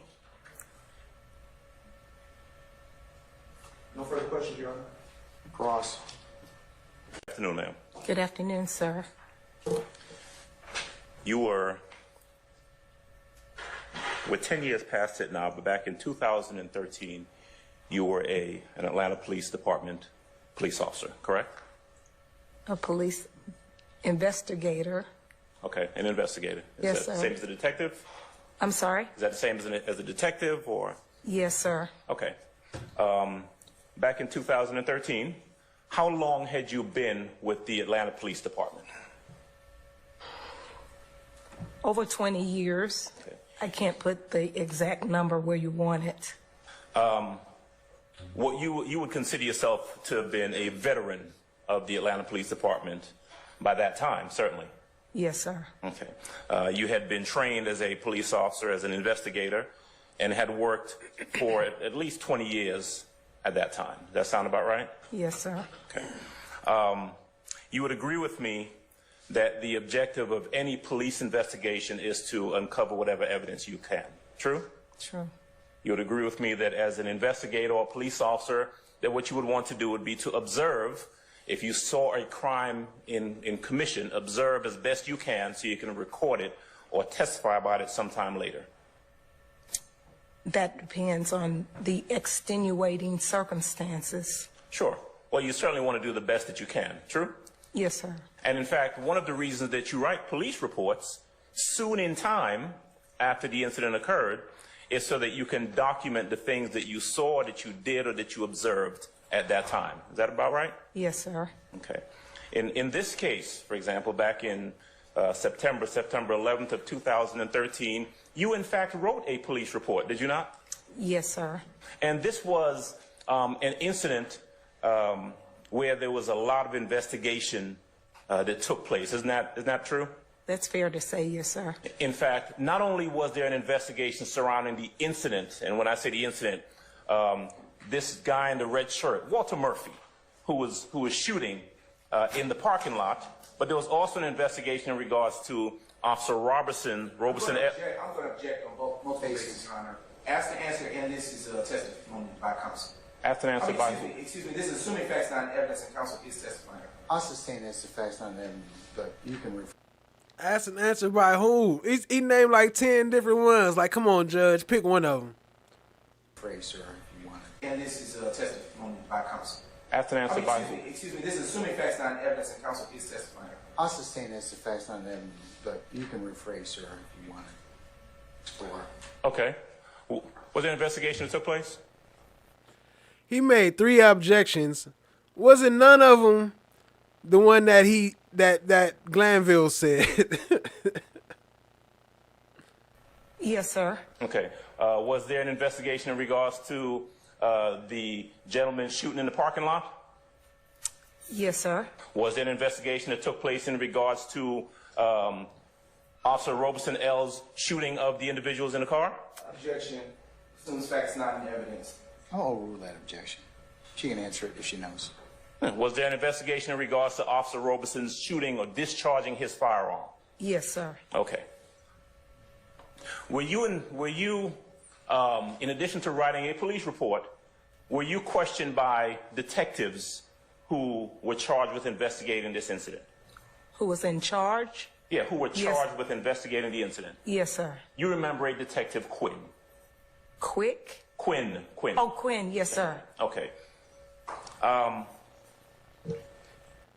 FFS, you right. He didn't stressed out. Everybody didn't age. Like, everybody, if you look at them in the beginning of the trial to now, just 2 years, everybody look like they didn't age like 5-10 years. Except for Adams. No, I'm just playing. In addition to what you've testified before, and I want to question you about the sequence of events, but in addition to what you've testified, there was also, you were involved in looking for any of the subjects that were involved in this incident. Is that right? Was I involved in? All right, let me Can bring. you rephrase that, please? I'll be happy to. Thank you. As a matter of fact, let me take it in sequence. All right.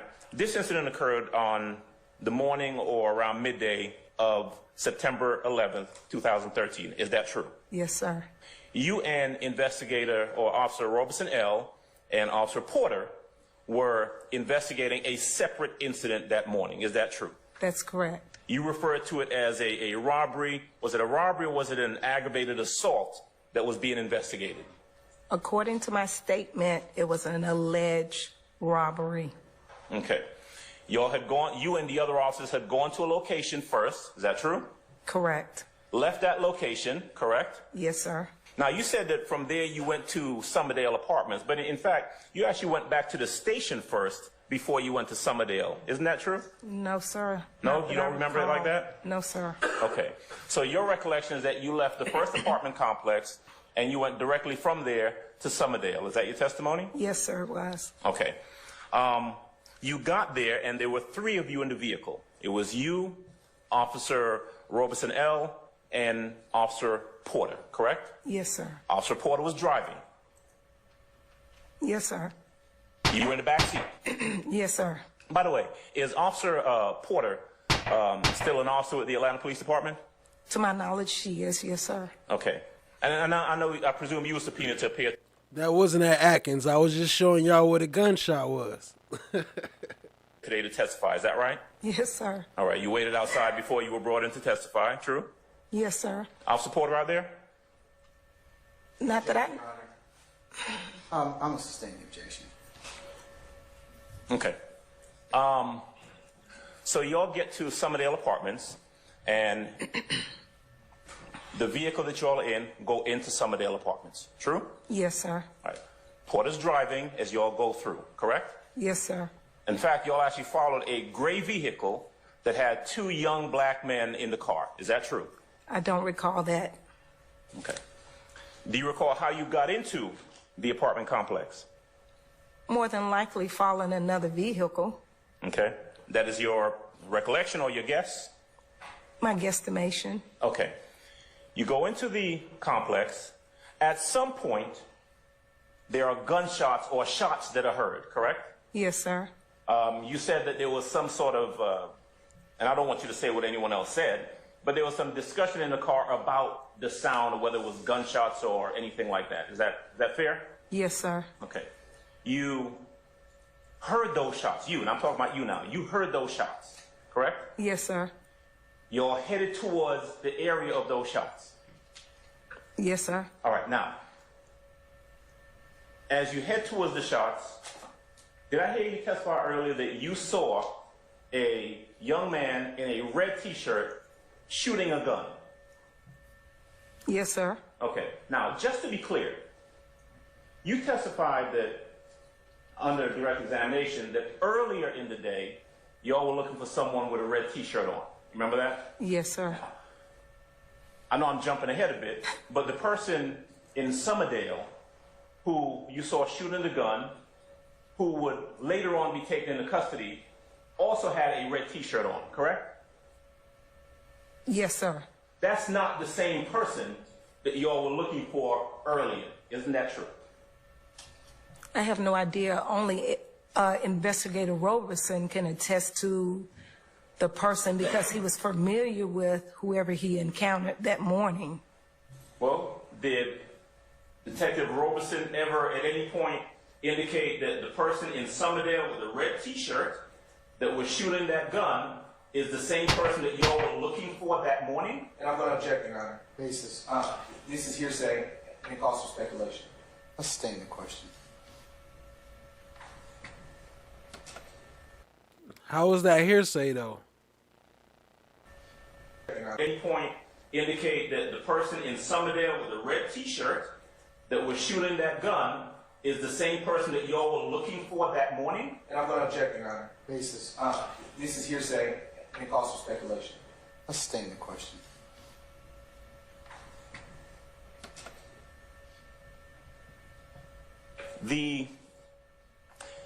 You see a person in a red shirt shooting a gun, right? Yes, sir. Was that person chasing behind someone? That I don't recall. Okay. The only thing that you saw was someone running and shooting. Is that the way you put it? Yes, sir. All right. You were inside the car when you saw that? Correct. Yes, sir. Officer Robeson L. was inside the car when you saw that?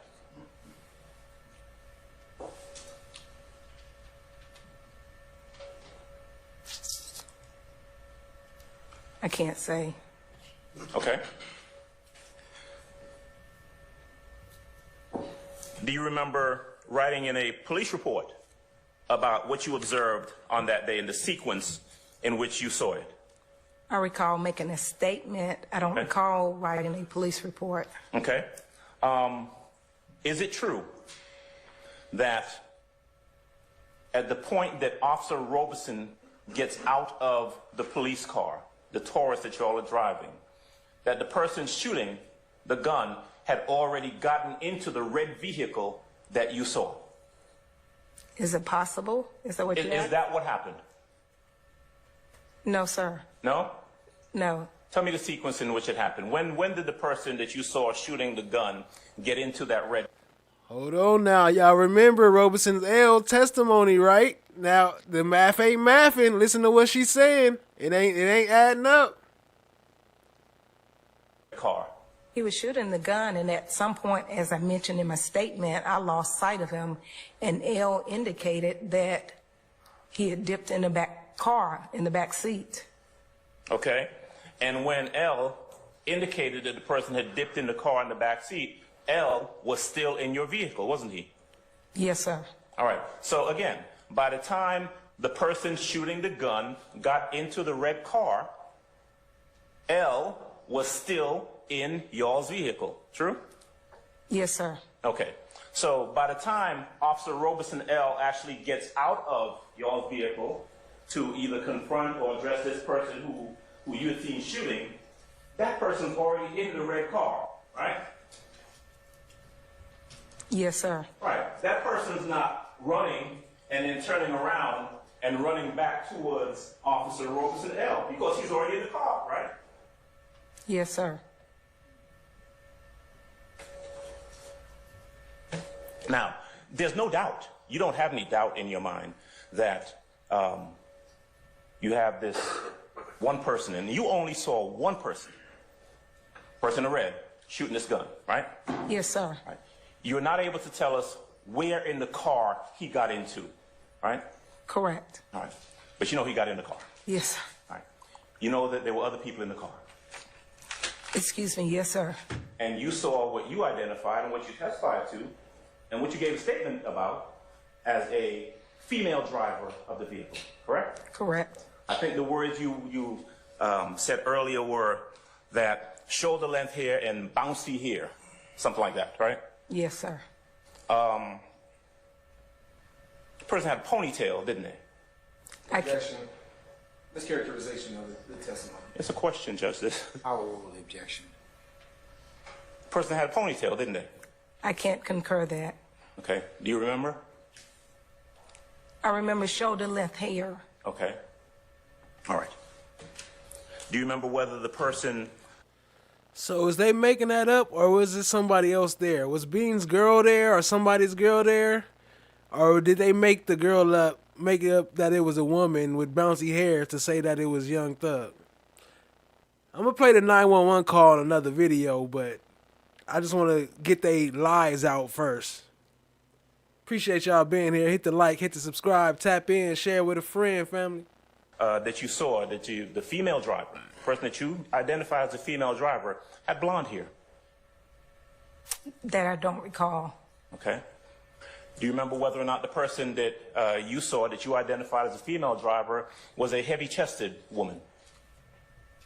Don't recall that. Okay. You don't deny it, you just don't recall. True? I sustain the objection.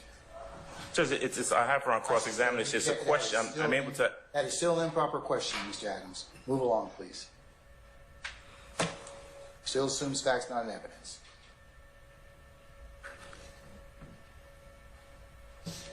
If I heard you correctly earlier, you were... By the time Officer Robeson L gets out of the vehicle, that vehicle starts to move forward. Is that right? Yes, sir. Okay. That vehicle ultimately ends up coming towards the vehicle that's being driven by Officer Porter, correct? Correct. And if I heard you correctly, Officer Porter tried to cut off the vehicle, right? Correct. Meaning that Officer Porter drove the vehicle, the police vehicle, in front of the red vehicle that was coming outwards. Is that right? Yes, sir. Okay. That vehicle didn't stop. It in fact struck the police vehicle on the driver's side front bumper or fender. Yes, sir. Okay.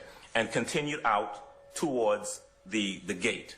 Yes, sir. Now, before that vehicle struck the police vehicle, do you remember Officer Robeson L. firing his gun at that vehicle? I heard shots being fired, but I couldn't advise who was making those shots at the time. Okay. After the vehicle struck the police car and drove towards the entrance, did you hear or did you see Officer Robeson shoot any shots towards the back of the car? No, sir, I did not. Did you hear additional shots? I said that I heard shots, but I didn't know who was making those shots. Yes, sir. Right. I guess what I'm asking is, were there a sequence of shots before the car was hit and then after the car was hit? That I can't confirm. Okay.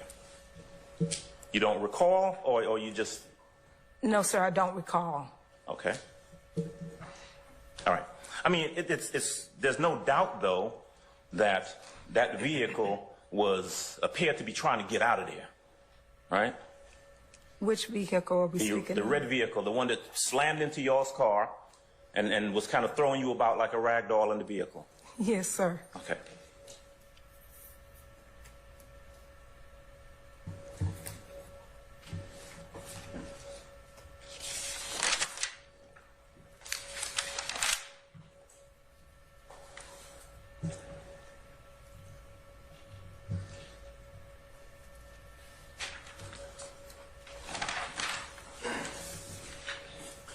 Before the collision, before the gunshot that you heard, and then when I'm talking about after that guy with the red shirt got in the car, right? Now I'm talking about when you first saw him running and shooting, right? But before that second series of shots, you didn't see anyone get in or out of the red car other than the person in the red shirt, right? That's correct. Okay. You and Porter then take off after the car. Porter's driving, you're in the back seat. True? Yes, sir. All right. The car is driving pretty violently and slams into the gate at the front of the apartment complex, right? That's correct. Goes out of the gate, goes through the yard that we saw in the pictures earlier, and ends up flying over a wall and ending up down at the coin laundry. Yes, sir. All right.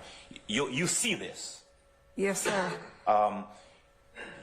Y'all are pulling up. Y'all are in a vehicle, pulling up, but you're able to observe what's happening with that red car, right? Yes, sir. And you're able to observe that individuals get out of the car, and I think your words were, they scattered, correct?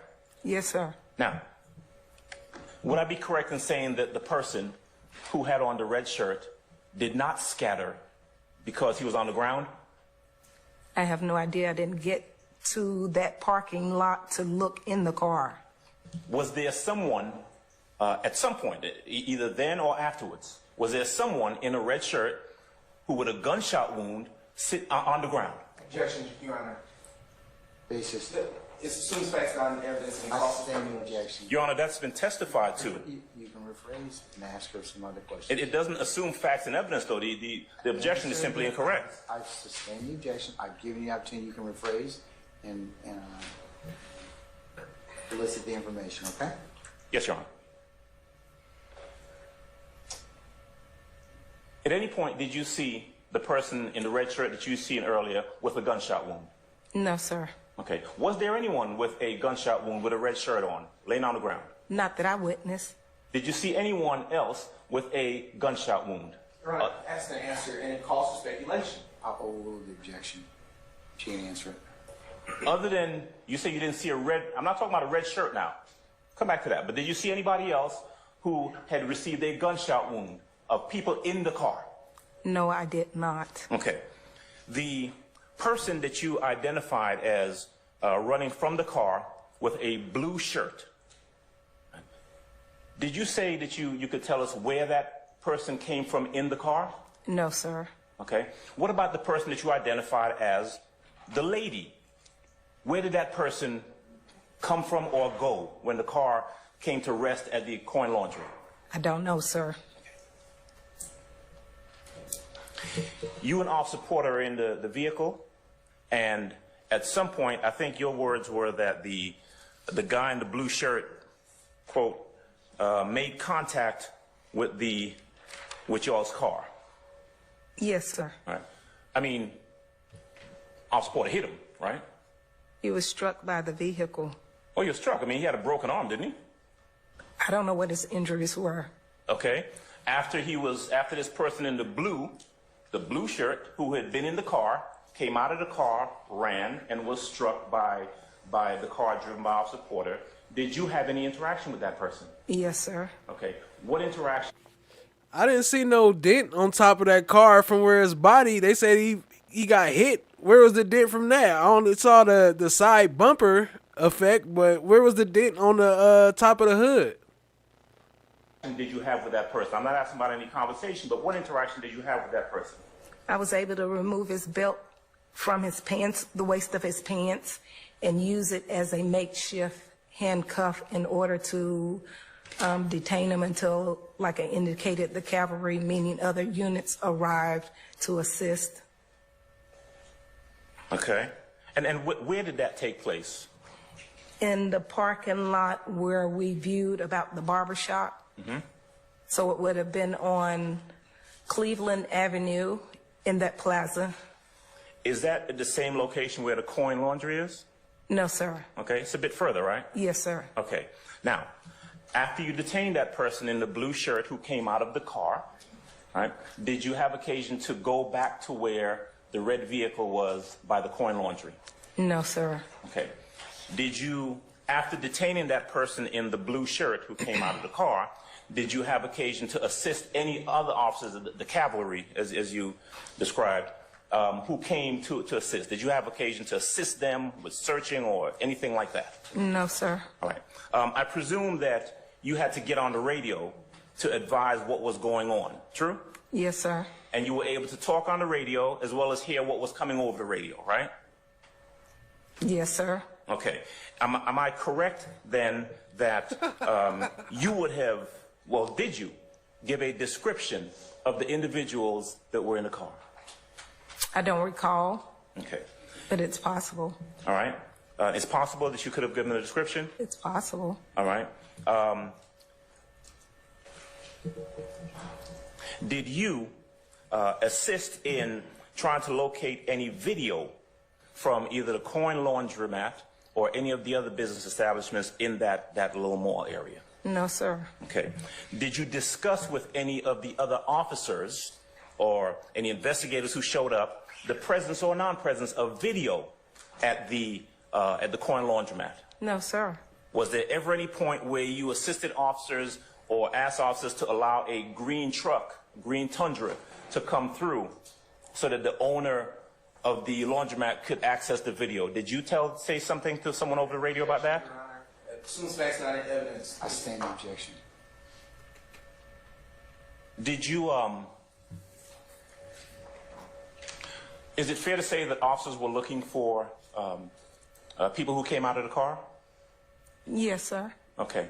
Are you aware of whether or not they were looking for a woman with a blonde lace front who came out of the car? Do you know whether or not that was discussed? Not that I recall. Okay. Did you have any discussion with Officer Porter? All right. I'm not asking you to say what she said, but did you have any discussion with her about what she saw during the incident? Objection, Your Honor. Faces. It's improper in cause perspective. Can I ask how the question is improper, Your Honor? Just to say that objection is improper does not... It elicits hearsay, so I'll sustain that on the time. I've asked the witness just specifically not to say what the officer said. You can direct her to that. That's fine.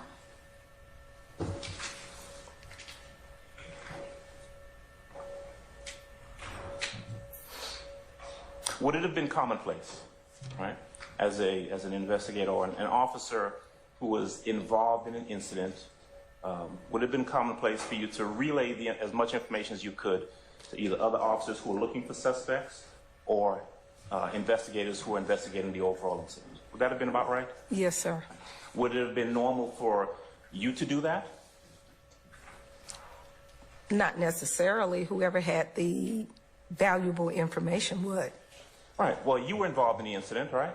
Yes, sir. Officer Porter was involved in the incident, right? Yes, sir. Officer Robeson L was involved in the incident, right? Yes, sir. It would have been commonplace, would have been normal, it would have been expected for the three of you to discuss with either investigators or other officers looking for suspects what y'all saw. Basis. This is, one, again, the same objection that we had prior, Your Honor. It is hearsay, it calls for speculation. I sustain the objection. Without saying what anyone, and I'm not asking you what anyone said, what I've asked you is whether it is normal for a police officer or police officers involved in an incident to relay their information about that incident to investigating officers. Is that normal and commonplace? Yes, sir. Because tell me, I mean, if you have other officers who are looking for suspects, those officers can't look for suspects unless they have a description, right? Correct. And if officers arrive on the scene and they're looking for suspects, they would want to get that information from the individuals who observed the incident, right? Yes. Objection and speculation again, right? She's a police officer. I'm going to overrule the objection on that basis. And in this case, you had an observation because you saw the people involved in the incident, right? Objection vague. I'll sustain this to that. You can rephrase, Mr. Adams. Yes, sir. Yes, sir, I will.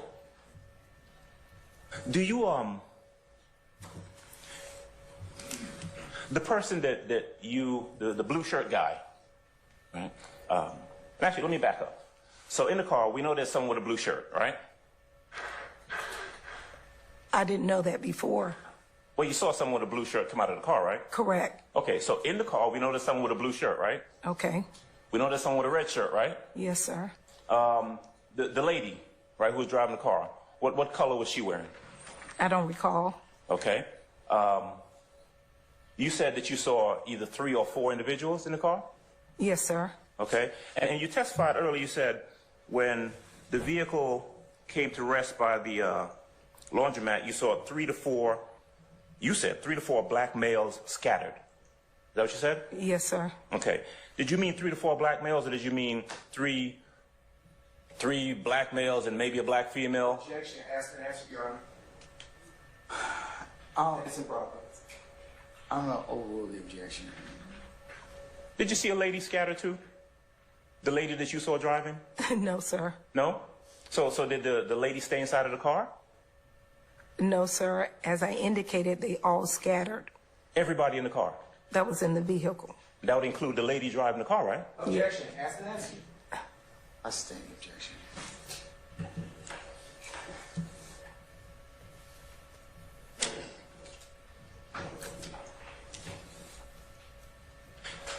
Do you know, if you do you know whether or not anyone, in fact, retrieved video from the laundromat? I have no knowledge of that. Okay.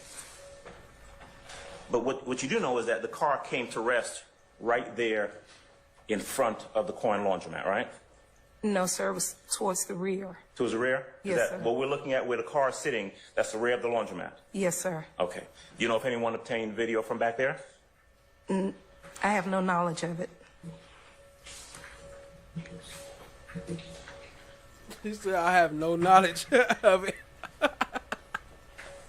So is that a no? When you hear on the radio, right, the police officers listen to, when you hear something like Phoenix or Phoenix 1, what's that referring to? Objection. What is the objection? It's relevant, Your Honor, and it also is calling for speculation. There's been no testimony that she knows what this is about. That's why you ask a question, Judge. Overrule the objection. It was first see whether or not she knows anything about it. If you hear, I'm sorry, Judge, I didn't mean to. If you hear something over the radio about Phoenix or Phoenix 1, what is that referring to in police jargon? Generally, an air unit. She been a cop 30 years. He gonna object to her testifying about she know what a helicopter call is. What kind of sense do that make? Air support Okay. system. APD has helicopters, right? Yes, sir. Okay.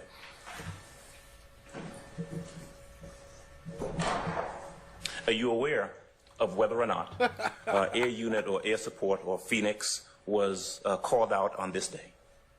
I don't recall.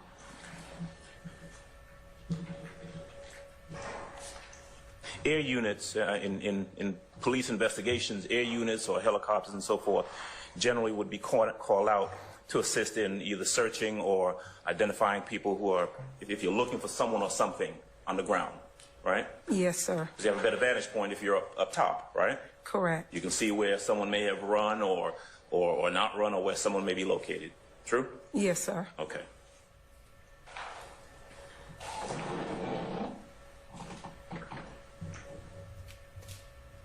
Did you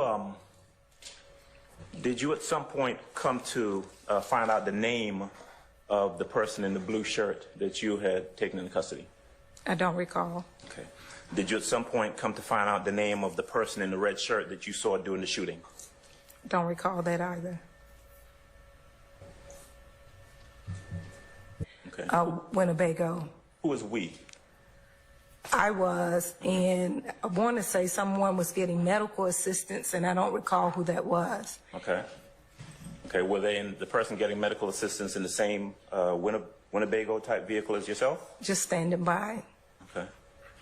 I'm sorry. Standing by, yes. Okay. Who else was ushered into that Winnebago?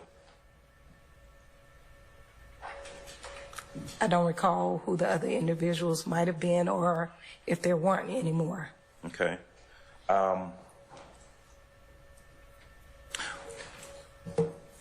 Did you have to, you said statement. You were made to give a statement to, was it Internal Affairs, something like that? No, sir. Homicide. Homicide? Yes, sir. Homicide is a unit that comes out to investigate when there's an officer-involved shooting, isn't that right? Yes, sir. Okay. And that was the reason they were there that day, is that correct? Yes, sir. Because no one was killed. It wasn't a homicide, but that's what they were there for. Is that true? Yes, sir. Okay. Are you aware of whether or not, when you gave your statement, do you know whether Officer Porter was made to give a statement as well? Objection. Speculation, Your Honor. Do you know? I'll rule the objection. Do you know whether or not Officer Porter was made to give a statement as well? Dang, my bad. Y'all still seeing good? I post her picture and my stream start tripping. Let me know if y'all all right. If y'all can still see good. We almost up out of here, family. Appreciate y'all. Hit the like, hit the subscribe, tap in, share with a friend. I don't know, but I'm sure she did. Would I be correct that because Officer Robeson L. was the person who actually discharged his firearm, that under normal police procedure, he would have to give a statement about the incident? Is that true? Yes, sir. Okay.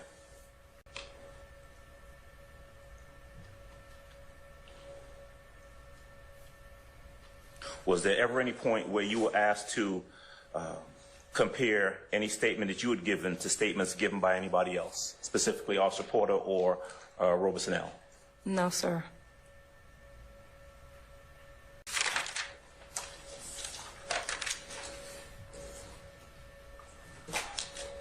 Were you ever, at any time after, actually, strike that, let me back up a little bit. Is that kind of sum and substance of your involvement in this case? Everything that you testified to thus far? Can you please repeat that? Is that about the sum and substance of your involvement? Shout out FFS. No, I'm not kicking y'all out. We still got some time.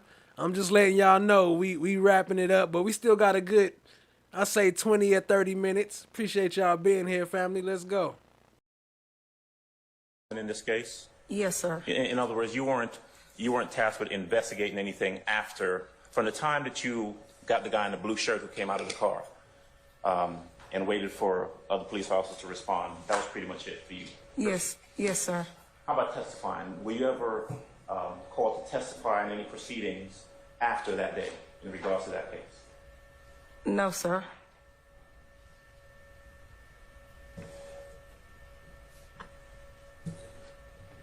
I know it's been 10 years, 10 plus years since the incident occurred. Am I correct that you've had an occasion, though, to review your statement from back then? Yes, sir. In preparation for your testimony here today? Correct. Okay. You've had occasion to discuss with the DA's office what you recall happening and and what you saw and what you did on that day. Is that about right? Yes, sir.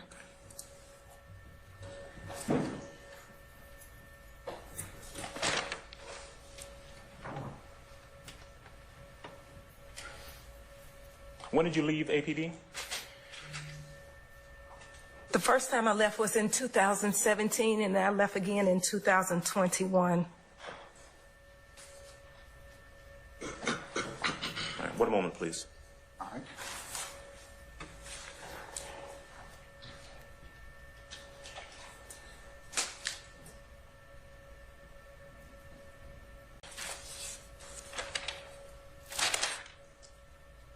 Okay, here we go. Blue shirt guy in a blue shirt. So I'll come out of the car. I think I heard you say that you saw that person get out of the car and he jumped the fence. Is that what you said? There's a fence there in the back. Okay. You did not see. Shout out to FFS, says, OMG, she's got a face only a mother can love. Two people in white T-shirts jumping the fence in tandem with the guy in the blue shirt, did you? That I don't recall. Is it fair to say that the only person that you can testify that you saw get out of that car and jump a fence was the person in the blue shirt? Correct. All right. That's all I have. Thank you. But, no. Once you're finished reading it, just look up the counsel and let them know you're done, okay? Yes, sir. I'll take as much time as you need, madam. Thank you, sir. Do you ever say in your statement? Yo, the 911 call didn't come up between 31 and 33, but it's coming up within the next couple of days, so it'll probably be on my next video.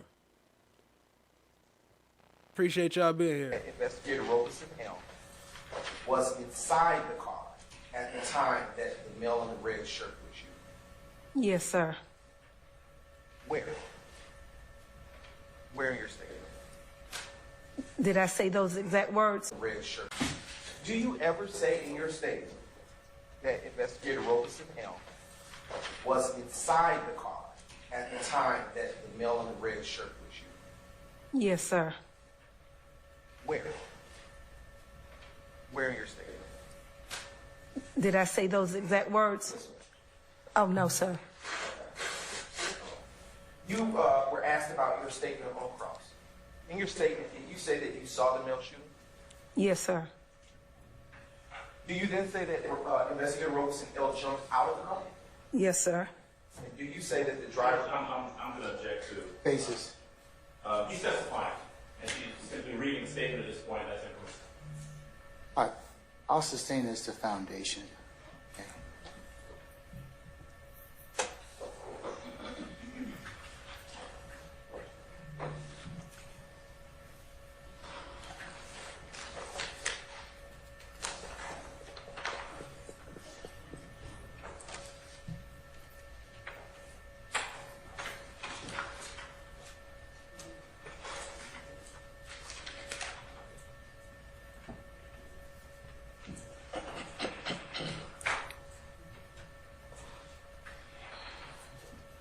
Booker Higgins, do you remember everything in your statement? Every single thing? No, sir, I do not. Is that statement an accurate reflection of the events that you recorded on September 11, 2013? Yes, sir. Your Honor, at this time, the state tenders exhibit 144 Charlie has a password recorded reservation. Any objection? Yes, there's lack of foundation. That's when a person has no recollection of the events. I got that. Okay, so what's your objection? Lack of foundation. I sustain the objection. Can you approach, please? Detective Booker Higgins? Yes, You're sir. stopping after that. Oh, okay. Oh, Your Honor, we have an out-of-state witness here. Is it possible we can put up the GBI person? He flew in, and he's a short witness. He shouldn't take that long. Yeah, y'all's version of short is, can range from, minutes to several hours. So, who are you trying to call? Gregory Pfeiffer, Your Honor, the GBI agent who he flew in from Maryland this morning. let's see how far we get. But how long do you anticipate his testimony to be? I would say about 20 minutes. 20 minutes, no more, Your Honor. That's wildly optimistic. I mean, the defense has a lot of questions, but for the state, it's 20. Yeah, he may have to come back in the morning. Let's just first see how long we get with our first witness here, and then we can just determine that. All right.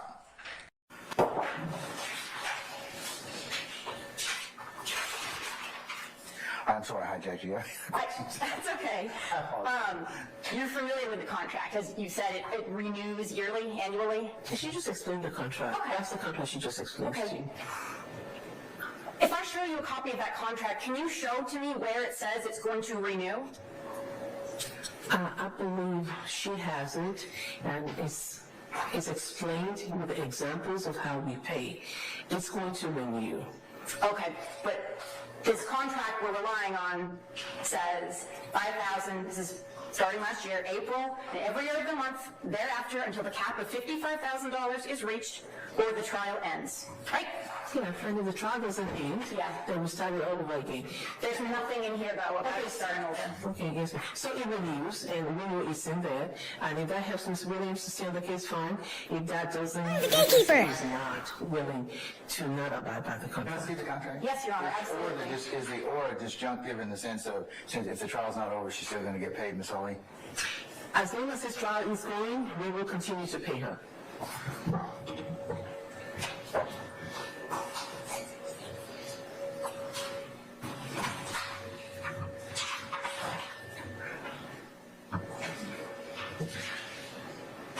And Your Honor, in addition to this contract, we did have a policy that was passed by the council that indicates that it's a $55,000 a year cap in cases that last that long, and so I believe that that policy would be read in conjunction with this contract as well.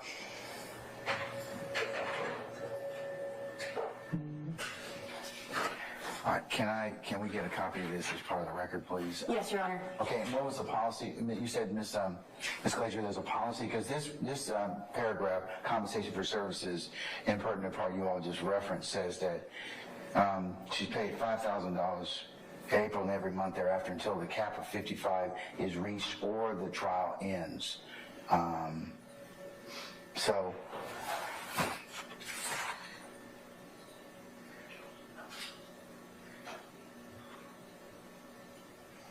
Yes, Your Honor, we could look and provide for the court a copy of our policy with the council that was passed just in light of you're going to get paid more money. If it was you all's intent to start the contract over again, I think that's, that would be certainly something that's material.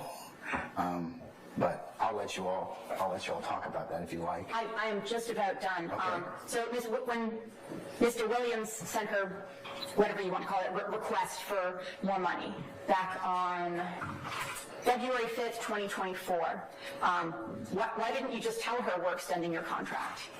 We're not extending it. We're abiding by the contract. The contract will renew at the appropriate time when we get to a year. So that contract is going to renew. We're not extending the contract. The contract is dependent on how long this case goes. Okay, so we can't extend it. Let me interrupt for a second, but if you look at paragraph 3, I'm going to hand it to you. And just from a contractual plain meaning of the contract, that's where I think you all have the challenge, because it doesn't say it renews, and it doesn't indicate. You all imputed some other understanding in there that maybe Mr. Williams didn't know about, or you all didn't kind of make clear in the contract. Yeah, and that's what I'm hearing. And that could be an issue, Your Honor, as far as the actual contract. When this contract was written, it was in the time surrounding where we had the policy by the council and a lot of emails going back and forth between all parties. And so our understanding was that Mr. Williams understood that this was a $55,000 per year cap. If that is the basis of this motion, then maybe we can clear that up. But our understanding was that it would renew. It was a $55,000 per year cap. All right. Mr. Beasley, do you want to take a minute and talk with your client and see if that's the issue, or I can, Judge. I have just one remaining question. So when she emailed you on February 12th saying, I have a few questions, is GPD's position that $55,000 is enough money for this uniquely situated trial? Or is GPD saying they don't have more money or won't look for more money? Why didn't someone just write back and said your contract is renewed? Because at this time, the last time Ms. Williams said, I don't know what to do with Ms. Williams, to tell you the truth. The last time she said, I really don't want to withdraw, she sent a text that became viral. I'm just telling her, I'm just looking for a way to get more money. Hold on, she said she sent a text that went viral. How you know it viral? Unless something goes to court, I don't know that I want to engage with Ms. Williams because I don't know when it is a lie and when it's not. Okay. Yeah. The text that became viral, how did it become viral? I have no idea, but have you seen it? I have. Okay. Yeah. Did she write it? Well, I don't know. I've just seen the one conveyed by Miss Gina Bernard, who worked for your agency. Okay. Where did she write the text? I don't know whether Miss Gina Bernard sent it, and I think you need to be careful with that because we don't know how it became viral. But it was written by Miss Williams and saying, "Don't help me to get a withdrawal. I really don't want to withdraw. I just want to get and so I'm getting another email from her. Is it the truth or is it something different? But the crux of this is not the text or what she wrote. The question is, did she understand that the contract renewed? She did because they had a conversation about it. Does she still want to stay on the case? It's up to the court. If the court says she does not stay on the case, what does GPDC do to make sure that Mr. Lyin, who in the past had asked for her to be removed, can we get another attorney for him? We will. Have we looked at the record to see what she's done? We have. Okay. When you said she understood it because they had a conversation about it, who's they?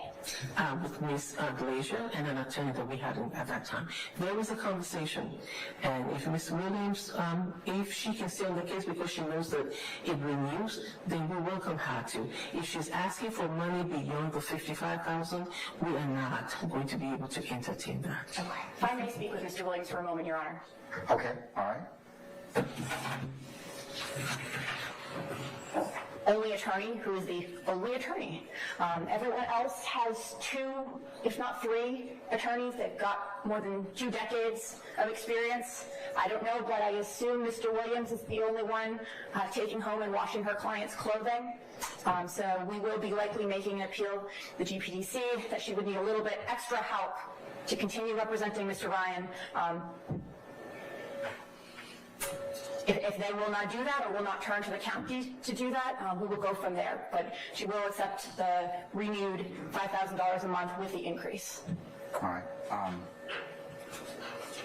First, Ms. Glazer, do you have any questions, or do you want us to, or do you want me to pause for a second so you can go outside and talk with your director?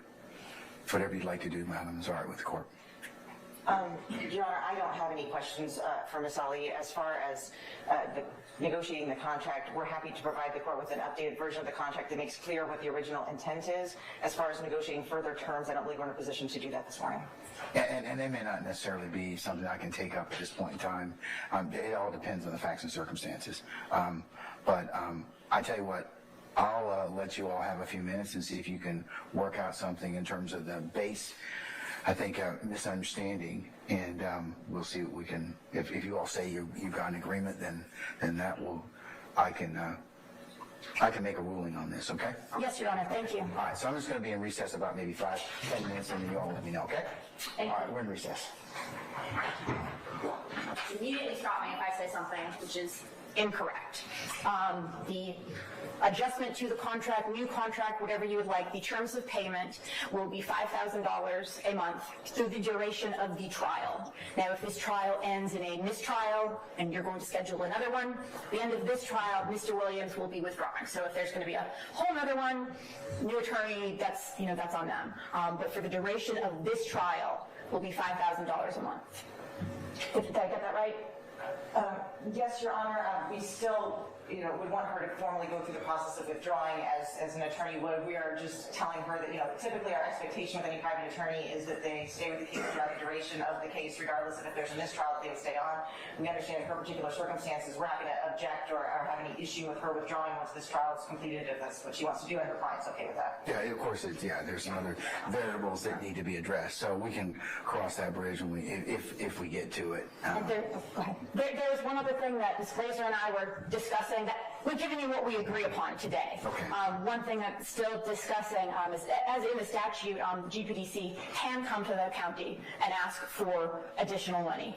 That for perhaps some of the parts of the trial where it would be extremely beneficial for Mr. Williams to have another attorney with her, if GPDC at that point would be willing to ask the county to step in. And it would be up to you all. You said, no, yes, no, that's up to you guys, but they would ask for that. And we've not been able to agree upon whether they would be willing to make that we will request portion of the agreement. Yeah, I mean, we can certainly look at that. That's, of course, through Superior Court administration, and it's not in the realm of a reality for an ask, because as you all pointed out, Mr. Williams is the only attorney on representing Mr. Ryan, and that poses some challenges in and of itself. And this case has gone on a while, and it's not a marathon. It's not a sprint, it's a marathon. So yeah, so you do need to I could see some situations where it would be helpful for her to have some support. Okay. So if that's something you all wish to explore, we certainly, from the Superior Court side of the administration, we'll certainly see what we can do to facilitate that. Yes, Your Honor. And I will tell you, Your Honor, that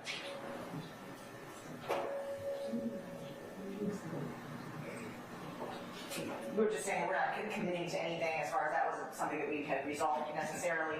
We are going to have a separate conversation with Mr. Williams after court as far as what support we can potentially provide outside of what we're agreeing to today. Yeah, okay, that's fine. Yeah, that's just an additional thing we are discussing. We have put on the record what is agreed upon. So what you agree upon, just to make sure I understand, is that you will reform the contract to reflect your understanding that it's $55,000.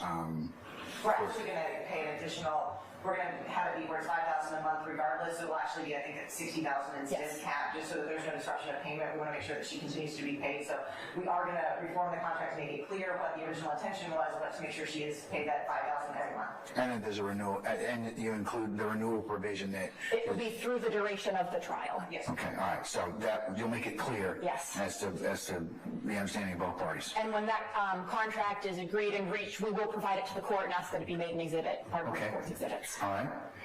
Okay. Well, in terms of if you all have come to an agreement, then I will certainly, at this point in time, I'll deny the motion to withdraw. Okay. Thank you, Your Honor. Okay. All right. Ms. Glazer and Ms. Abbasi, can you all have me? How can you tell that it's not? Who the unknown female is talking about? I assume that you're not bringing the unknown female or the neighbor in. Is that correct? So, Your Honor, that is correct, and that would go to the issue of hearsay that I'll address in a moment, apart from the confrontation issue.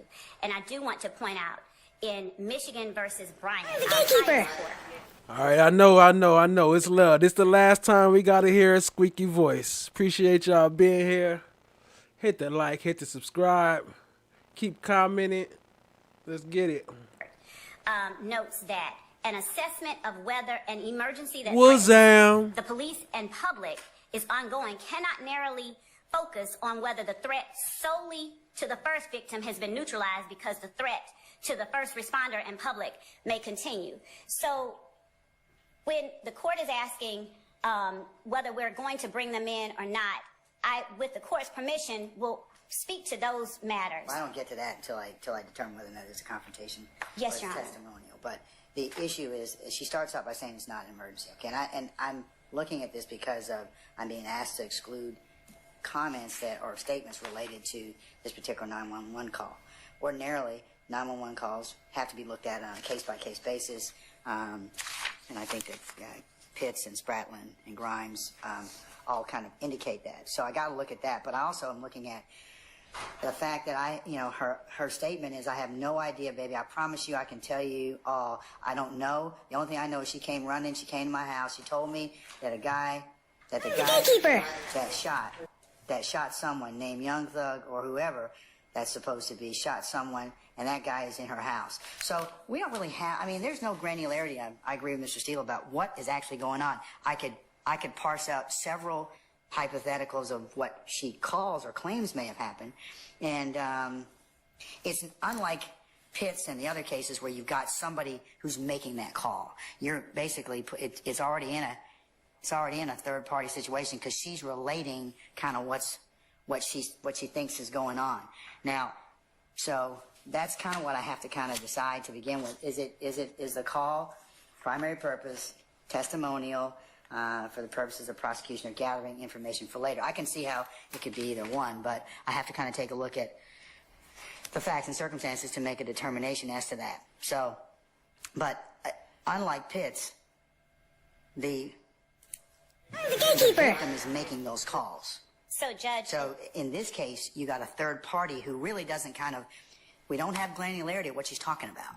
I mean, and so I have some problems with that to begin with.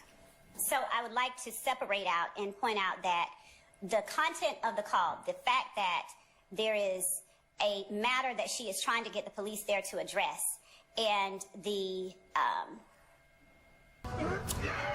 credibility of the content of the call is a matter, again, that I believe belongs within, is it hearsay and is there an exception? Before we get to what she is saying as it relates to whether or not this is trustworthy, and I believe with respect that is what the crux of that particular issue that the court just pointed out, is it trustworthy? This is a third person making a call about something she just experienced. So is what she is saying trustworthy?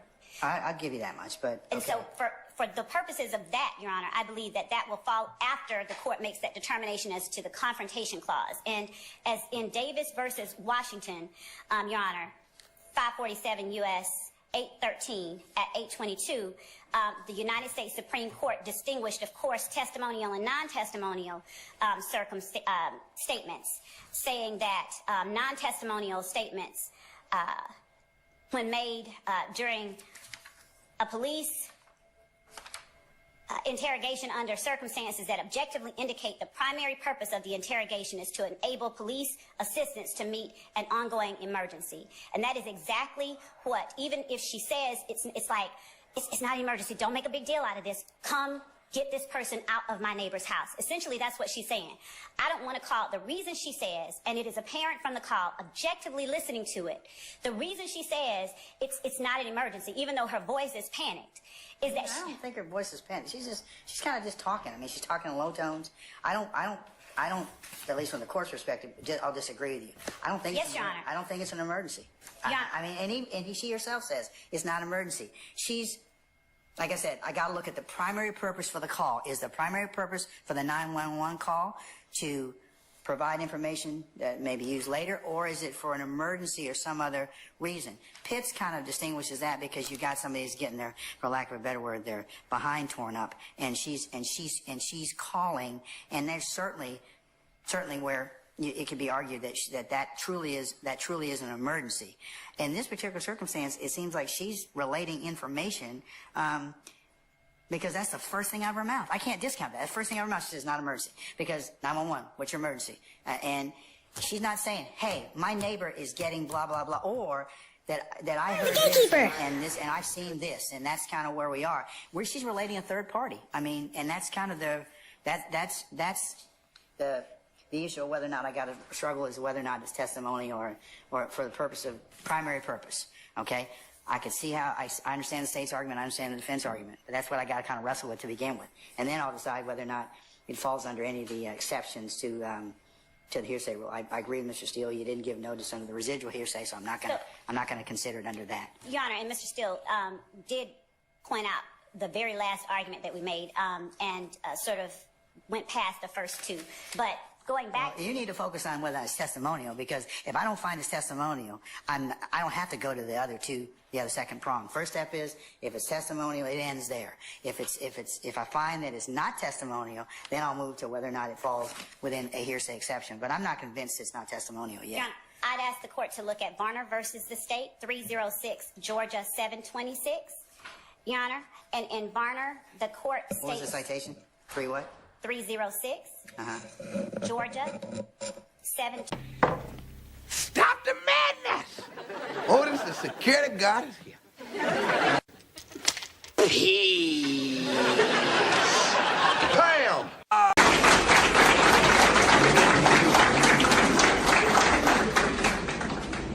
We're taking his moments and using that as a learning point to help you guys become better lawyers. And so I hope that Jules and Tim were able to kind of give you some techniques. And we're going to do more of this. But for right now, let's get up here and let's get the star of the show on the stage. Let's go.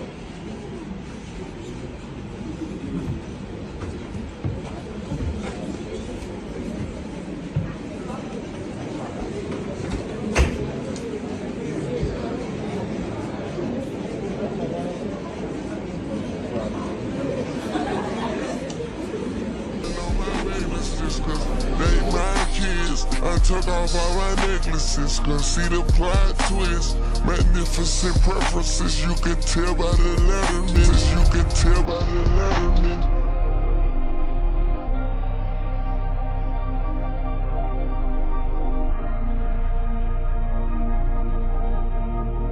You can tell by the letterman.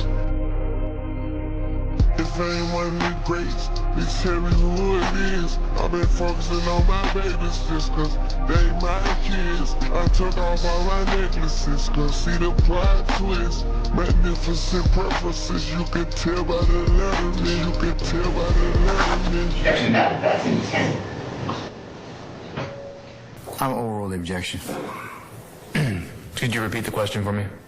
Yeah. I'm overrule the objection. Could you repeat the question for me? Yeah. I'm just going to recess and we'll see where Mr. Melnick is at that point in time, and then we'll I can talk about Monday for certain. Okay. All right. Okay. I'm just going to recess in place. All right. No. Why didn't you, as an officer of this court, tell me? And that's not what the point is. The point is, you as an advocate, is you should have told me. I got a problem with you now. I got a problem with you now. I would suggest you don't say anymore. Now you want to have it both ways. You can't. Both sides have an equal responsibility under the rules. It's a professional responsibility. All right, have a seat, sir. Thank you. How fast things have changed. How fast things have changed. How fast things have changed. Now I see you running, coming for my come up. Broke out all your shackles, turned it to some armor. Used to be the judge, but now you have no honor. To die with your pride is to live with all your karma. Now you understand. Now you understand. Another night at club. There's a lot of fun talking about. All right. Anybody else have any other issues as to... Uh-oh. Fulton County has no problem coming in here and cuffing all of us, okay? Don't be an idiot. Are you trying to tell me about myself? You homeless, Ern. You don't even have a mirror to look at yourself. Here. So I know you all about your principles. But can we please listen to Ern so we can get out of here? It's 4 cops on the other side of that door. You know if they come in here, they're gonna get your ass on a whole lot of other shit. You lying ass bitch. I knew it. Mama, I hate you, Will. Don't you never come back to my house, And no. I hope they blow your motherfucking ass to smithereens. You better hope they do, bitch. You better hope they do. This nigga kidnapped me. I think I'm entitled. You want answers? I want the truth! You can't handle the truth! What are you, fucking nuts? You thought?